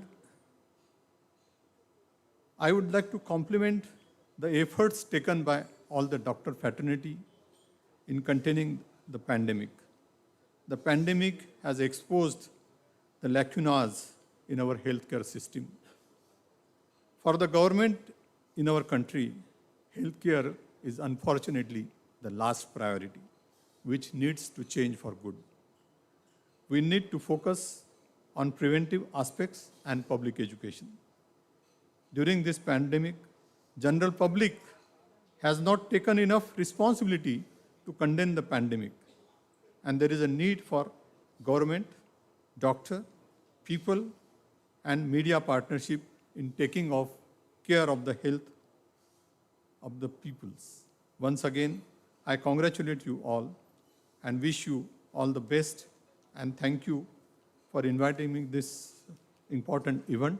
And at the same time, I like to congratulate the outgoing team for excellent work they have done during the past year in spite of COVID-19. Thank you very much.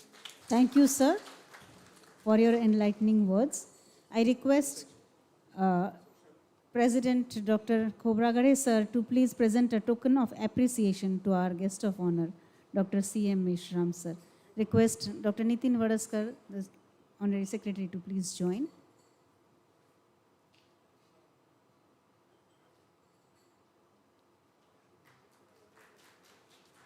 Thank you.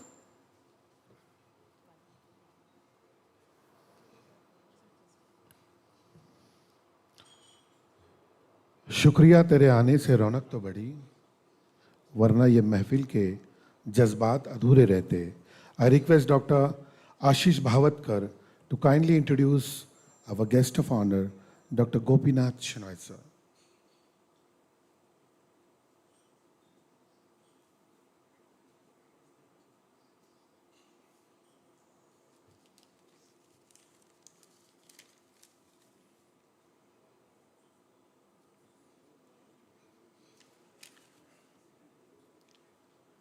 Good afternoon, delegates and respected dignitaries on dais.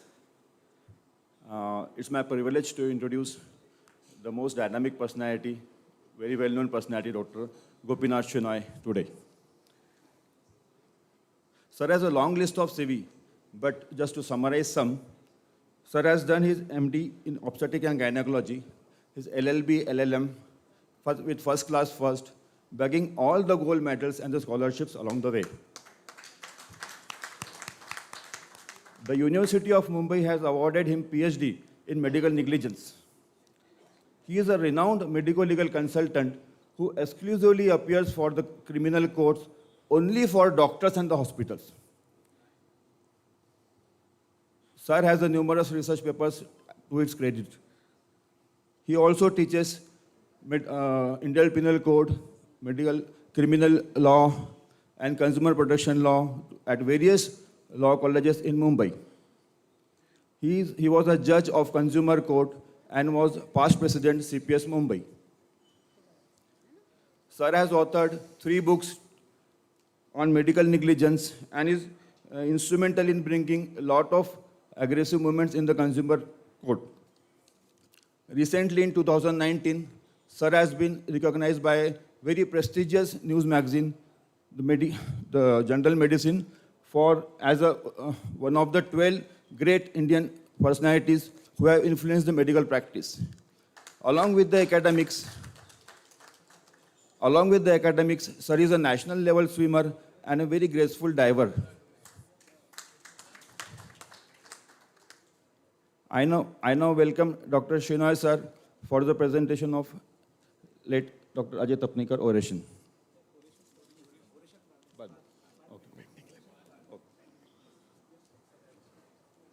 Doctor Shinoy sir, तुम आ गए हो तो चांदनी सी कुछ बातें हो।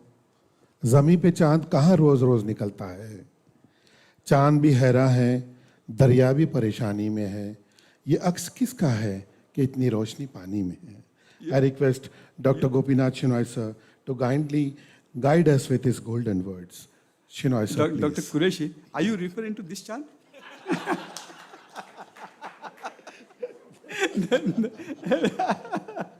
No mind, no mind.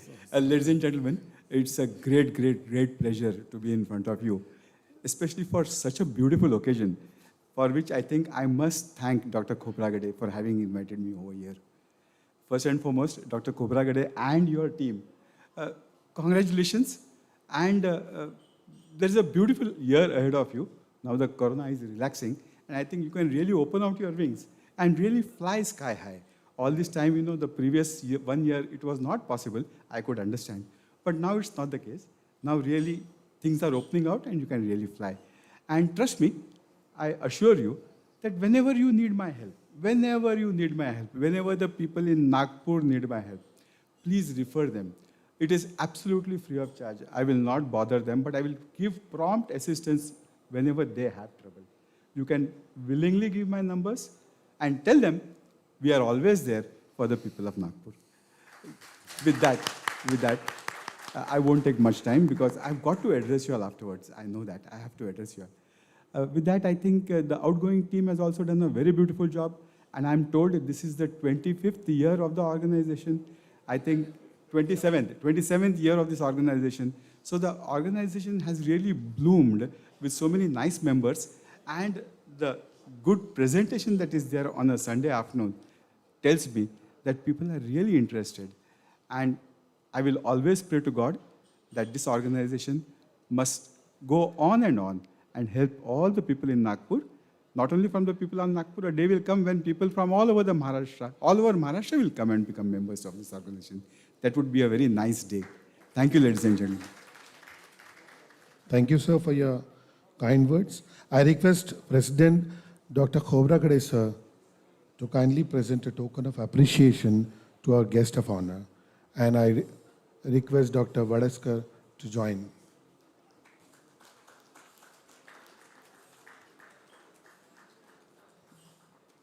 Thank you all. Last but not the least,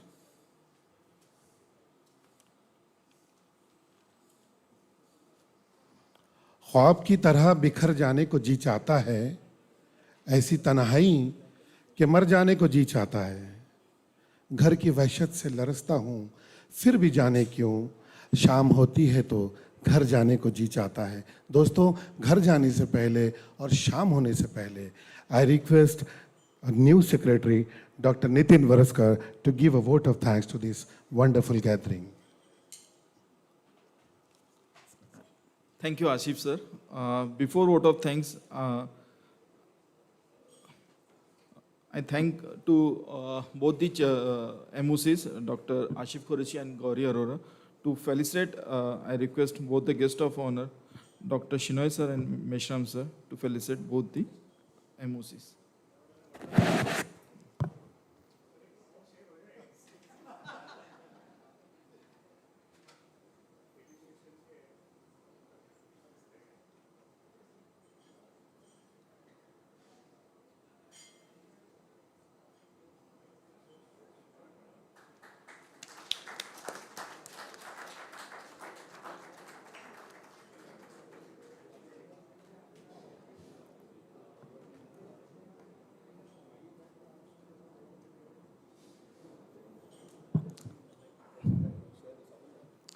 sir, Asif sir, एक last share.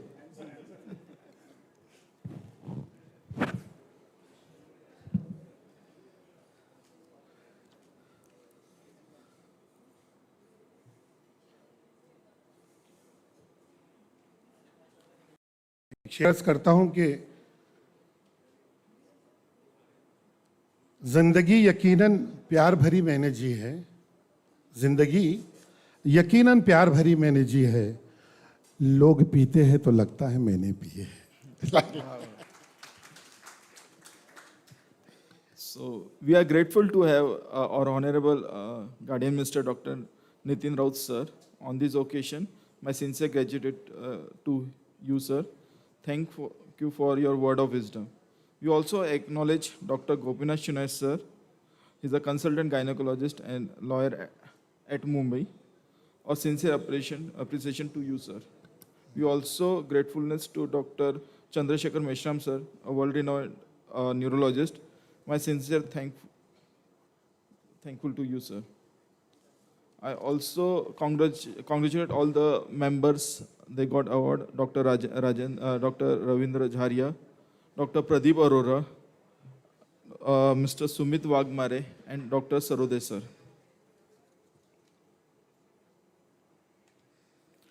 Also thankful to all the past president, past secretary, executive members, and audience on this occasion. We also acknowledge media person, Mr. Vikas Vedya, newspaper, Andulkar Event Management for organizing this occasion, Sundil Manglukar, our official photographer. Also thankful to Centerpoint Hotel for arrangement, and also the companies they participate, Healthberry, JB Chemical, McLeod for educational grant. Thank you very much.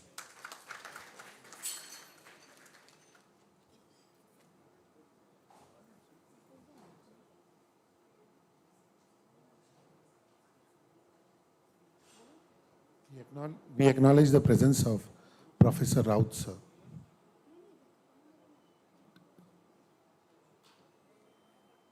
Well, we are at the fag end of the installation ceremony. This COVID pandemic has changed everyone's life. But all was not bad. There is a silver lining to it, which says that it has created new possibilities, strengthened relationships, increased appreciation of life, helped in identifying personal strengths, and created spiritual changes. Moreover, there can be a chance in a change.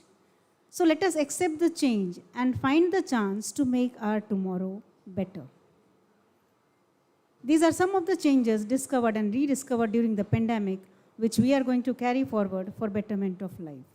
So with the wish for all of you to stay healthy and happy, myself, Dr. Gauri Arora, and Dr. Asif Qureshi, we both sign off as today's MOC of the installation ceremony.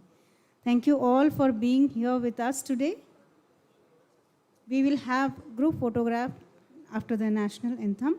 I request all of you to please stand up for the national anthem. जनगण मन अधिनायक जय हे भारत भाग्य विधाता पंजाब सिंध गुजरात मराठा द्राविड उत्कल बंगा विंध्य हिमाचल यमुना गंगा उच्चल जलधि तरंगा तव शुभ नामे जागे तव शुभ आशीष मांगे गाहे तव जय गाथा जन गण मंगलदायक जय हे भारत भाग्य विधाता जय हे जय हे जय हे जय जय जय जय हे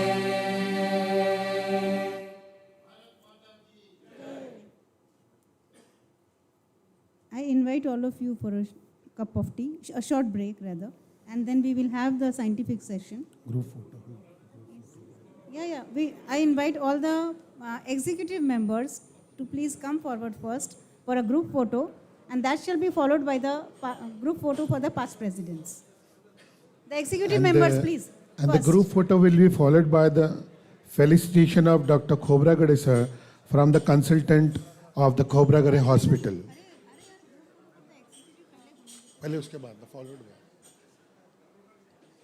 This group photo of the new team will be followed by felicitation of Dr. Khobragade sir from the consultant of the Khobragade Hospital. So we are going to have a group photo first. All the executives are requested to please come on the dais. All the office bearers are requested to please come on the dais for the group photo. All office bearers and the executive members, please come on the dais for the group photo. Felicitation by other organizations shall be done later on. Group photo of the executive members, please.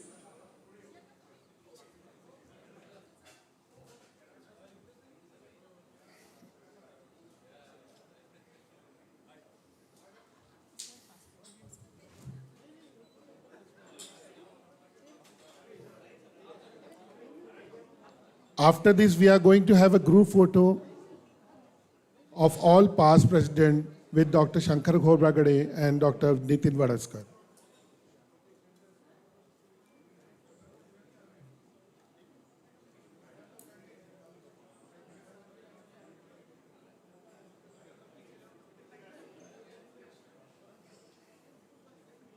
ऊपर.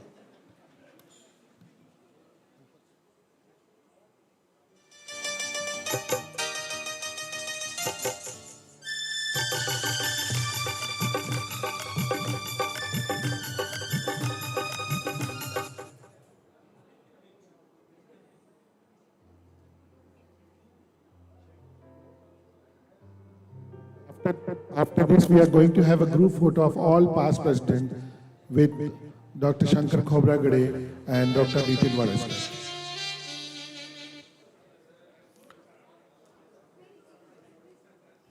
All past presidents are requested to please come on the dais for the group photo. All past presidents are requested to please come on the dais for the photograph.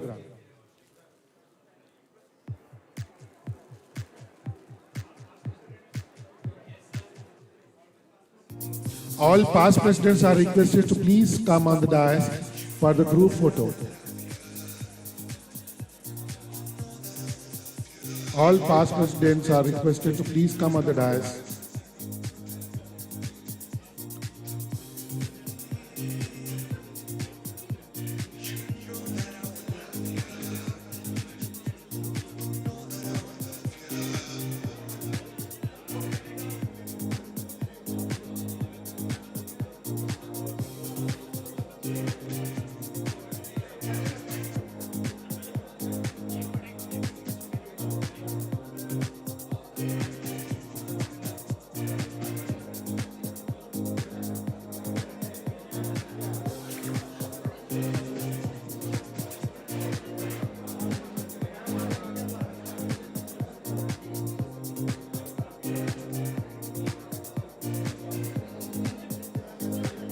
After this, we are going to have a felicitation of the president from the different organizations.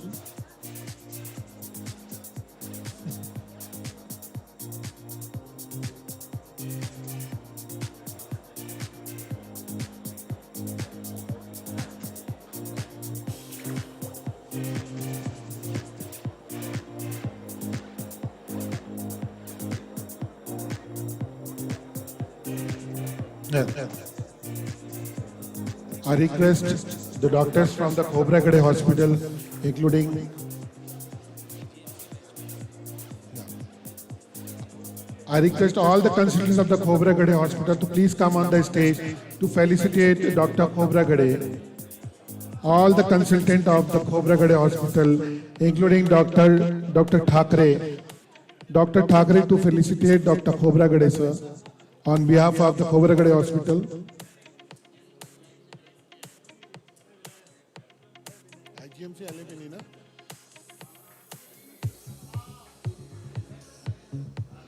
All IGMC alumni, batchmate of Dr. Khobragade sir to kindly come on the stage for the group photo and to felicitate Dr. Khobragade sir.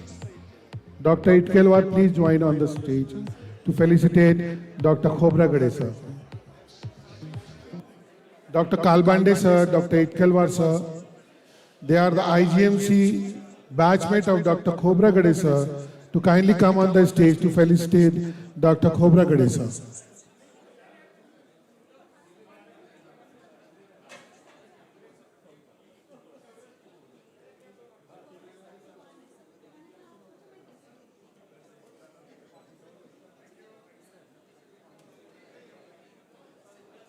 Thank you all.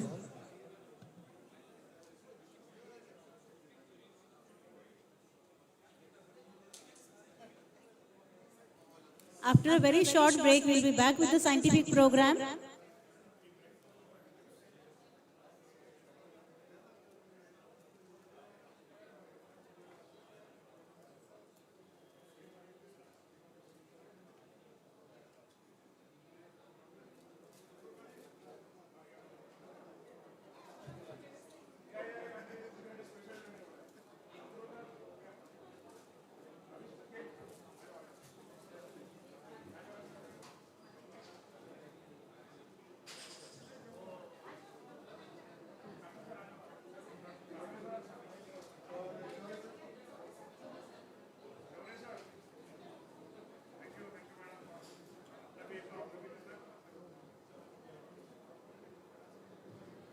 This is the felicitation of Dr. Khobragade sir from Bahau organization with the hand of Bahau President, Dr. Themre Madam. And I request Mrs. Khobragade Madam to please join on the stage for this felicitation program in the group photo. I request Mrs. Khobragade Madam to please join on the stage.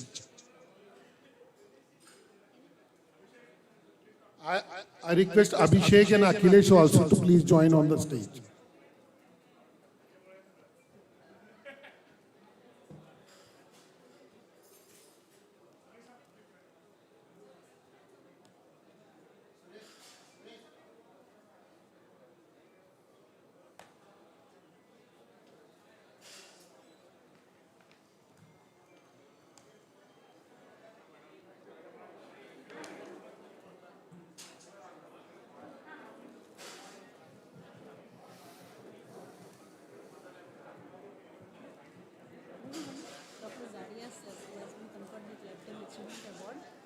His family is here. We acknowledge the presence of his family.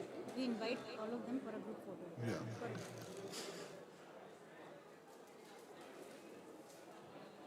Dr. Dharia sir, he was presented with the Lifetime Achievement Award. His family is here, and we acknowledge the presence of his family. I request his family to please come on the stage for the group photograph. Dr. Dharia sir and family. Dr. Jharia sir and family to please come on the stage for the group photograph with our President Dr. Khobragade sir. I request Dr. Nitin Vadaskar to please join on the stage for the group photograph with Dr. Jharia sir and his family. I request Dr. Meshram sir to please join on the stage for this group photo.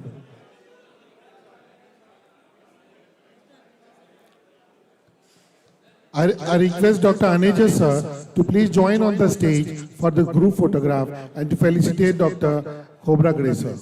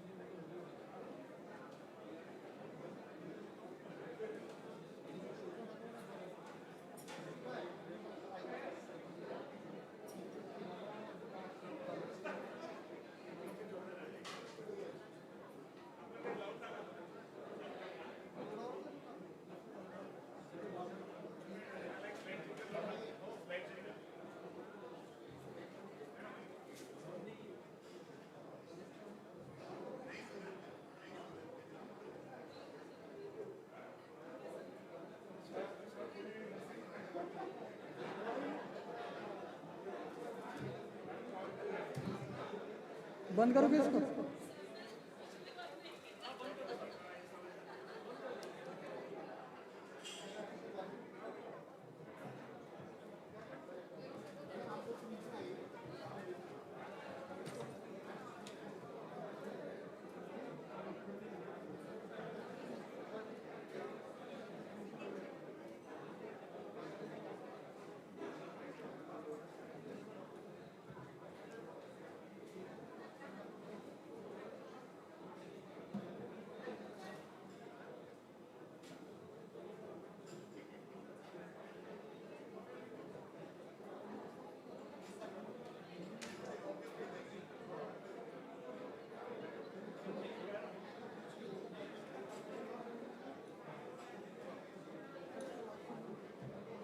त्याला slide change करावं ते आपलं installation ceremony doctor Khobragade वगैरे नाव लाव त्याच्यात स्क्रीनवर सध्या जे display करणार ते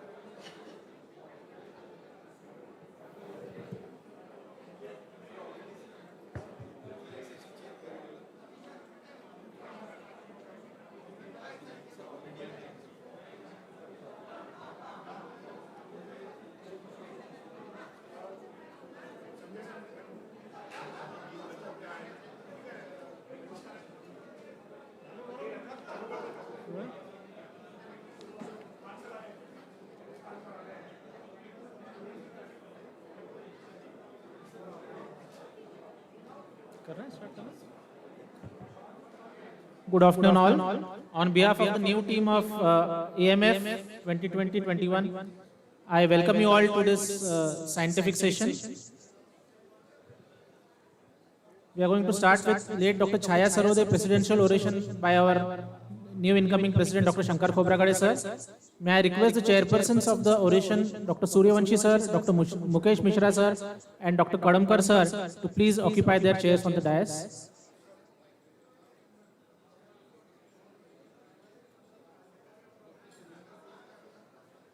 Dr. Suryavanshi sir, Dr. Mukesh Mishra sir, and Dr. R.B. Kalamkar sir.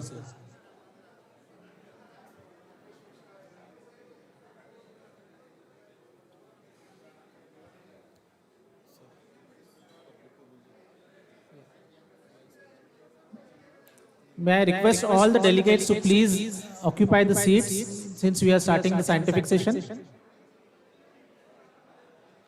I request all the delegates, please be seated.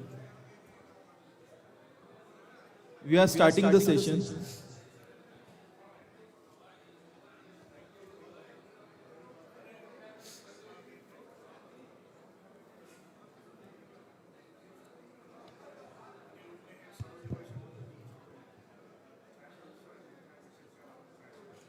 कोणी सांगणार आहे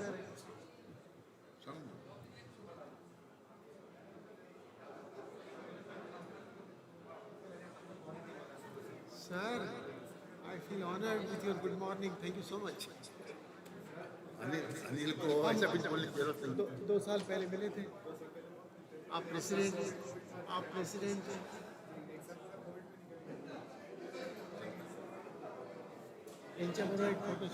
So the first session of the scientific program is late Dr. Chaya Sarode presidential oration.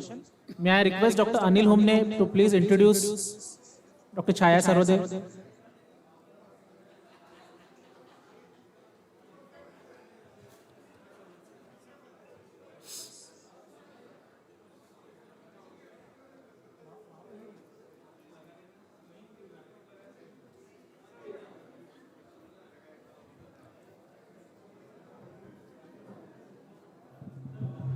So, good afternoon, everybody.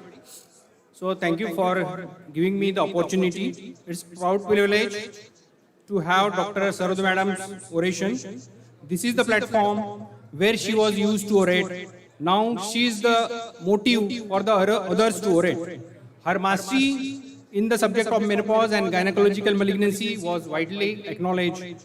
Long back in the 1996, when I was a lecturer at MGMA Sevagram, she was invited as a guest speaker. So what I was observed that the hall was jam-packed because of her quality of crowd puller, and she is because of her tips were very important, practical, and very useful. She had developed oncological specialty clinic in Government Medical College. That is of first kind in Vidarbha region, and I had seen the colposcope and the cryoprobe was being used effectively for the treatment of early detection and the treatment of the cancers. So that time she was a professor HOD and I was the junior most lecturer. It was my honor to work under her guidance. So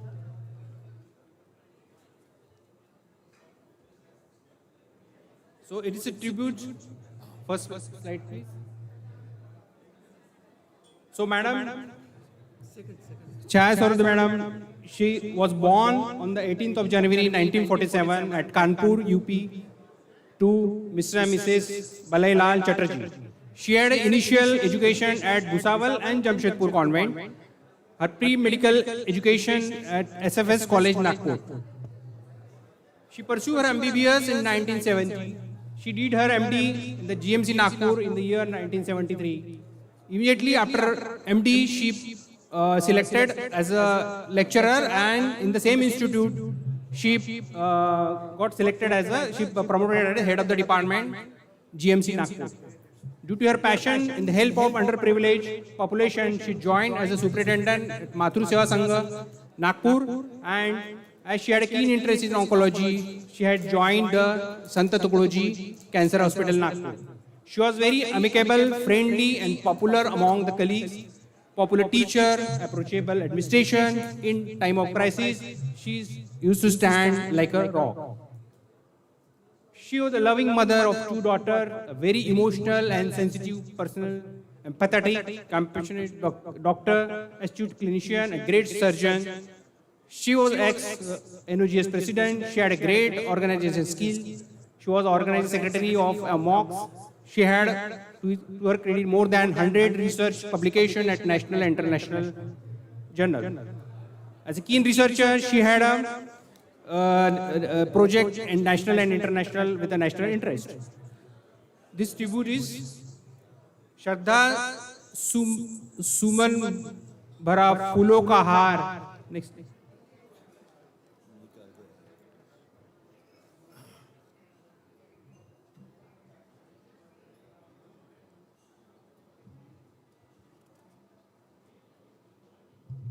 Few tribute to her.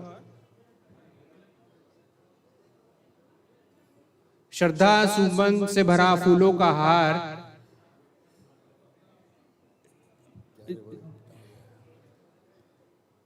रुग्णों प्रति किया है जीवन न्योछार और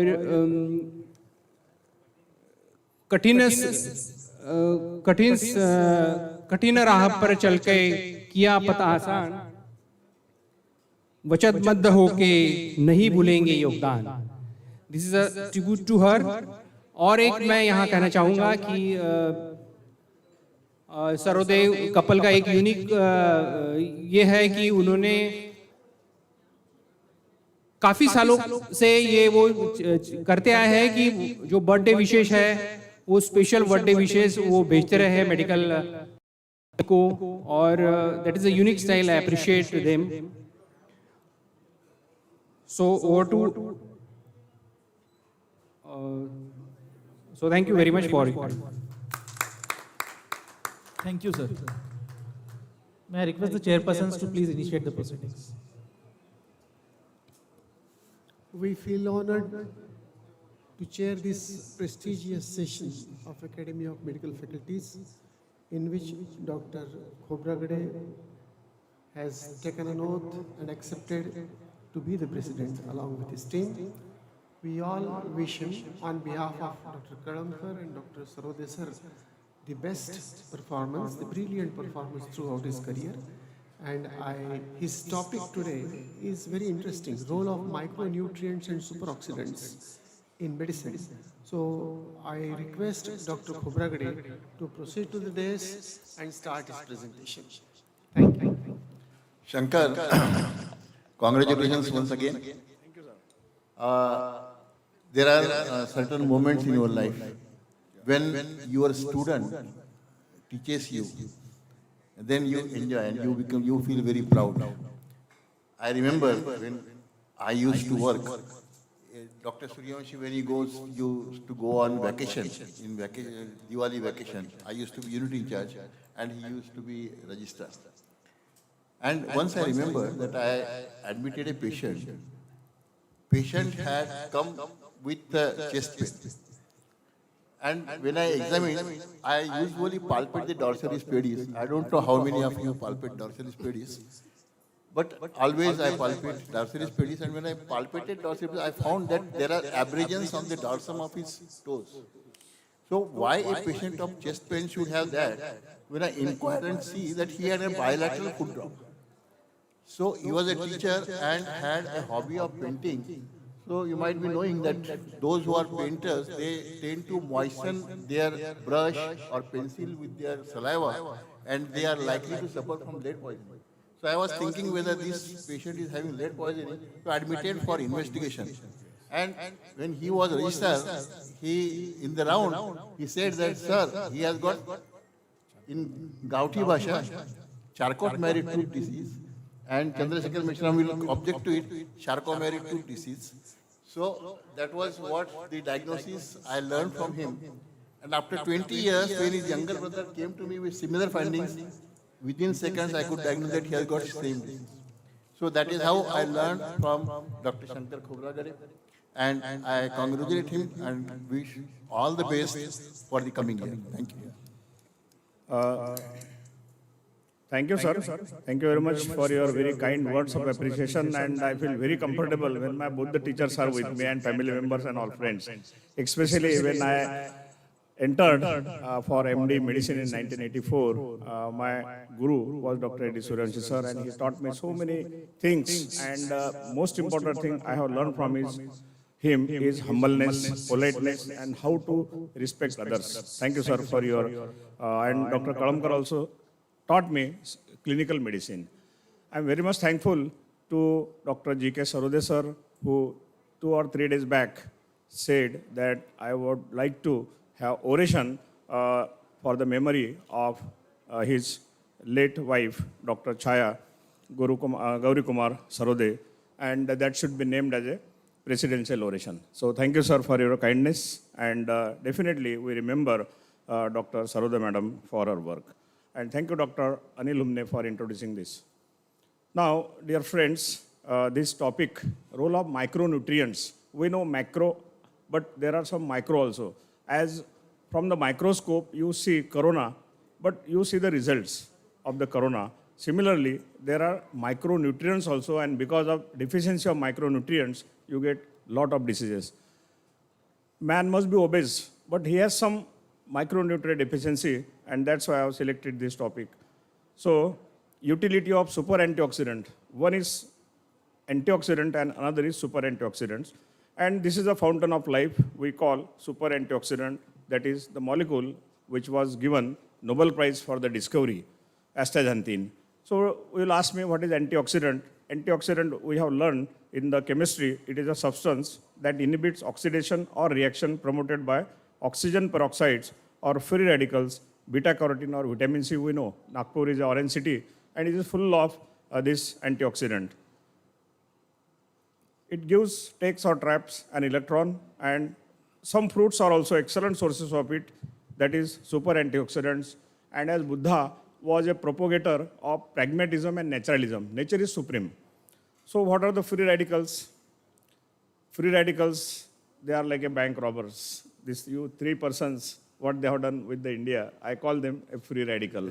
They want everything free. And they rob the money, which are hard-earned money from the people. And free radicals are there like robbers, which are deficient in energy. And free radicals attack and snatch energy from the other cells to satisfy themselves. And antioxidants, I can imagine this is a person who is the most powerful antioxidant. I can call him as a super antioxidants. And he has control all these free radicals. So these free radicals, chemical, single oxygen, nitric oxide, or this peroxide nitric oxide, there are so many chemical names for which, and ultimately it damages our DNA. How they affect the body? You see these two pictures, one beautiful eye, ophthalmologist will like, and another one is because of deficiency of the antioxidant and super antioxidants. So they control the free radicals. There are two things in the nature. One is hero and another is villain. So similarly, there are radicals are like a villain, and our super antioxidants or the things which are hidden in the fruits or other things, we have to find. Man is the person who is always in search of new molecules. So what oxidative stress can cause cancer, vision loss, heart disease, arthritis. There are so many patients, they argue that we don't have any family history of anything. Nobody in the family is having heart disease. But still, how they have contacted this heart disease or diabetes or hair loss or obesity. So this is because of the deficiency of this antioxidant. And these are the effects. We know we keep most of the fruits in the refrigerator. So how the free radicals are originated? Free radicals from the ionizing radiation, which we cannot stop, smoking and tobacco, air pollution, inflammation and injuries, metabolic disorders like diabetes, sun ultraviolet light, alcohol, then infections, coffee and energy drink, excessive workload nowadays. You find most of the software engineers, resident doctors, and the persons who are appearing for the IAS exams and so many competitive exams. Poor nutrition like male gut, allergies and food intolerance. Some people are very allergic to some proteins. Prescription and OTC medicine. The Indian patients are very, very clever. They want to bypass the doctor. Actually, cardiologist, cardiac surgeon, they bypass the patient, but this patient they bypass. the doctors also, and they go to chemist shop and they purchase most of the medicine and they consume. Environmental toxins, pesticides, heavy metals, plastics, road dust, fabrics, body creams, and what are their untoward effects on the body? The free radicals are silent killers. We have lost this person. Premature aging. See the effects of using antioxidants and effects of free radicals. Cancer, Vinod Khanna. Heart attack, our most valuable person, cardiac surgeon, we lost. He was in lot of tensions, and because of tension, free radicals are liberated. Atherosclerosis, trauma, stroke, cataract, retinal damage, liver injury, most of the alcoholic patients, sexual dysfunctions, periodontitis, vasospasm, dermatitis, bronchial asthma, arthritis. And who stops the free radicals attack on the cells? Definitely antioxidants, vitamin, super antioxidants, and fruits. So two major types of antioxidants available are lipid soluble and lipoic acid, and mechanism is they exchange the electrons and the free radicals have a tendency to snatch it.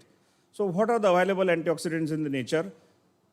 And they contain what? Beta carotene, garlic contains allicin, lemon contains hesperidin, tomato contains lycopene. But most of the patients, when we advise them the diets, they start complaining that they develop acidity. Suppose you give good advice to them, their answer is they develop gas or acidity and they avoid all the beautiful fruits available. They don't eat apple. Why? Because they say it is acidic. And usually when they ask me, I said, diabetic patient, they ask, shall I eat the apple? I say, 40 apples is equal to the sugar which is contained in one candy. So they can eat 40 apples instead of ice cream. And turmeric, which is the most important, contains curcumin, onions, green tea, and peppers. So common antioxidants are vitamin C, omega-3 fatty acids, and alpha-lipoic acid in advanced antioxidants. So what is the role of this alpha-lipoic acid? This is for glycosylation and enhance glucose uptake in the skeletal muscle tissue. These are the very micro level. And what is the role of alpha-lipoic acid? Improving glucose regulation in the diabetic patient. So regulation of glucose is very, very important. Otherwise, all the cells, they will not get energy in the mitochondria and the cells will be sick and apoptotic. So effective in diabetic peripheral neuropathy. Are we satisfied with the available common, are we satisfied with all these fruits, oranges or almonds or things? Not at all. We are always in search of the new sources. And there must be some harmful effects of the vitamins and common antioxidants. So which are the side effects? Vitamin E, if taken, most of the patients, they take a lot of vitamins, and which is present in the almonds, fish, milk, peanuts.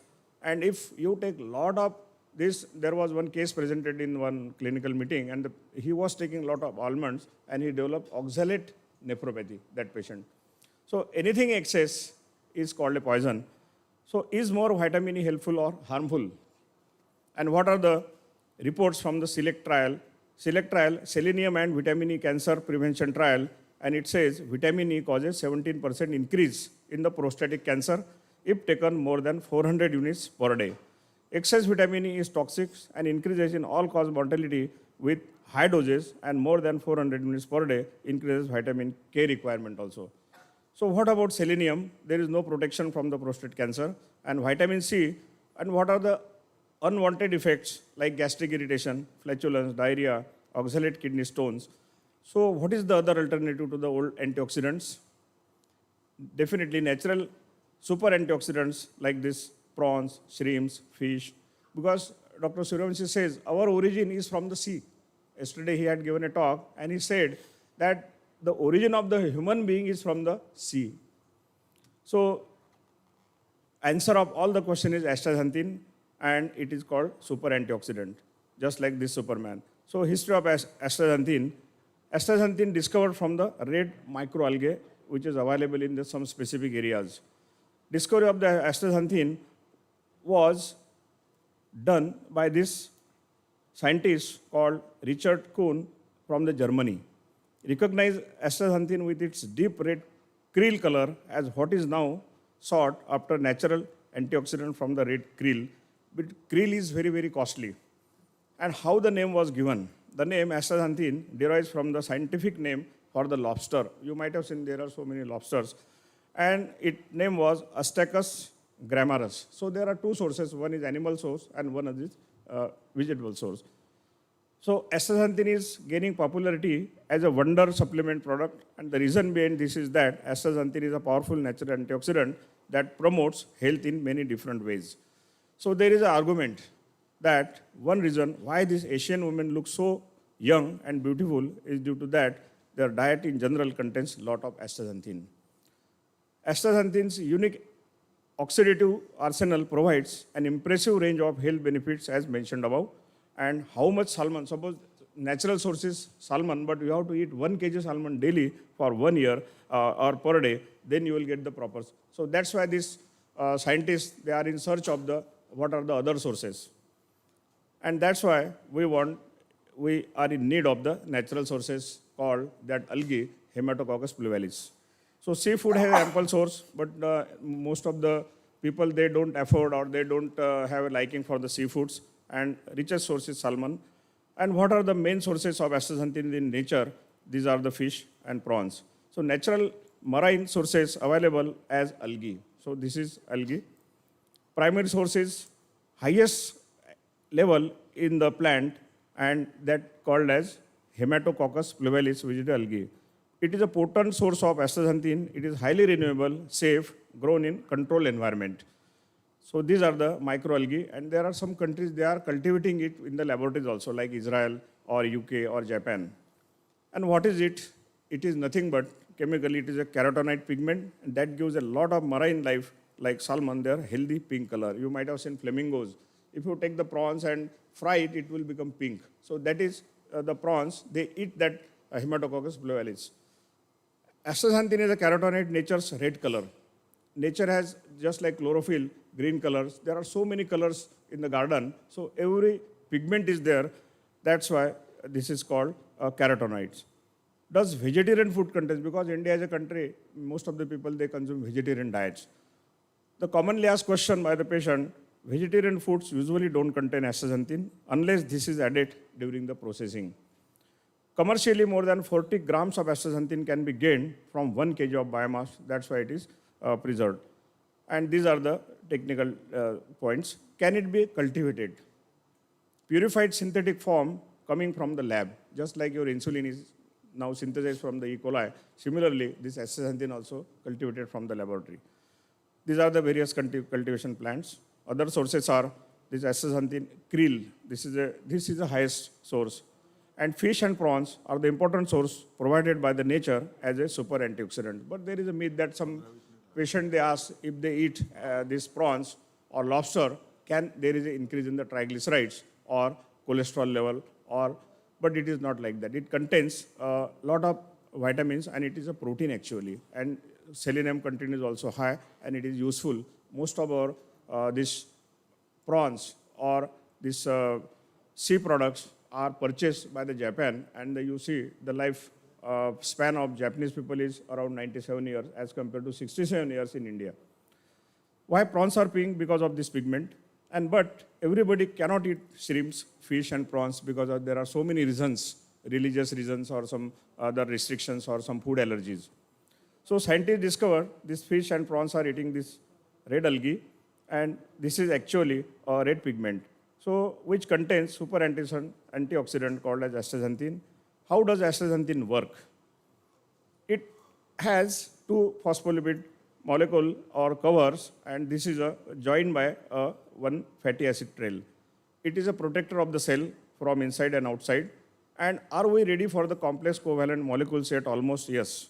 And that's why it is superior cell protector. Otherwise, the cell will become sick, apoptotic, and patient will become sick. So these are the molecular structure. I will not go into detail. This is a carotene. And astaxanthin, carotene has a C40, H56. But this astaxanthin has C40, H52, and O4. So astaxanthin, how does it differ? It is a pure antioxidant. Others are only pro-oxidants. And these are how it is potent. These are the superfoods like ginger or pomegranates, black beans, garlic, broccoli. Patients argue that they are taking a lot of things, but still they are feeling very weak. And this vitamin C has 1 carbon, vitamin E has a 3 carbon, and astaxanthin has a 13 carbon. So what is the peculiarity of this? This is transverse cell membrane orientation of the astaxanthin is there, and that's why we call it is a protector of the cell. It is a unique molecule. This is the biochemistry, and astaxanthin is insoluble in the water, but soluble in the most of the organic solvents. Can all marine plants synthesize astaxanthin? The answer is no. Only Hematococcus pluvialis and some yeasts called as Phapia. These are the two botanical names. But many marine animals uptake astaxanthin via their diets of algae and acquire the red pigmentation, and has good commercial value in medical and healthcare. Vitamin C and vitamin E can handle one radical at one time, but astaxanthin can handle 19 free radicals at a time, just like our Prime Minister. So astaxanthin, it is nature's most powerful antioxidant, and that's why it is called as a king of carotenoids. These are the various effects like this beauty of this. How potent is astaxanthin? It is very potent. This astaxanthin is mother's nature most powerful anti, and it is 17 times stronger than the grape seeds. Extract grapes usually we get from the Nashik, and we supply oranges, and we get antioxidants. But these are not sufficient. We have to go to Mumbai and we have to eat the prawns, lobsters, and that fish. So 14 times stronger than the beta carotene, 75 times stronger than the alpha lipoic acid, which is present in the broccoli and the cabbage, 550 times stronger than the vitamin E and the green tea catechin, 800 times more stronger than the coenzyme Q10, and 6,000 times more powerful than vitamin C. So what are the indications in clinical practice? What are the possible human benefits of the astaxanthin? It is like sultan amongst the antioxidants. So it provides more energy and vitality, strength, endurance. It gives overall strength and stamina. For GRD, we are the practitioners of medicine, and we get a lot of patients of GRD. Everybody says there is a problem of gas or acidity. So H. pylori symptoms are there, and reduces formation of the abnormal cells in the liver, mitochondrial and cell protection from the oxidation, boosting of the immune system nowadays in the corona, and reduces the risk of atherosclerosis, uses in the dermatology, and these are the various protective effects, and maintain the skin health. Anti-wrinkle effect. Beneficial effect of astaxanthin on the skin is there. Most of the dermatologists, they like this product. And is it potent anti-aging antioxidant? Yes, definitely. At the age of 60 also, Rekha is looking very beautiful. So 3 recent studies demonstrate excellent anti-aging potentials, skin moisturizer effect, irreparable molecule for anti-aging. In rheumatology also, because most of the patients, they are fed up with the steroids or NSAID, and we physician want the drug, what to write to them. Natural remedy for the rheumatoid arthritis, useful for the autoimmune disorders like Sjogren and other disorders, and suppressor of the inflammatory markers like C-reactive proteins or other interleukin-6. Trauma and inflammation, very useful. Analgesic effect without side effects. Fibromyalgia patient, frozen shoulder, and very useful in psychology for stress relief. And what are the indications in the ophthalmology, just like glaucoma and cataract prevention? There is no substitute for the surgery, but it can delay if we use this molecule. So retinal artery and venous occlusion also prevented, eye blurring, diplopia, strain, diabetic retinopathy, unique protects the eye fovea and the cones, and dentists are also using it. In neurology also, brain regeneration with astaxanthin is also found in some papers, and useful in neurodegenerative conditions like Parkinson's disease, neurodegenerative disorders or ALS, dementia, very useful in the Alzheimer's, and useful in neurodegenerative conditions like amyotrophic lateral sclerosis, though it is not a final answer. Memory loss protection from the algae, and researchers, they have found in oncology also, and it prevents initiation of the cancer cells, inhibit the growth of the colon cancer cells. Colon cancer is a very notorious disease, and unless and until you get the secondaries or the things, it is not diagnosed in the early stages. So it promotes death of the cancerous cell, increases anti-cancer gene P53. These are all research, and astaxanthin resulted in 220% increase in the expression of the well-known anti-cancer gene P53. It increases this, and these are the review of the literature, and what are the evidences from the textbook of nutrition. API Progress in Medicine, 2017 it was published in this paper, and even Harrison also recommends this. So astaxanthin is a seafood ultimate super nutrient, and these are the evidences. And what is the ORSA value is very, very high in this, and selected astaxanthin clinical trials are also there. These are the various papers, scientific papers, and clinical studies on 61 subjects at the risk for the metabolic syndrome has shown that it reduces the fasting triglyceride levels also. So 1,000 reviewed papers have been published in the leading scientific journals, and results, triglyceride reduce, HDL increase, and adiponectin levels increase. So these are the desirable side effects as far as the diabetic dyslipidemia, which is very peculiar to the patients, increase in the triglyceride, decrease in the HDL, and increase in the LDL values. So these are the various human trials. Reports are from the Japan and recently designed as a very popular molecule as a brain food. So directly acts on the nerve cells, crosses the blood-brain barrier, and improved memory capacity also. Astaxanthin was given to the mice, and a lot of experiments were conducted, and animal studies shows that it is also beneficial. These are the various reports. Improves the knee bending in 24 weeks, useful for osteoarthritis. Then astaxanthin has 6 times more single oxygen quenching, is highest among in all antioxidants. So free radical elimination is also highest, and improves CRP levels after 8 weeks. Modulator of the hormones. Can astaxanthin boost testosterone level in the men? Most of the people, they come with the diabetes and erectile dysfunction, so this can be prescribed very well. It prevents cell membrane damage after the heavy exercise, and dose is very simple, 2 to 4 milligram per day. Astaxanthin, even 5 milligram can be taken. There are no toxic effects. So what should be the dose? 5 milligram per day. Maximum tolerated dose 20 milligram per day can be taken by the patients, and the different doses for the joint, skin, eye, and recovery. And these are the safety. This long-term pigmentation is there, is the only side effect. But if side effect is on the cheek of would-be marrying girl, it is a good side effect that her cheeks will be pink. So overall protection, potent skin protection from the inside, outside, and it is anti-tanning also. So we can say that it protects from inside and outside, and widely distributed in the all organs of the body, developed by Japan, and Japanese scientists developed astaxanthin from the marine algae as a potent oral agent to protect against the ultraviolet damage to the skin. And what are the side effects? I said there are no gross side effects. Skin red pigmentation on long-term use, no drug interaction, and red coloration of the face after the prolonged use. This is not a side effect. Usually it is an effect. So just like Dr. Suryavanshi always says serendipity, so it can be used. And to summarize, dear friends, this is the next generation natural supplement, research product, and it is also called as brain food. And what is the place of superfood versus astaxanthin? It can be used as a superfood. And who can use it? Oncologists, dermatologists, rheumatologists, ophthalmologists. And can it be used from top to bottom? Yes. Single drug with the multiple uses in the brain, skin, muscle and joints, vision, immune system, and the heart. And multiple uses in a single drug is astaxanthin, and medical food and new drug for us. So 2016 Israel's year of the algae they have celebrated, and astaxanthin plants are now in commercially available, and European interest in astaxanthin is also growing, and astaxanthin plants in the UK are also, these are the big plants, and located in Israel's Arava desert. So take home messages of this, my talk. Fish and the prawns are the good for overall health, but for those who cannot take it, what is the other alternative? Marine plants are important source, and these are the most powerful and commercially used available. So is it available? Yes, definitely. And this is available as super antioxidant, multivitamin, and multivitamin mineral tablets produced by the Hillberry, and it is available as a VG tablets.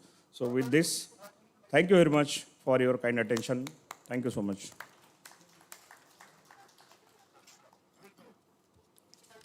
Excellent oration as usual, and very good slides, and you have spoken your content in a very small and short time. So as there are no questions for presidential oration, I congratulate Dr. Shankar Khobragade. Thank you. Thank you, sir. Dr. Khobragade, you have a unique style of impressing the matter, which is of paramount importance as far as the general practitioners are concerned, as far as we are concerned, and in person, those who want to consume it for the benefits which you have shown, contrasting them with others. So it was an excellent presentation, indeed a good presentation, and keep it up Thank you so much. I will request Dr. Sarode sir to. Saroj, thank you, sir. Thank you all. Thank you, chairpersons. Thank you. Dr. Sarode, you would like to have some comments as far as the oration is concerned, Dr. Chaya Sarode? Thank you, Shankar. You have accepted my will to start the oration of my beloved wife. Thank you. Thank you, Manorama Purva and Anil Humne, who has taken the labor to introduce that. Thank you, sir. Thank you all, and thank you very much. Thank you very much. May I request the chairpersons to honor our president with the citation?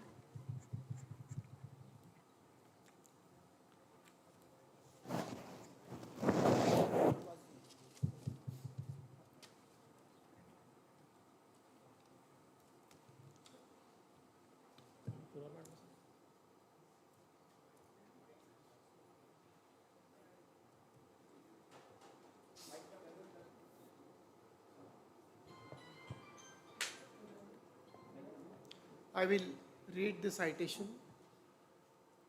2021 Association of Medical Faculties Nagpur, installation ceremony 8th August 2021. Association of Medical Faculties Nagpur is proud to present this citation to Dr. Shankar Khobragade, President 2021-22, for the yeoman services rendered to the suffering humanity and his immense contribution in the field of cardiology and commendable delivery of the presidential oration on the role of micronutrients, super antioxidants. May you continue to excel in your endeavors for betterment of mankind. Academy of Medical Faculties. Thank you.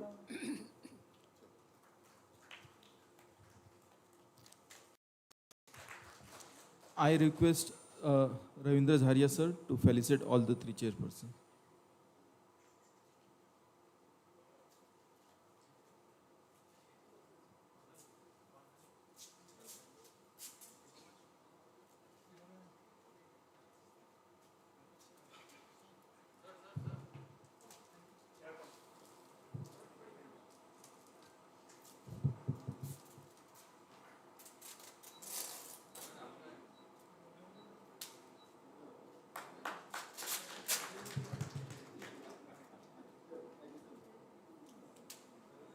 Thank you, chairpersons. We go on to the next session. That is the late Dr. Indumati Tapnikar oration. The orator would be Dr. Chandrasekhar Meshram, sir. May I request our past president, Dr. Anil Masan, to please introduce the oration.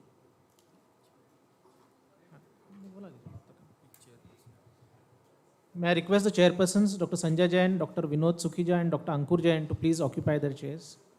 Dr. Vinod Sukhija is not there. I request Dr. Ravindra Jharia sir to Good chair the afternoon, session. friends. Why do we do orations during the installation program? Many people feel, why are we doing this orations? Well, friends, we learn from our yesterday, but we have to plan for our future. Because yesterday is history, tomorrow is mystery, but today is a gift. That's why it's called the present. So, we have to live in our present and plan for our tomorrow. Can I have the slide, please?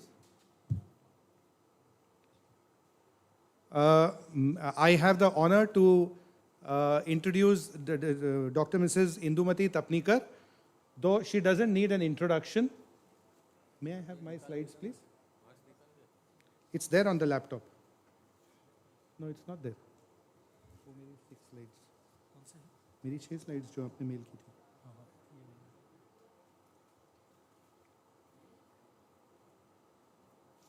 मेरी 6 slides जो दी थी वो कहाँ गई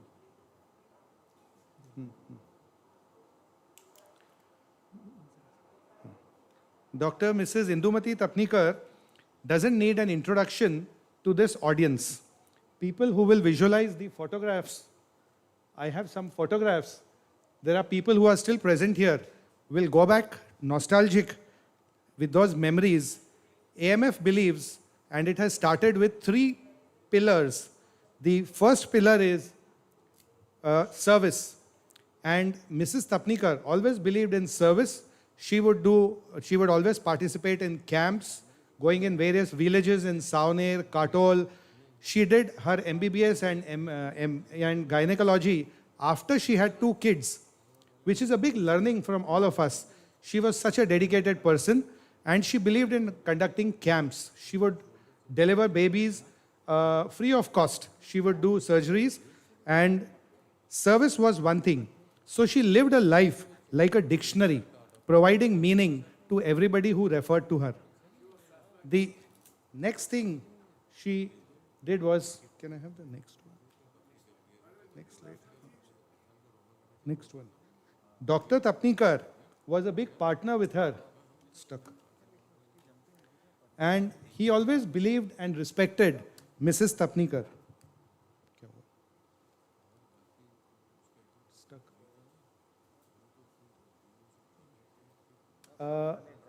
This is Dr. Mrs. Iqbal Khan and Dr. Mrs. Syed Nazim. Maya Balal ma'am is also seen around. So these are the people who have been with her for so many years. The second phase of AMF is picnic, fraternity. And so you can see so many people who are still here. Picnic has always been. Yeah, you can see Chaya Sarode ma'am also there. So picnic has always been a very, very important part of AMF. And Mrs. Indumati Tapnikar lived a life full of vigor and vitality.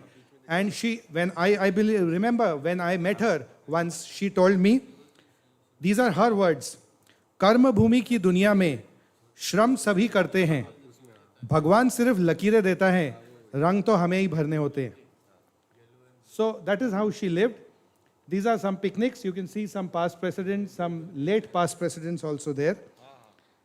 And the third phase of AMF is academics.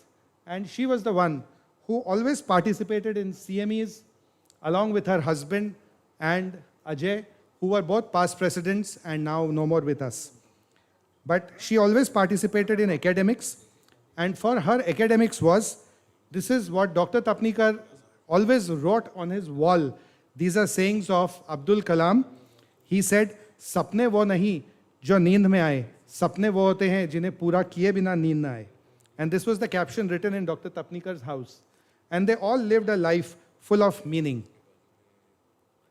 She always participated in CMEs along with her daughter-in-law.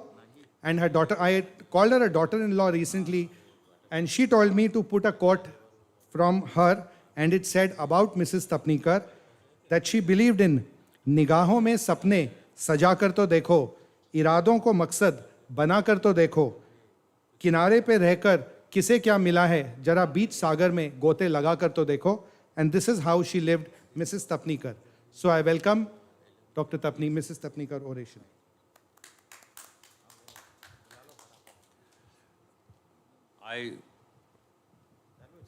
I welcome Dr. Chandrasekhar Meshra to give his talk on Do No Harm on this late Dr. Indumati Tai Tapnikar oration. Dr. Chandrasekhar Meshra.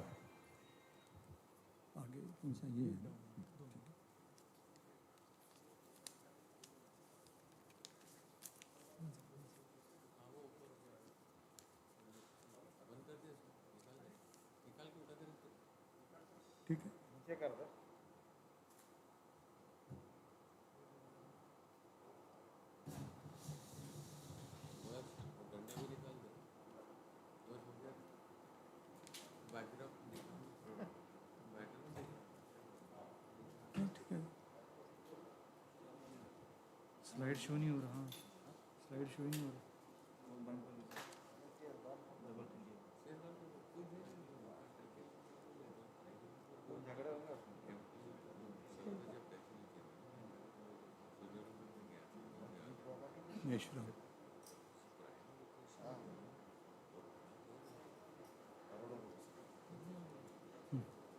Down है.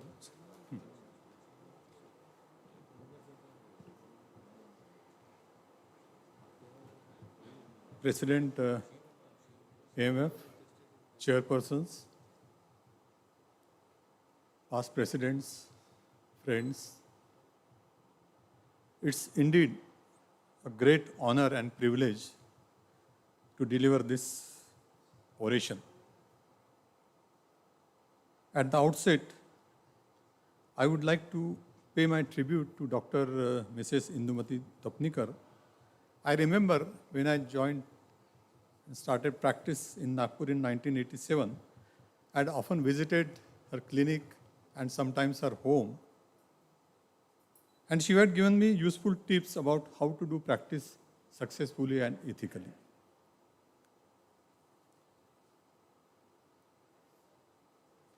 So when we talk about this today's topic of first do no harm or do no harm,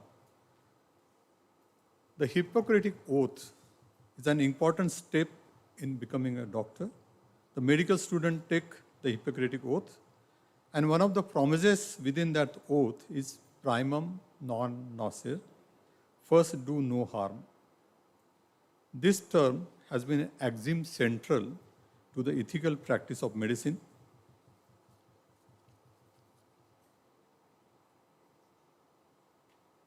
But how practical is this term in today's world when there are so many technological advances? Because you do some surgery and it can cause the harm. You do intervention, important intervention, it can cause harm. When the cancer is inoperable and you give treatment and it has got a harm in form of side effects. Antipsychotic drugs commonly used have side effects, and our psychiatrist friends say that there is no effect without a side effect.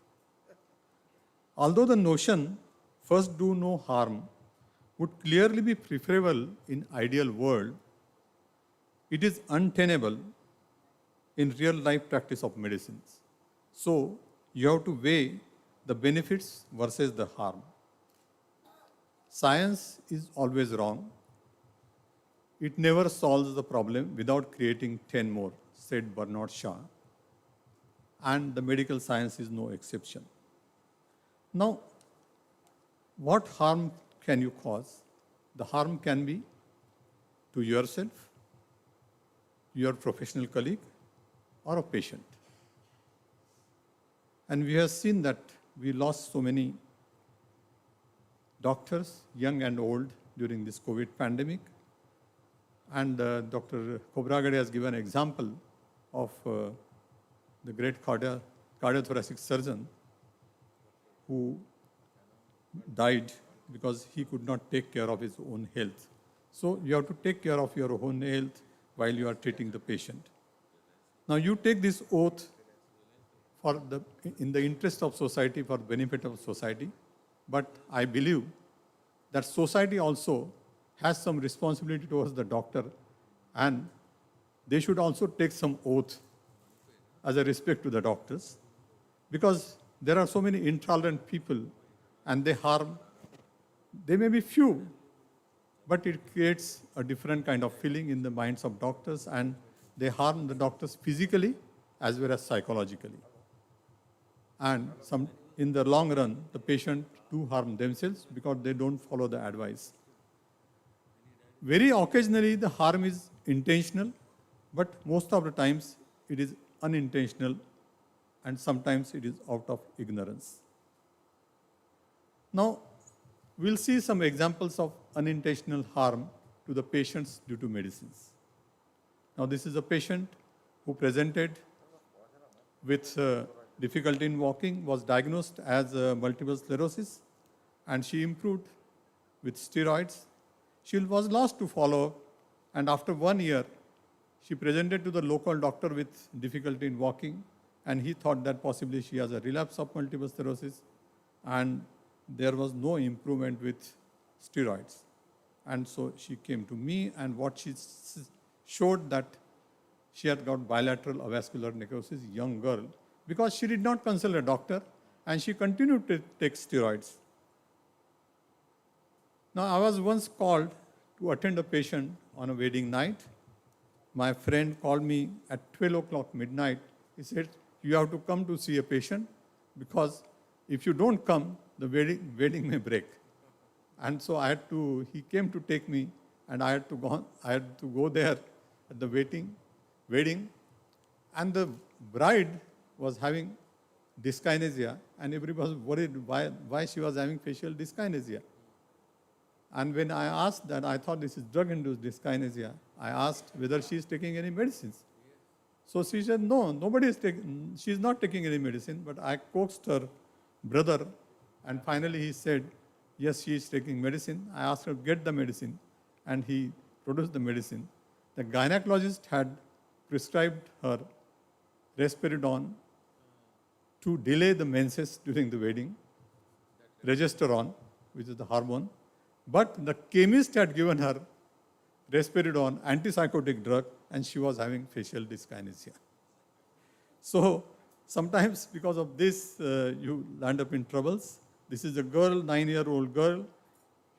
She was having seizures, and her investigation were done, and she was put on AED, which she was told to take for 3 years. Then she came to me, and then I realized that she, in fact, has a camphor-induced seizures. 1.5 hours before she got seizures, she was having pain abdomen, so grandmother gave her camphor, and that led to seizures. So there are many drugs which can cause seizures. And then I saw the patient 2 days before that she got 3 episodes of seizures. All the seizures were after taking bath. And then I asked whether she is using gas geysers. So gas geyser can cause seizures. We have seen deaths because of gas geysers. So nobody is blaming the industry which produced gas geyser, why it should not be banned. But if there is a small error on the part of doctors, everybody is after the doctors. Now this patient is 24 years male who had psoriasis and he had gone to Kerala to take treatment, Ayurvedic medicines. And when I examined him, he had peripheral neuropathy and he has those Mies lines, the Ankur, we realized that.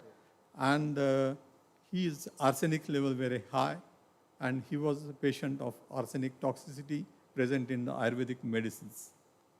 Though Ayurvedic medicines are considered safe, but then there are heavy metals in many of them and they can cause various problems. Now this is a lady underwent LSCS. On 3rd day she developed severe headache, vomiting, seizures. She had subarachnoid hemorrhage on MRI and MR angio showed multifocal narrowing of the blood vessels. So this was a patient of methergine-induced postpartum cerebral angiopathy. So there are various, in everybody's practice, you will see that you will get so many patients getting problems because of medications they use, and most of the times it is unintentional. And as Oliver Holmes said, that if the whole materia medica as now used could be sunk to the bottom of the sea, it would be better for the mankind and all the worse for the fishes. Dr. Khobragade just talked about the fishes. So his oration was also about the food particles, and now we move to another important aspect, and that is about food. And Hippocrates said that let food be thy medicines. We are moving with the Hippocrates, his oath and his advice. So when a study was done by Simon Campbell on global burden of disease in 2016, now what are the key causes of ill health? The poor diet, wrong diet, accounts for 34.5%. It is much more than smoking, alcohol, and physical inactivity. So in this era of COVID pandemic, there is another large pandemic going on all over the world. That is a pandemic of diabetes, obesity, and metabolic syndrome. And the food we eat is more harmful than alcohol and smoking. And we have to watch for metabolic factors. And what are the metabolic factors? Normal blood sugar, that is HbA1c, normal blood pressures, waist circumference, triglycerides, no LDL. My friend cardiologist Jaspal is sitting there. No LDL. And but HDL has to be more. So these are metabolic factors. Triglyceride is more harmful than the LDL. And what is the magnitude of problem? 80% of the population in US and in UK is suffering from metabolic syndrome. And India is not far behind. India is considered as a world capital of diabetes. And the reason is our diet. And the next generation you have to watch. It is much more dangerous for the coming generation to face this pandemic. So, coronary artery disease, stroke, type 2 diabetes, obesity, and cancer are now recognized as preventable nutritional diseases. And therefore, as a doctor, we must have clear-cut answers to when to eat, what to eat, how much to eat. Because we don't get any formal training during your MBBS days, MD days, DM days. There is no training about diet and then the importance of diet. And when we realize that the diet is a major reason for so many diseases, then for last 2.5 years, I have been studying this nutrition and the diet aspects during the COVID pandemic and try to correlate it. So one has to understand the three components, the carbohydrate, proteins, and fat. Most of the things which I am telling, because I am a neurologist, and so I have to make the things very simple to understand for everyone. And these things you may be knowing, but then I think the repetition is better because these issues are important. So what happens when you eat carbs?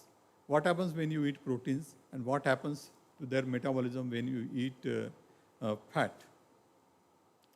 So when you eat food, the insulin is released. And the insulin causes the entry of glucose into the cells. So the glucose is utilized, and whatever excess is there is stored as a sugar and fat, stored as glycogen in liver and muscles. And when the glycogen stores are exhausted, it is stored as fat. So glucose is stored as fat. And proteins also, when its excess, is stored as fat. That we have to understand.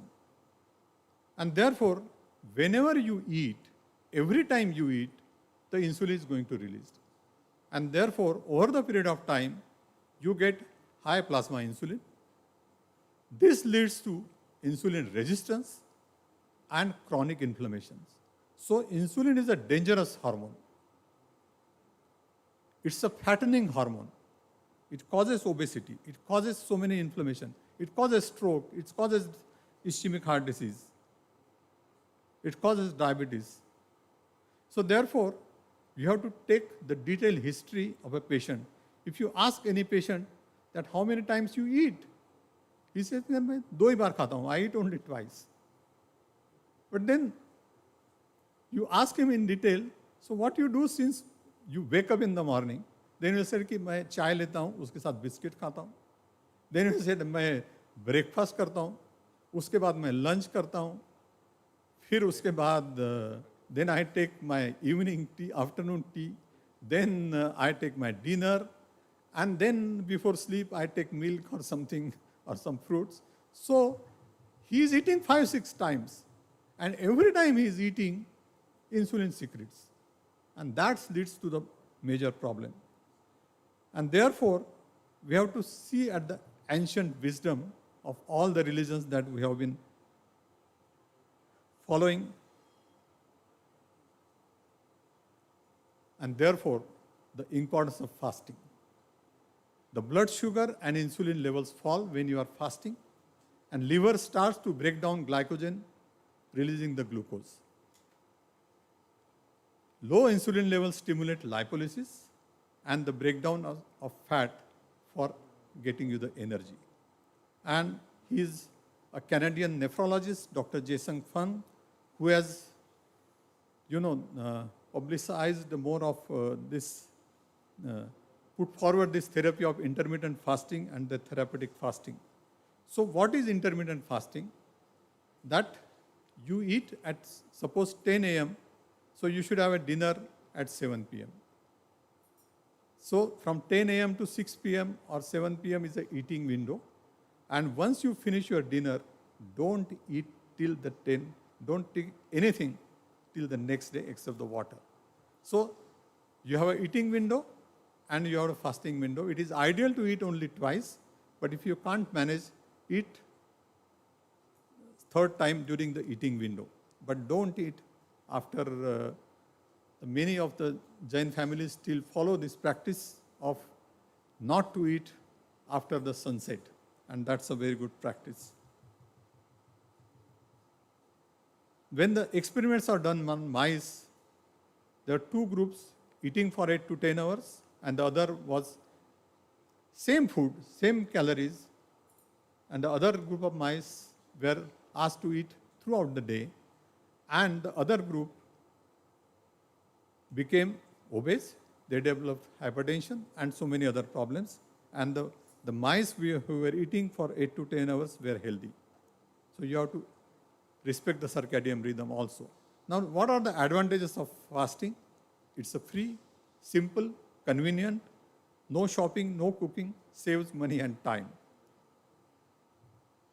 So the ancient secret of health is fasting, but nobody would like to popularize it because there are no ads in the TV. The food industry is the biggest loser in this fasting, and the plasma industry would also be in trouble. And the Professor Hoshimi has got the Nobel Prize for autophagy in 2016. And he has put forward the theory that when you are autophagy means that you recycle your cells and you cleanse your cells. And when you are fasting, that it stimulates autophagy and it enhances your well-being and it enhances also your life. And he was given Nobel Prize for that. And he is one person, Prahlad Jani from Ahmedabad, who is living 76 years without eating anything, and he believes that he is living on sun energy. So next we move to another aspect, that when we have seen that when to eat and what to eat. This is another aspect. So the Indian food is very high in carbohydrates. Dal, chawal, roti, dal, sabji, high carbohydrate diet, 60-70% carbohydrate. So that we have to change. And that because it leads to abdominal obesity and other problems. And I must tell you that diabetes type 2 is a disease of insulin excess and insulin resistance. And with diet, the reversal of diabetes is possible. And one edible thing which is consumed in all households but has a zero nutritional value is sugar.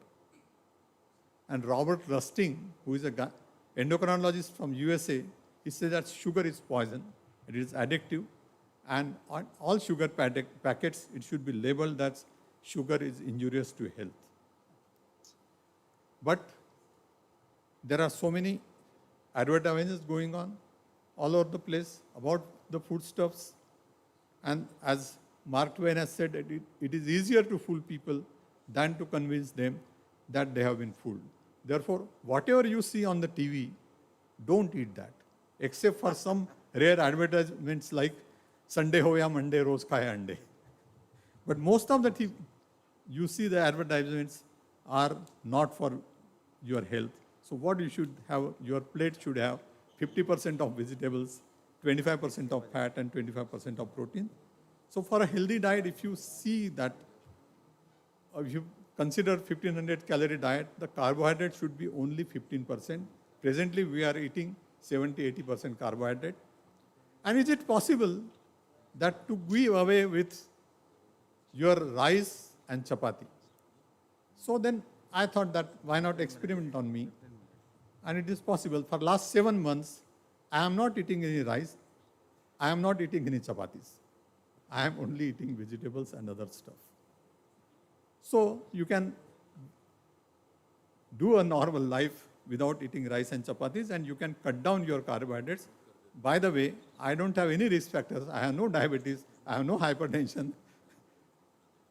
And no risk factors. So if you, from where you get the fat, and this is a breakup of what you, from which fat you should have, and which proteins you should eat daily to satisfy your 100 grams of protein, and these are the carbohydrates.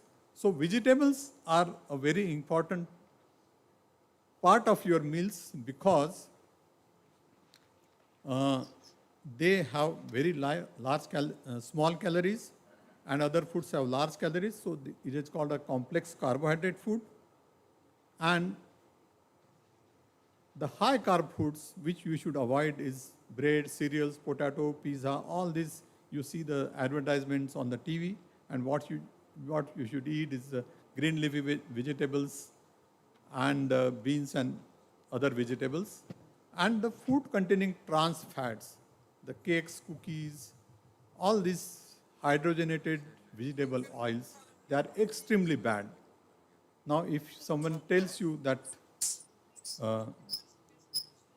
this is Djokovic, Wimbledon champion, he was found to have later in life as gluten sensitive. And gluten, which is present in wheat and chapatis, also is injurious to beta-Langerhans cells, which stimulates insulin. So people of diabetes say that I am not eating rice because rice is bad. I am eating only chapatis. So rice and chapati are equally bad. So when Djokovic was found to have gluten sensitivity, he was off bread, and after that he started winning. And so when you go to the market, during the COVID time, you can't go to the market. So I was at home during COVID time, and I, started growing the vegetables myself at home. It is very easy. You don't require soil, you don't require manure. You grow on water, and it is called hydroponic method. And you can see that peas, within 2-3 days, you can see the roots, and after that, you can see the shoots, and after 7 days, such beautiful vegetables. So you grow at home and eat the vegetables, no contamination, healthy, no pesticides, nothing.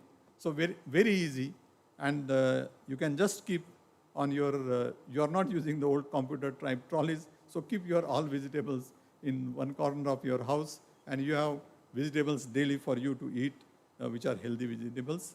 There is always a question that people ask, that which oil to use for cooking. Now, unsaturated vegetable oils, rice bran oil, soybean oil, sunflower oils, throw them in your sink. They are not to be used now. Coconut oil, pure ghee, olive oil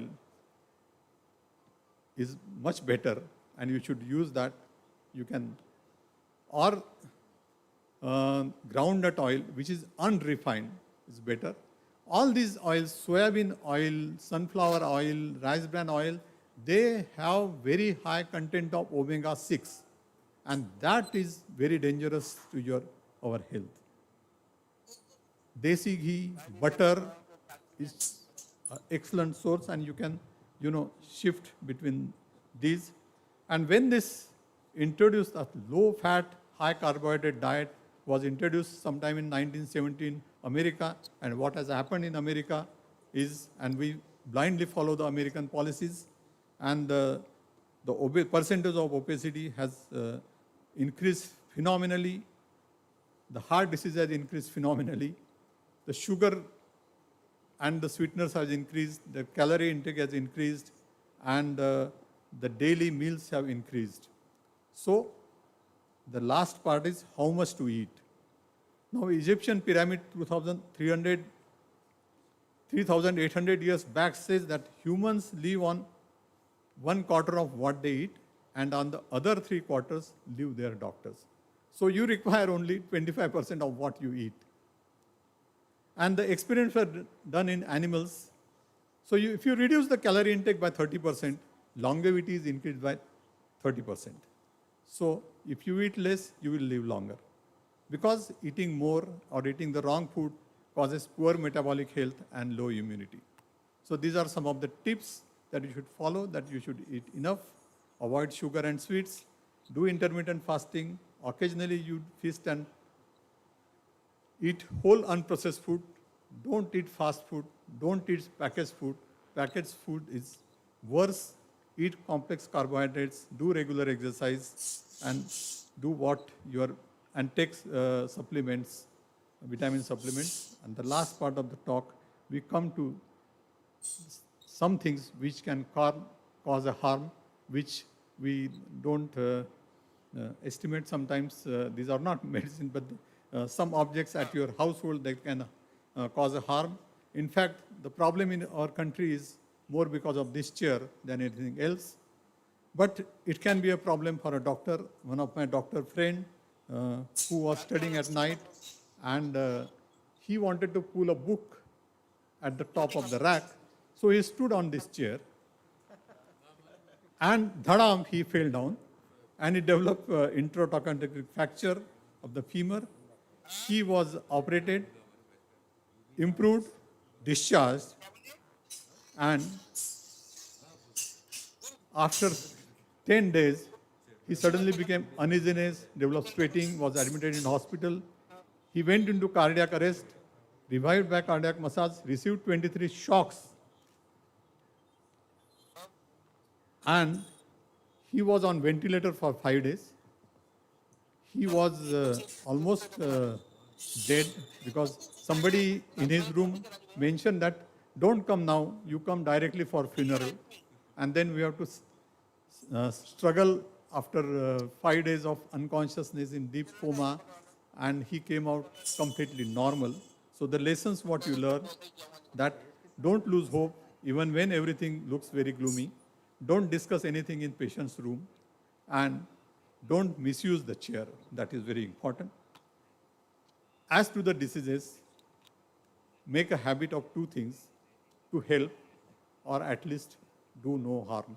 So whenever you deal with patients, you try to improve his life. And if you can't help, to see that you don't do any harm. Thank you very much. Thank you, sir, for giving such a nice lecture on what to eat and when to eat. And I hope many of us will now change our eating habits. Thank you. Thank you. May I request the chairpersons to please present a memento to our orator, Dr. Chandrasekhar Mishram, sir.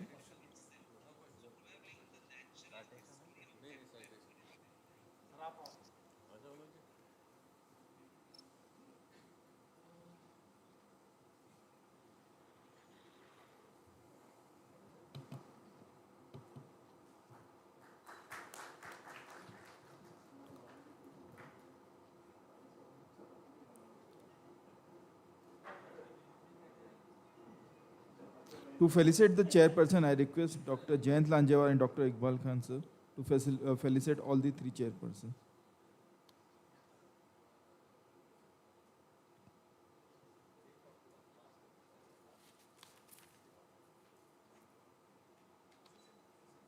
Sir, chair.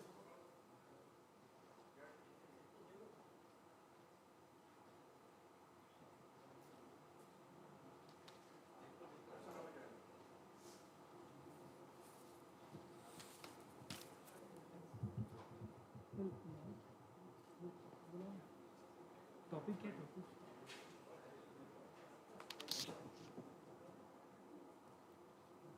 Topic इसमें नहीं दिखा topic So we move on to the next session. This is the late Dr. Ajay Tapnikar oration.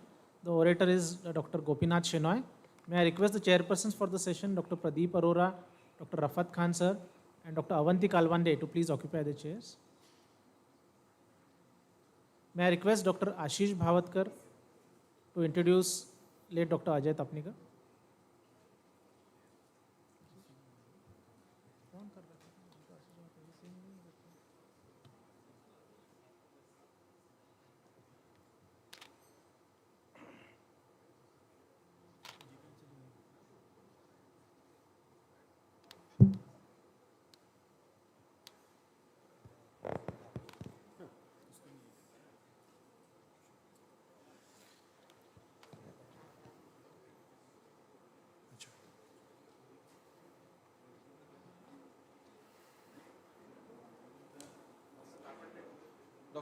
Dr. Vinay Kalbande. Dr. Vinay Kalbande. Sir, Ajay Tapnikar. Sorry.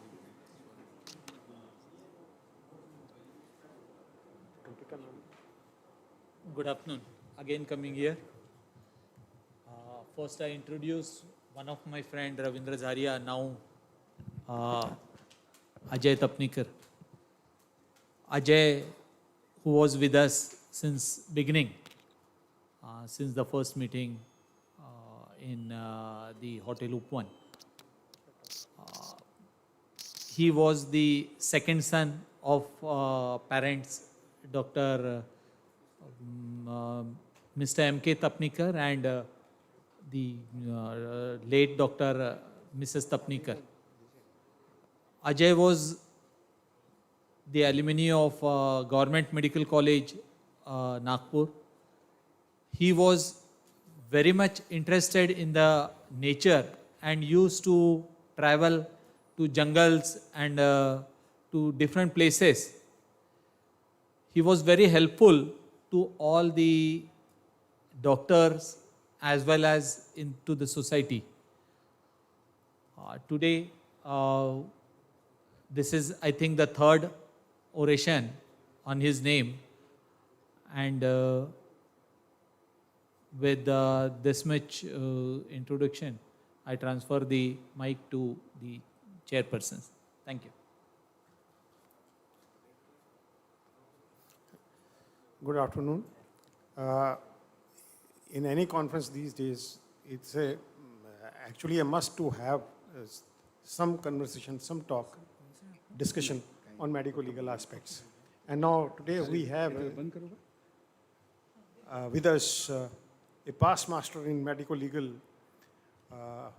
law, law of negligence. And I see that the topic is very exhaustive. That recent development in law of medical negligence, it stretches from medical council proceedings right up to 304 to IPC. And really it is always challenging even for a master to cover up, to address to the exhaustiveness of such a subject. So it would be very interesting to see that how brilliantly the justice is done to such a wide topic. Thank you, sir. And a very, very good afternoon to all of you all.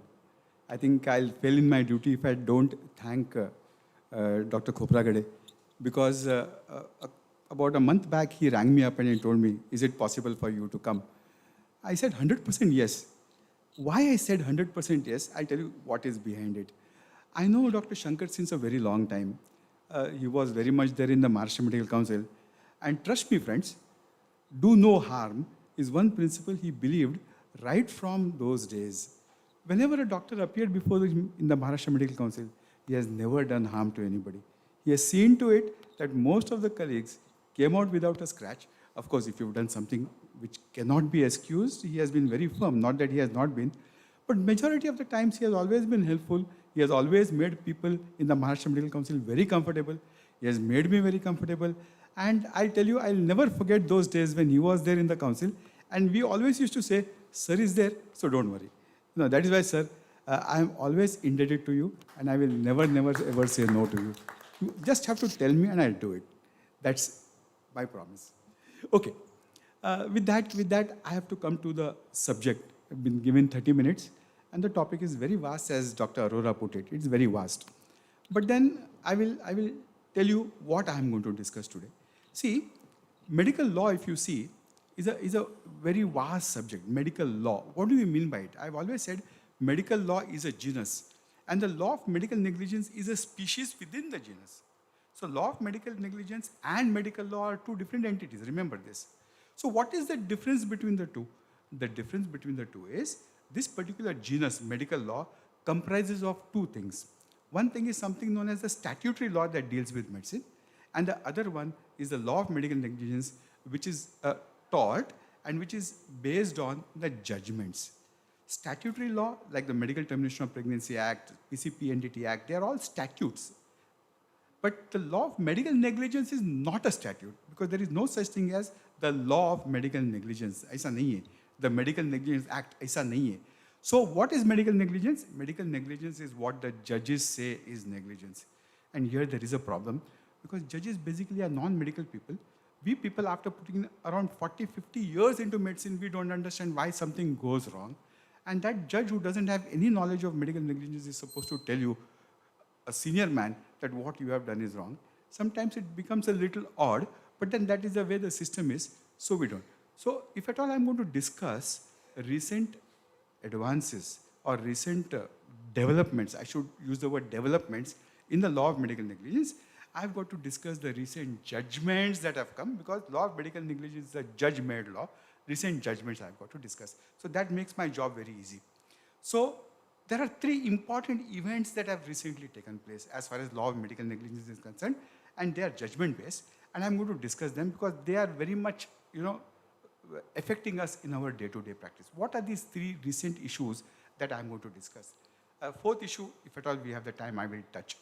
The first issue that I'm going to discuss today is there was a lot of hue and cry made with respect to a pre-printed consent form. You remember? Lot of hangama was made. And this pre-printed consent form was held bad in law, and the directions were given that it should not be used. This is the first issue, because that is a recent development. Subsequently, what has happened to that also I will tell you. The second issue that I'm going to touch on is nobody can control the fees of a professional. Of course, Dr. Arora is there. He'll definitely throw more light on this. So now what is the law behind it as far as we professionals are concerned, and what we charge, whether it can be controlled by the courts or whether it can be controlled by any authority, and why? That is what I'm going to discuss. And the third very important thing that I'm going to discuss is nursing homes in small premises. There was another rounds doing, and it is a judgment given by Justice Chandrachud once again, whether you can have a nursing home in a one-bedroom flat or a two-bedroom flat, and what are the effects. All these three things, important things I'm going to discuss first, and fourth, if at all there is time, there were lots of WhatsApp messages saying that we doctors are out of the purview of the CPA, lot of WhatsApp messages. I'm going to just throw some light on that if at all we have the time. And what is very important is, after discussing each of these issues, I'm going to also tell you all how it is going to affect us in our practice, because that is the take-home message. So that becomes important.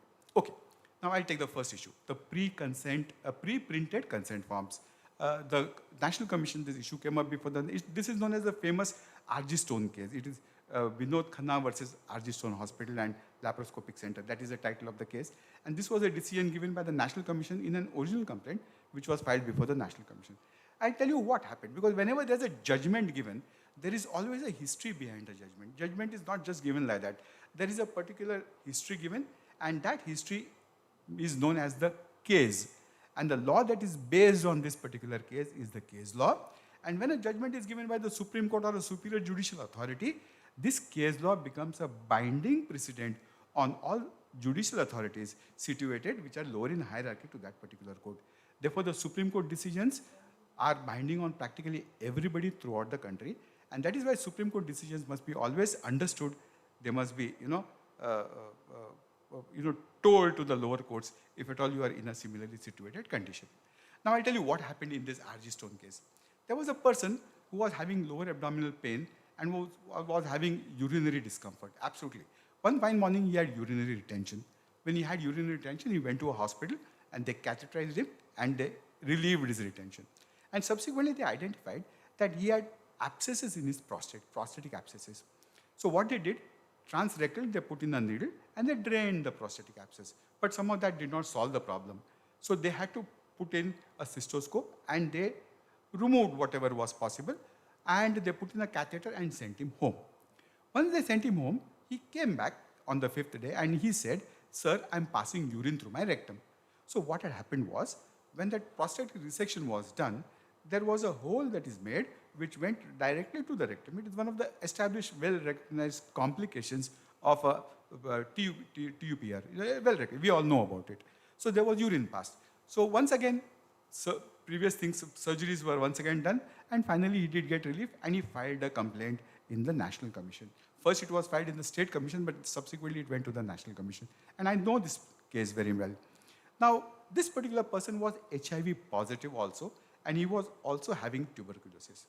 The matter was argued. The National Commission came to the conclusion that as far as treatment is given, there is absolutely no problem in the treatment. Treatment is perfect, that's not a problem. It's a well-recognized complication, and if at all it does happen, that does not ipso facto mean that there is negligence on the part of the doctor. But the National Commission, suo motu, all by itself, took a different turn. The National Commission said that here, in this particular case, there is a consent form, which is a pre-printed consent form with multiple blanks, which the doctors have got to fill, which the patients have got to fill. And this pre-printed consent form is used practically to take consent for anything and everything in the hospital. I'm speaking of RG Stone Hospital, anything and everything. And this pre-printed consent form is not correct. It is an arbitrariness on the part of the hospital. And the National Commission said that this amounts to an unfair trade practice, and therefore the hospital must resist from doing it. Now see, the National Commission is a court of records. The moment the National Commission passes a particular order, that particular order becomes a precedent in National Commission itself, as well as all the state commissions, as well as in the district forums, as well as the medical councils, as well as all authorities that is going to adjudicate on a case of medical negligence, which is lower in hierarchy to the National Commission. That created the problem. Because now what happened was, the judgment was circulated throughout the country, and everybody had a problem. Everybody said, what am I going to do? Because this particular problem, even I'm using a printed consent form. Luckily, RG Stone people did speak to me, and we came to a joint conclusion that this particular judgment must be challenged in the Supreme Court, and this judgment was challenged in the Supreme Court. And the Supreme Court immediately gave a stay to that judgment, because the Supreme Court also came to know that this was not correct. Now, ladies and gentlemen, whenever there is such an issue, what is it that is going to motivate the Supreme Court now to decide this case is the first question. Correct? Huh? So now the Supreme Court is seized with the affair. How is the Supreme Court going to decide the case? And I've always said that whenever there is a doubt, what do the courts do? And this I'm saying because I was on the bench, the Maharashtra, in Bombay, the entire suburban district was under me. Normally when the court is in doubt, what it does is, it tries and adopts the practices that are followed in a teaching hospital. You're understanding me? It's very clear. So the practices and procedures that are adopted in a teaching hospital are supposed to be the gold standards. And if at all, these practices are adopted by the doctors once they leave the teaching hospital, it cannot be faulted. Therefore, if at all you look at the teaching hospital, take it for AIMS in Delhi, you take any of the medical colleges in Bombay, you take any of the medical colleges in Nagpur, teaching hospitals are the ones that lay down the standards. And in all these teaching hospitals, the consent forms are always in a pre-printed form where you have to fill in. So, having a pre-printed consent form definitely is not wrong. It is something which is done by every person. And therefore, I don't think the Supreme Court will agree to the National Commission. The Supreme Court is going to quash this particular judgment, and one fine morning, I think we can come back to our pre-printed consent form, but that is what we are actually doing. Now, do you know, ladies and gentlemen, one important thing, which I feel I must say this, because a lot of us must not be knowing it. Do you know, when I'm on consent, I just make a passing remark.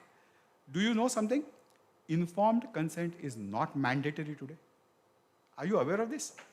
The Supreme Court, once again, a three-judge bench has come to the conclusion that as of today, informed consent is not required. What is required is just a real consent. Now, therefore, what is the difference between informed consent and real consent?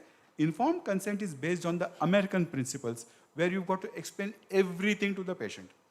But the real consent is a consent that is followed by the UK people, wherein they say, if at all the patient asks you a point-blank question, you have to answer it truthfully. Otherwise, you need not convey everything to the patient. What needs to be told to the patient are those problems that may arise in 90% of the cases. If at all a particular problem that is going to come up, if at all it falls into under 10% category, the doctor need not inform. To be informed only if there is a pointed question asked. This is what the UK concept is. The Supreme Court has said in Prabha Manchanda's case, it is known as Samira Kohli versus Dr. Prabha Manchanda. In this particular case, the Supreme Court has gone to the extent of saying that the Indian population today is not that geared up like the American population to accept whatever the doctor tells.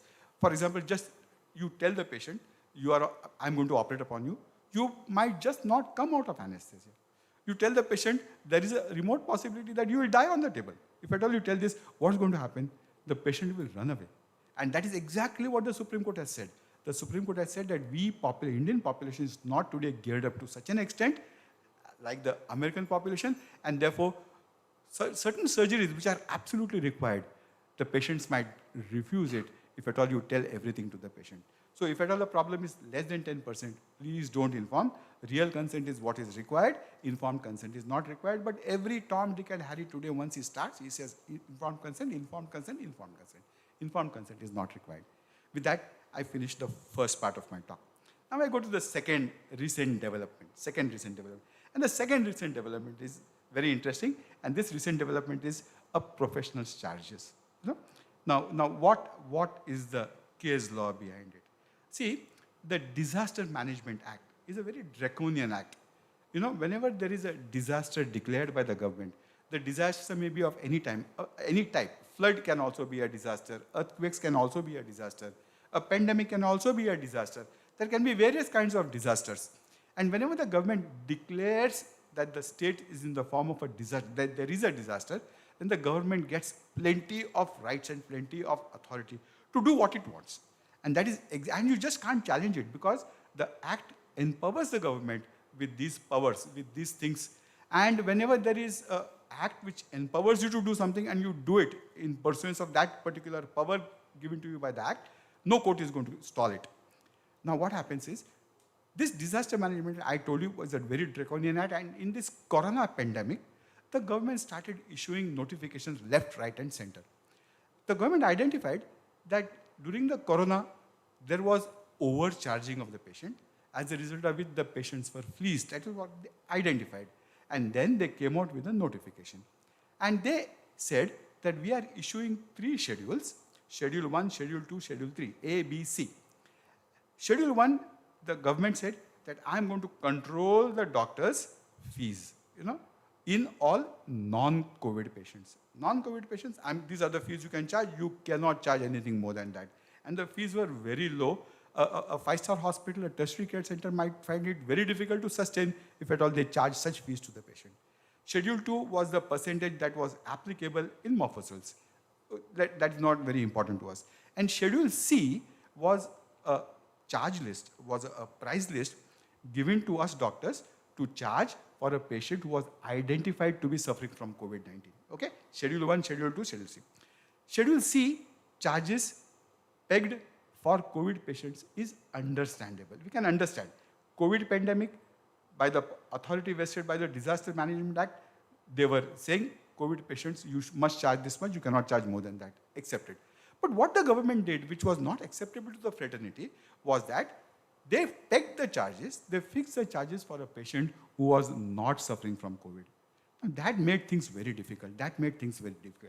Because what happens is, major 80% of the beds were taken away by the government to look after the COVID patients, and only 20% of the beds were left to us to treat the non-COVID patients, and on that 20%, there was a freezing of the fees. So that made things very difficult. Now, as a result of which, Dr. Arora was one of the persons who filed a writ petition before the Nagpur bench. When this writ petition was heard, it was heard by video conferencing. I was very much logged in to hear that, and the entire case was heard. You know, what was the basic explanation given by the government, by the state of Maharashtra was that the state of Maharashtra said that most of the government hospitals that are there today are dedicated COVID hospitals. Okay? That means the state of Maharashtra in their hospitals does not admit any non-COVID patients. They're dedicated COVID hospitals. As a result of which, there is a huge load of non-COVID patients which normally these hospitals were looking after, and these patients now have got to go outside. And when they go outside, these doctors are fleecing them. If at all the government could manage these patients free of charge, I'm not asking the private hospitals to manage these patients free of charge, but the private hospitals must take care of this load of poor patients at a concessional rate. That was the explanation given by the government. But then, well, if you read the judgment, it speaks of the powers vested in the government to control the prices levied by the hospitals and the doctors as their professional fees with respect to non-COVID patients. And the Nagpur High Court was of the opinion that this is bad in law and it cannot be done, and therefore Schedule A was struck down. Mind you, the moment Schedule A is struck down, Schedule B also goes. Then what happens is just the Schedule C, which all of you all know. And there was no problem as far as Schedule C was concerned, as far as we doctors were concerned. Now, what happened is the state of Maharashtra challenged it in the Supreme Court. And Supreme Court, once again, Justice Chandrachud heard this matter. I'm telling you, amongst the judges, all of them are good. I shouldn't say they are not good. But amongst the judges, Justice Chandrachud is excellent. He is very fair. And when it comes to Justice Chandrachud, he's also a PhD, so he calls himself Dr. Chandrachud. So whenever a matter comes before him, people are very comfortable because with him, that face value doesn't work. You understand what I mean by face value? Muh dikhai, you know, that doesn't work. He's very fair. He comes to the point, and whosoever may stand in front of him, whether he's a small person or a big senior advocate, no, it doesn't work with him. So he was the one who decided this. And he said, no, professional charges you cannot control. Now the Supreme Court's judgment is still not on the net. I don't have it with me. I have not read it. But I will give you my evaluation as to why a professional charges cannot be controlled by anybody. I'm telling you that. And I'm going to also tell you what is going to be the effect of this particular judgment. See, there are only 3 vocations. I'm telling you why a professional charge cannot be controlled. There are only 3 vocations. What are these 3 vocations? The first vocation is known as the service. Service means you serve somebody. Like a person who is working in the army is doing service. Like the person, a postman, is doing service. You understand, na? Like a full-timer in a medical college is also doing service. So whenever there is a employer-employee relationship, the vocation is known as service. Okay? So that is the first vocation. There is a second vocation. The second vocation that is there is known as business. The business is a vocation. And the third vocation that is there is profession. That's the third vocation. There are only 3 vocations. Now, what is the difference between business and profession? That's the next question. And the answer is, as far as profession is concerned, we need to have specialized qualifications, right? Like we do our MBBS, or somebody does a BA, somebody does a LLB, somebody does LLM, or a chartered accountant, he's also a professional. You need to have some professional qualifications. And the second thing is, you need to get yourself registered with the appropriate authority. Like all of us are registered with an appropriate authority, and that appropriate authority is the Maharashtra Medical Council. And a profession is practiced for social welfare. Now, as against business, business is done basically with an idea of making profits. Remember this.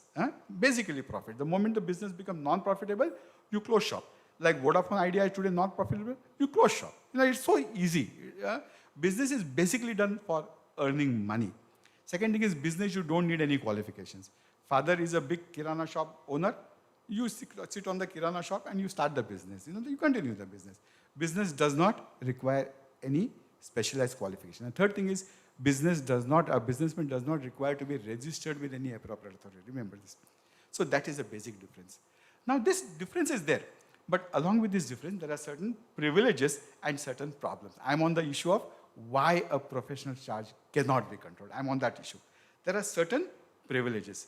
Like for example, a businessman can very much advertise. He can do whatever advertisement he wants, like big bazaar, like this and that and everything. It's a business. A businessman can advertise. But can a professional advertise? No, professional cannot advertise. The second, I'm giving you just one point. There are so many because we don't have time. But what is the disadvantage as far as business is concerned?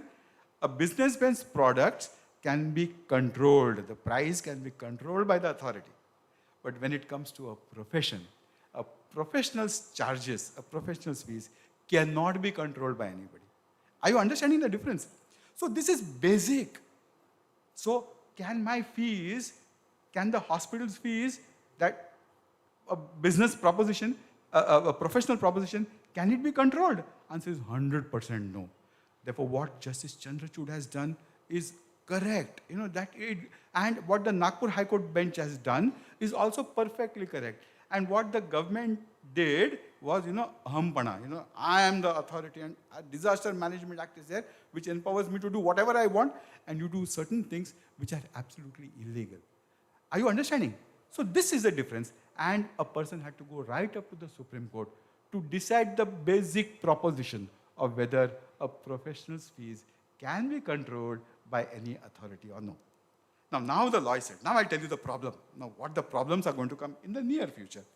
Now see, if at all the Supreme Court has said that a professional's charges cannot be controlled by anybody, do you know what the TPA is doing today?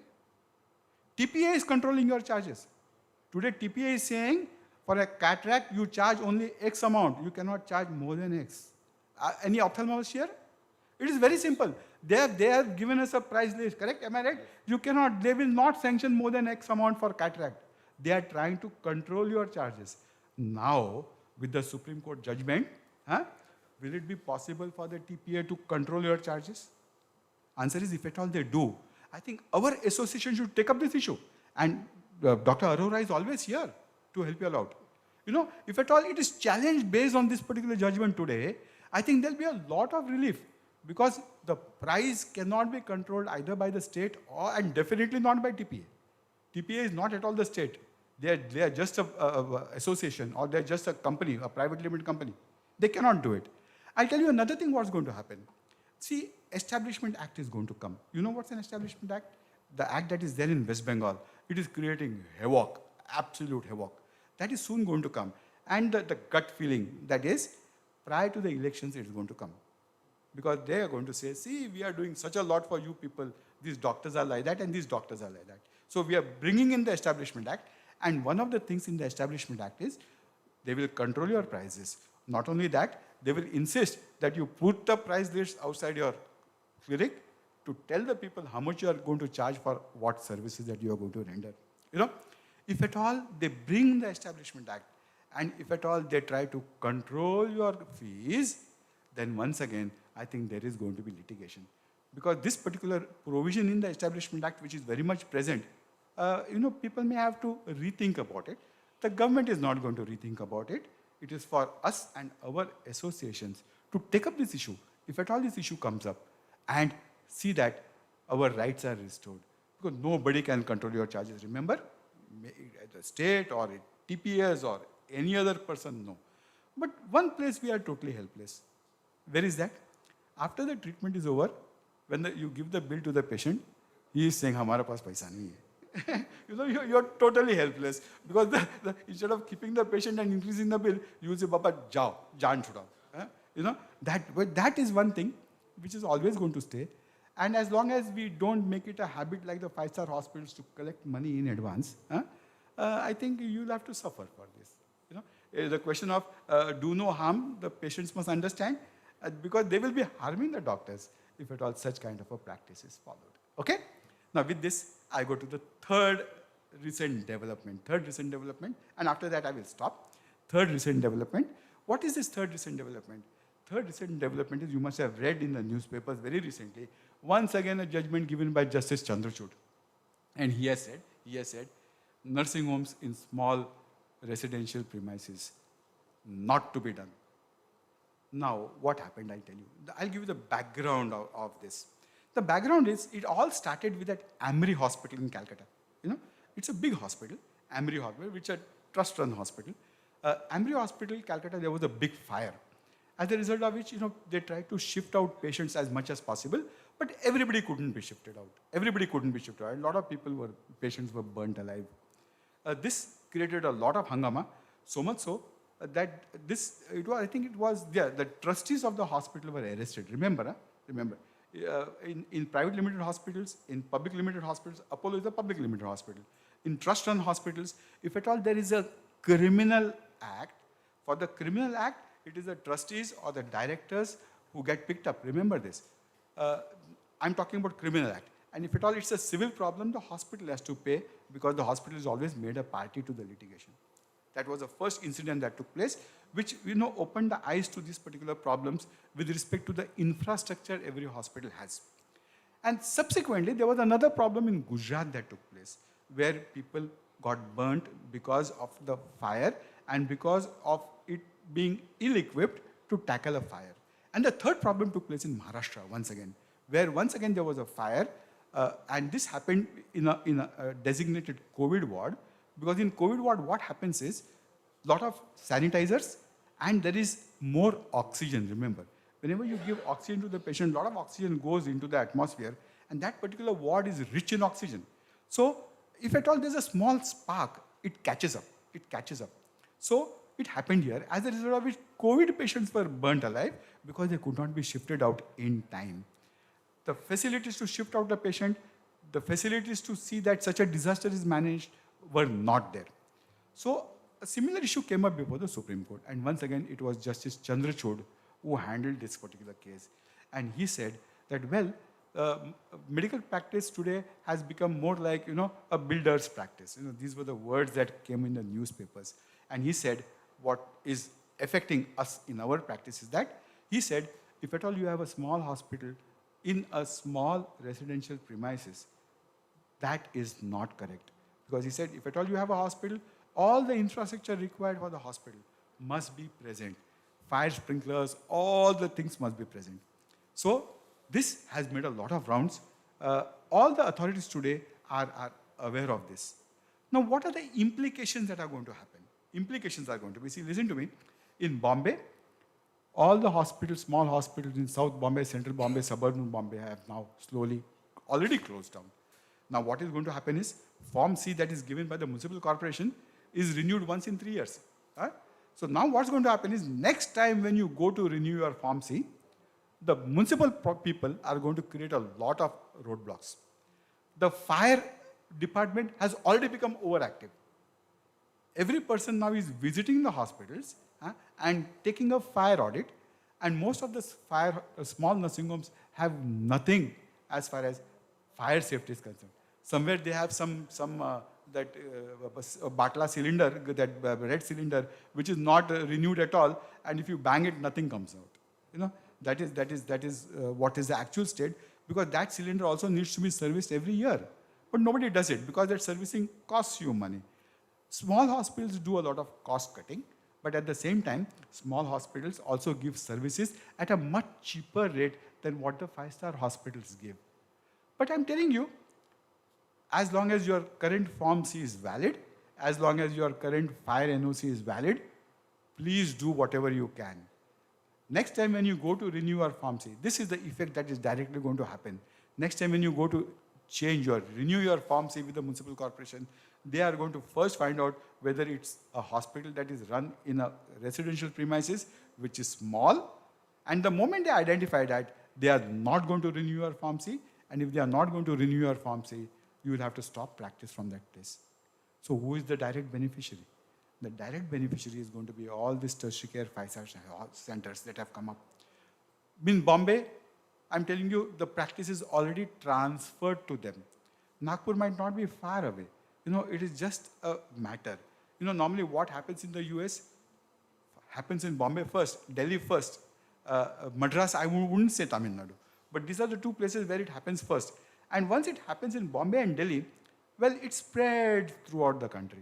And slowly everybody understands, the authority understands what is to be done and where there is a possibility of making some money. That is what they understand very well. So very soon this problem is going to come up. we may have to close down shop. You may always say that my hospital is an old hospital and therefore these regulations are not applicable. No, they are not going to accept it. Why are they not going to accept it? Because they will say what is applicable to you today is the law for the time being in force. And this is the law for the time being in force today. You comply with it or close shop. This is exactly what is going to happen. So, ladies and gentlemen, although courts have given good decisions against us, courts have also given certain decisions which might create problems with us as far as our livelihood is concerned. So, at the end, what is it that I always tell my people? See, as doctors, you can only practice medicine. You can't do anything else. Correct, na? दूसरा कुछ नहीं कर सकते. Only practice, you can practice medicine. And if you stop practice medicine, well, everything is over. If you don't go to your hospital, everything is over because we are daily laborers. जो beggar is काम करेगा तो पैसा मिला, काम नहीं करेगा तो पैसा नहीं मिलता. We are daily laborers. So I've always told my friends, you cultivate some additional interest somewhere else, some alternative mode of survival. I was lucky to do it. I did it in the year 1988. Well, long time back, that's about 32, 33 years back. I did my law at that point of time. At that point, maybe I didn't think that the things would be this bad, but there was an alternative mode of survival for me. And this is what I would also like to tell you all. All the youngsters sitting in front of me, I'm an old man, I'm 70 years today. All the youngsters that are sitting in front of me, I would tell you all one thing. Life is ahead of you. Lots of life is there. Cultivate an additional interest which might survive you tomorrow if at all you've got to close shop as far as medicine is concerned. With that, ladies and gentlemen, thank you very much for that patient hearing.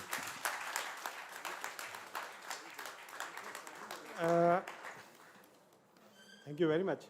Very nice talk, very illuminating points you have told, golden tips you have given.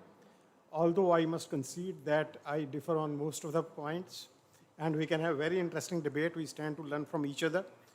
One point I will like to elaborate, because you have raised the expectation of TPA, and my friends here have insisted, that you do something about TPA. TPA is very restrictive.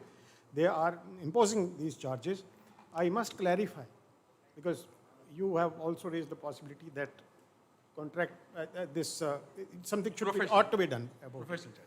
Now, TPA is very different from capping under Disaster Management Act or capping done under a statute. Please, we must understand. This is very important difference. TPA is a contractual relationship. It is not a statutory obligation imposed upon you. It is take it or leave it kind of thing. TPA tells you that these are my charges. If it's acceptable, you give the service. If not, it is okay. It is just like between patient and you. Patient says, you do my surgery within 20,000. Fine. If not acceptable, then I am going elsewhere. Similarly, TPA is a private body. And the agreement that you are entering is contractual in nature. It is on the terms which are agreeable on both sides. There is no question of your violation of fundamental rights. So you cannot approach superior courts for its remedy. Therefore, I have always discouraged it that for TPA you cannot go to superior courts. There is no violation of fundamental rights involved. Here you have to unite together and dictate your terms. That is the only solution. I will sum up. I will reply. Actually, we cannot have debate. It is an oration. Now that you have said it, let me put my views on that. See, the Constitution of India is a supreme authority. Nothing can go against the Constitution of India. If you read the Constitution of India, there is one Article 19(1)(g).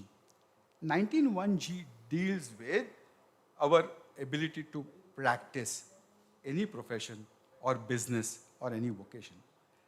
Now the courts have held that this particular right, the moment I say I have a fundamental right to practice, the courts have held that you have also got a fundamental right to charge for what you are practicing. So charging is your fundamental right. And the moment you have a fundamental right to charge whatever you want, can the TPA say, this is my contract, if you want you sign, otherwise get lost? No, because that particular contract that the TPA is giving you Does it give you a choice? Tell me. It doesn't give you a choice. It is a one-sided contract. And if at all you lose it, somebody else takes it. So what requires to be done is, all of us come together and say that this is what we are going to do. And the TPA will come with folded hands in front of you. Sir, we so agree. you definitely can. There is constraint And of- now that this particular thing has been told to us by the Supreme Court, show it to them. Say that you TPA cannot tell me how much I must charge. And they cannot make me sign a contract which is unfair to me and which is one-sided, and I have no choice, because if at all I refuse, I am put to discontinue. Whenever there's a contract, there must be equal rights and obligations on both the sides. The contract that TPA gives you, does it give you the rights to say no? Answer is no, it's not there. They will say, get lost if at all you're not going to sign. Sir, we agree. There is actually constraint So on time. you have a and right. I You have a right. I am bound by my duty as chairman. So thank you very much, sir. Chal, We it will was very remember nice. every word of this talk. Yeah, we should And have. we- We should have. And before I part,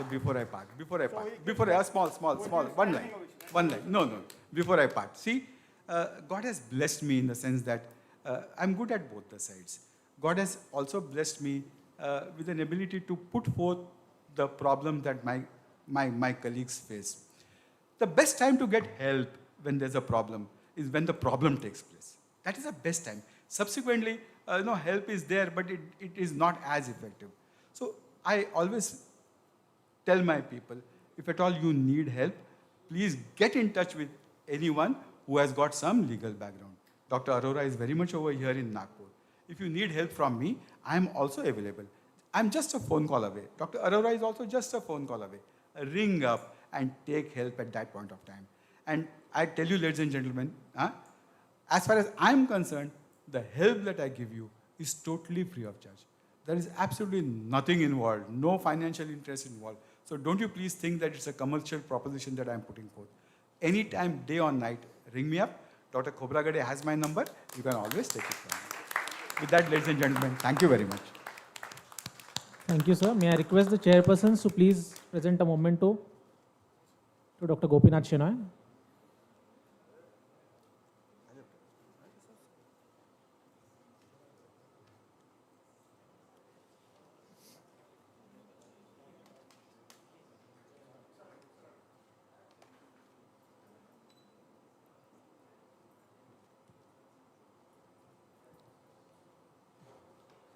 I request Dinesh Singh sir and Mukund Ganewal sir to felicitate all the three chairpersons.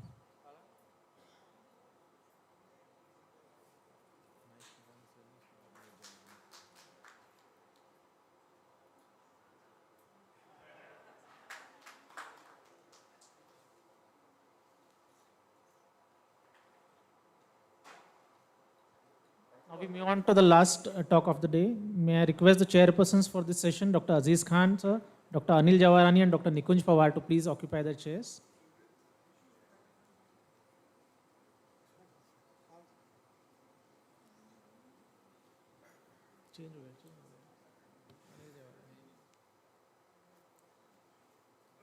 Where are the chairpersons? Oh, good. Not.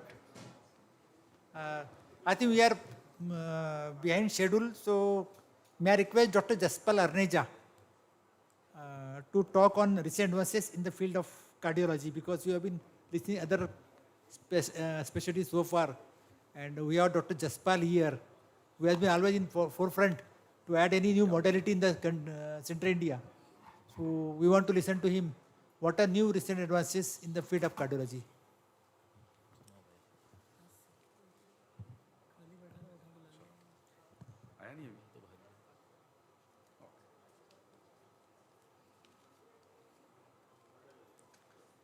Good afternoon, friends. It has been a wonderful, three actually not really academic talks, I would say. Dr. Khobragade, Dr. Meshram, and Dr. Shenoy, giving us a lot of insights beyond, routine clinical practice. So what I will also do is try to do the same, because none of you are actually cardiologists. So my aim is to just, browse through some new techniques, recent developments that are available in cardiology, and we are actually using them in our day-to-day practice in our city, and how they have changed our practice.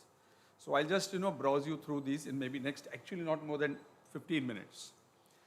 We are lucky, we are not practicing, in these times. One, we'll start with the diagnostics. It is ECG, which has actually stood the test of time for more than 100 years. It remains the basic diagnostic test that is available to a cardiologist. What has changed remarkably is imaging, I remember my MD days in mid-80s when echo came or ultrasound came, it was M-mode echo and ultrasound, then 2D, and then, color Doppler came, and then, now we have a 3D imaging. Just to give you an example, this is a case of aortic regurgitation in a prosthetic valve, which was found to be due to, rupture of one of the leaflets. And you could see that in a 3D TE, you could actually identify this leaflet. And when you actually operate this patient, you see what exactly you had seen on that 3D imaging. So imaging really gives you a lot of insight. There's another case of a mitral aortic intravalvular fibrosis pseudoaneurysm, very rare thing that was reported by us. And here again, 3D imaging actually showed us, where the flap is, where the actual rent and the hole is, and when you operate, you exactly see what was seen on 3D imaging, So it's actually really changed the way we look into it, and we were able to prevent, the replacement of the aortic valve. It was just the repair of that aneurysm that did the trick. Now, you all consider that when we talk of a coronary angiography, it is the gold standard. That's how you diagnose coronary artery disease. Yes, it is. But now we all know that an angiogram is actually a 2D imaging. It's a luminogram with a lot of pitfalls. If your lesion is eccentric, you may not see appropriately in an angiogram. You may overestimate the lesions. It's just not the visual, your visual assessment of the lesion that's important, because angiogram also does not show you what is the composition of the lesion, whether there is calcium, how to deal with it. So there are a lot of things that you need more than an angiogram to actually, talk about imaging. So now we are talking of imaging beyond angiography to diagnose and treat our patients, And beyond this, now we have intravascular ultrasound, wherein, you do an ultrasound probe into the coronary arteries and look into the coronary arteries to get better understanding of the blocks that we have and how to treat them. And which we have been using for about 10 years. And now what we are using is OCT, optical coherence tomography, which uses light, to get very fast images, from the coronary artery, wherein you can actually see a lot of, details about the coronary artery. You can actually see the adventitia media and the intima. You can see various types of, the thrombi, red and white thrombi, whether it's a fibrous plaque or a lipid-filled plaque or calcium, and various other information, you can gather about the plaque so that you can decide about the therapy that you want to give to your patient. You can, this is again OCT after stenting, you can see that, these are the stent struts that you see. So by doing imaging, what you see that you have optimized your stents, they are well opposed or not. Here you see they are well opposed, but as you come proximally, you realize that these are the stent struts which are on an angiogram, they look beautiful. The angiogram picture looks very nice, but your stents are not well opposed, they are not optimized, and these are the patients who are going to come back with either stent thrombosis or restenosis. So imaging helps us to give you a better long-term benefits. Another interesting aspect that we are dealing is, the elderly population. Now we are dealing with complex lesion, elderly population, and with age, there's a lot of calcium that comes in, And to deal with calcium, sometimes it's not very easy. As you see in this calcified lesion, the balloon just refuses to cross into that artery. So what you do in this calcified lesion is you take the help of rotablation.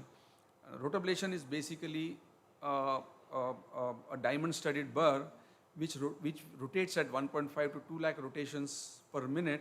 You drill through the calcium. You drill or you sort of grind the calcium into small microparticles which are smaller than blood, and you weaken that calcium, and then you break it with balloon and put stents, and you get an optimal result. Sometimes the calcium is so much that even our rotablation may not be helpful. So here we are using intravascular lithotripsy, the same lithotripsy that our urology friends have been using. Like in this patient had very severe calcium, and how do you define that? Decide that the calcium is very much? You have to do imaging. Like this imaging showed us that this is all calcium here. This is again a thick calcium, and calcium is like rock. They're like, this is a rock of calcium, and this is all calcium here.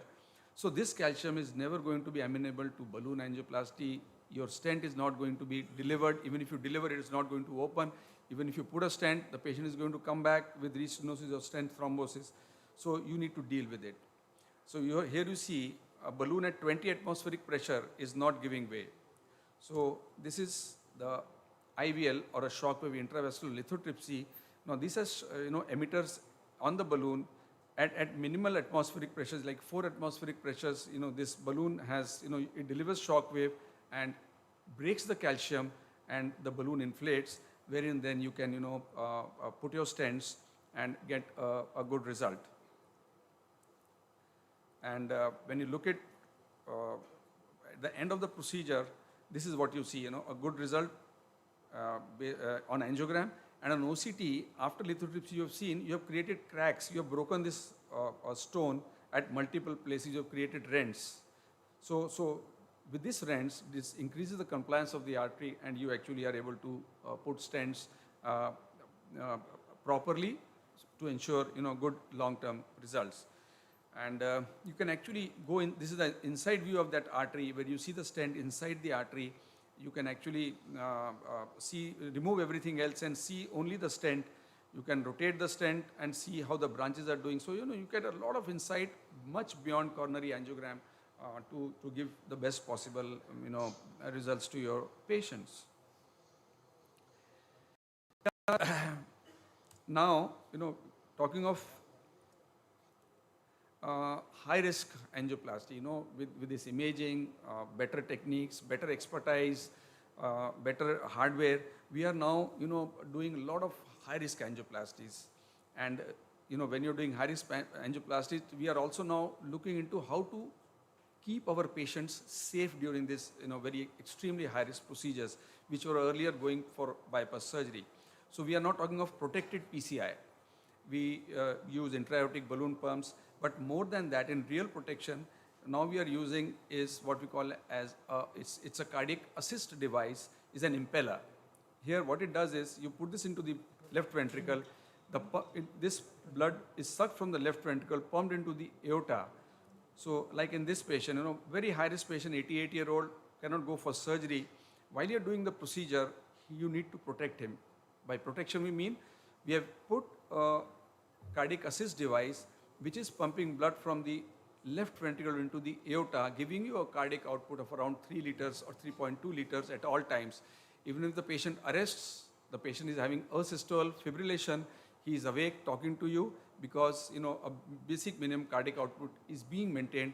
Once you finish the procedure, you can get back your patient, and once you are happy with your end result, the procedure is over and patient is stable, you can just actually get this heart-lung cardiac assist device out. This assist device also is like a bridge to transplant, which it can, like a patient who is having hypotension, acute shock, which you feel you can correct. This can go in, sustain the patient for a few days until the heart recovers. You have done your procedures, the heart recovers, and you can get them back. Now, with all these things, previous angioplasties which we were not doing regularly, we are doing much more complex procedures and with excellent good results, results as good as bypass surgery. Another, important thing that I would like to touch is on the role of intracoronary physiology. The cardiologists have been blamed for doing a lot of unnecessary angioplasties over the last couple of decades. So, to take care of this, we are now using a lot of physiology inside the coronary arteries. Now, suppose we see a very tight block, obviously that patient needs treatment. If it's a mild block, we need to manage it medically. But in intermediate lesions, where there could be a difference of opinion between a cardiologist, there, we are using physiology more. And what is physiology? We call it FFR or RFR. What we do in this is, like suppose this is the lesion or a block, and it's an intermediate lesion. Suppose, we are talking of an intermediate lesion. So what we do is, we measure the pressure proximal to the block and distal to the block. If there is a fall of pressure, which is measured by this machine, RFR or FFR, this block is significant. And if there is no pressure drop, this block is not significant. Like in this patient, by angiogram, it looked that this patient needs bypass surgery because he has a tight proximal circumflex and a tight proximal LED lesion. And we did an FFR, and we were surprised to find that the RFR in the LED was 0.93, which was not significant, and FFR also was 0.86, which is not significant. So this patient did not need anything to be done to the LED. So a very simple technique of single stent in the circumflex gave an answer, and we were able to prevent surgery to these patients. So with this FFR, we call it physiology, we are able to convert a lot of patients who possibly need bypass surgery because we think these blocks are significant. Out of the 3 blocks, maybe 1 or 2 blocks may not be significant, and you could get away with angioplasty of 1 or 2 blocks. Or in a patient who possibly needs an angioplasty, if FFR is negative, you could actually prevent a procedure for this patient, and these patients could be managed very well medically. So this is what we call as guideline-based and evidence-based medicine, which we are trying to practice more and more. TAVI or TAVR, is one advancement that has really happened in interventional cardiology in the last maybe 10 or 15 years is percutaneous implantation of cardiac valves, more so for the aortic valve and aortic stenosis. Now, aortic stenosis is a disease of the elderly, more than 80 years of age, your chance of having aortic stenosis is about 7 to 10%. And left untreated, most of these patients die in a year or 2. And after the age of 80, 85, neither your surgeon is keen nor the patient is keen for surgery. So what do you do in these patients? The treatment of choice is TAVR. Like in this patient of 92-year-old, which is possibly the oldest patient to get TAVI in the country, what we do is we puncture the groin, cross the aortic valve, open the valve with a balloon, and after opening with the balloon, you place the aortic valve, which is crimpled on a balloon. The aortic valve is on a balloon. You inflate this on a balloon, and it gets deployed there. The aortic valve gets deployed there. You deflate the balloon, get it out, and this is what you get. The aortic stenosis is taken care of. There is no gradient, no AR. This entire procedure is done under local anesthesia and awake sedation, and the groin is closed at the same time using percutaneous sutures, and maybe in a couple of days the patient goes home. So this is a real advantage that has happened, intervention that is really helping elderly patients of aortic stenosis to be managed non-invasively. Our surgeon friends are also trying to become more non-invasive as possible. And today, even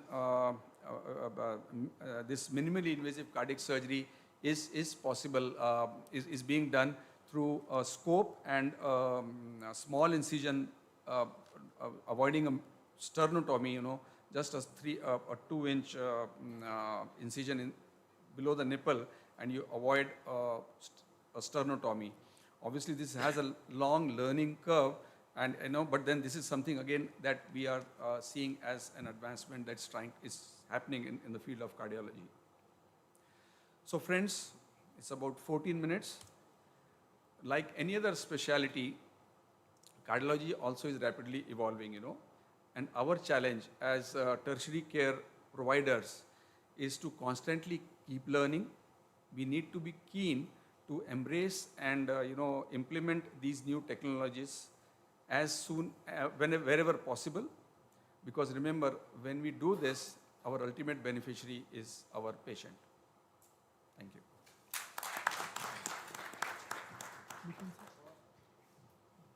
Hello. Thank you, Jaspal, for a very lucid and crisp and brisk, I would say, presentation about the technology that has evolved in the cardiac sciences over the last decade or so. And very interestingly and lucidly have explained about the imaging modalities which have helped the cardiologist with the stenting, and the surgeon's way of going about with doing small incisions and scopes. And of course the TAVI, how can we forget the TAVI? Now all these technologies that Jaspal has just enumerated, I feel that ultimate beneficiary, as he said, would be the patients. And not too long in the future, you'll have to really hunt for a cardiac surgeon because most of them would get obsolete, because most of the procedures would become catheter based. So you have anything to add to that? It was an excellent presentation, and he has shown the things which he has been doing himself, and we must compliment you. Thank you, sir. No, I think surgeons should be part of this catheter procedures, You should be doing TAVIs, you should be doing everything with us, obviously. Yeah, unless our visionaries get the... It's a hard team, it's a, No, we alone can't do TAVI, we need you surgeons to... I agree to that. What I feel is the future courses should not be cardiology and cardiac surgery. Our visionaries should be cardiac course in cardiac science, where you are taught cardiology as well as surgery, and then you are one person accomplished in doing all the procedures.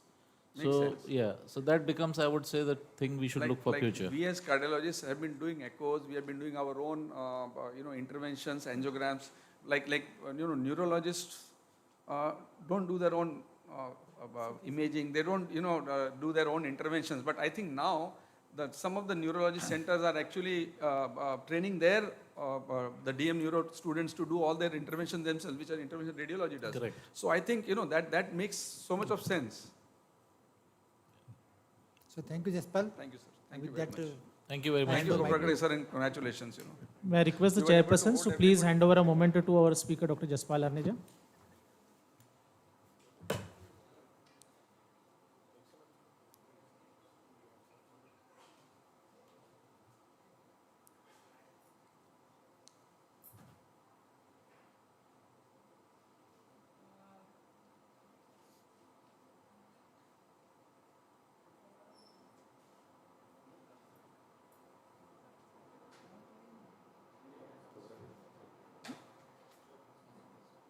May I request Dr. Ram Vilas Malani sir and Dr. Anil Masan sir to present a memento to our chairpersons.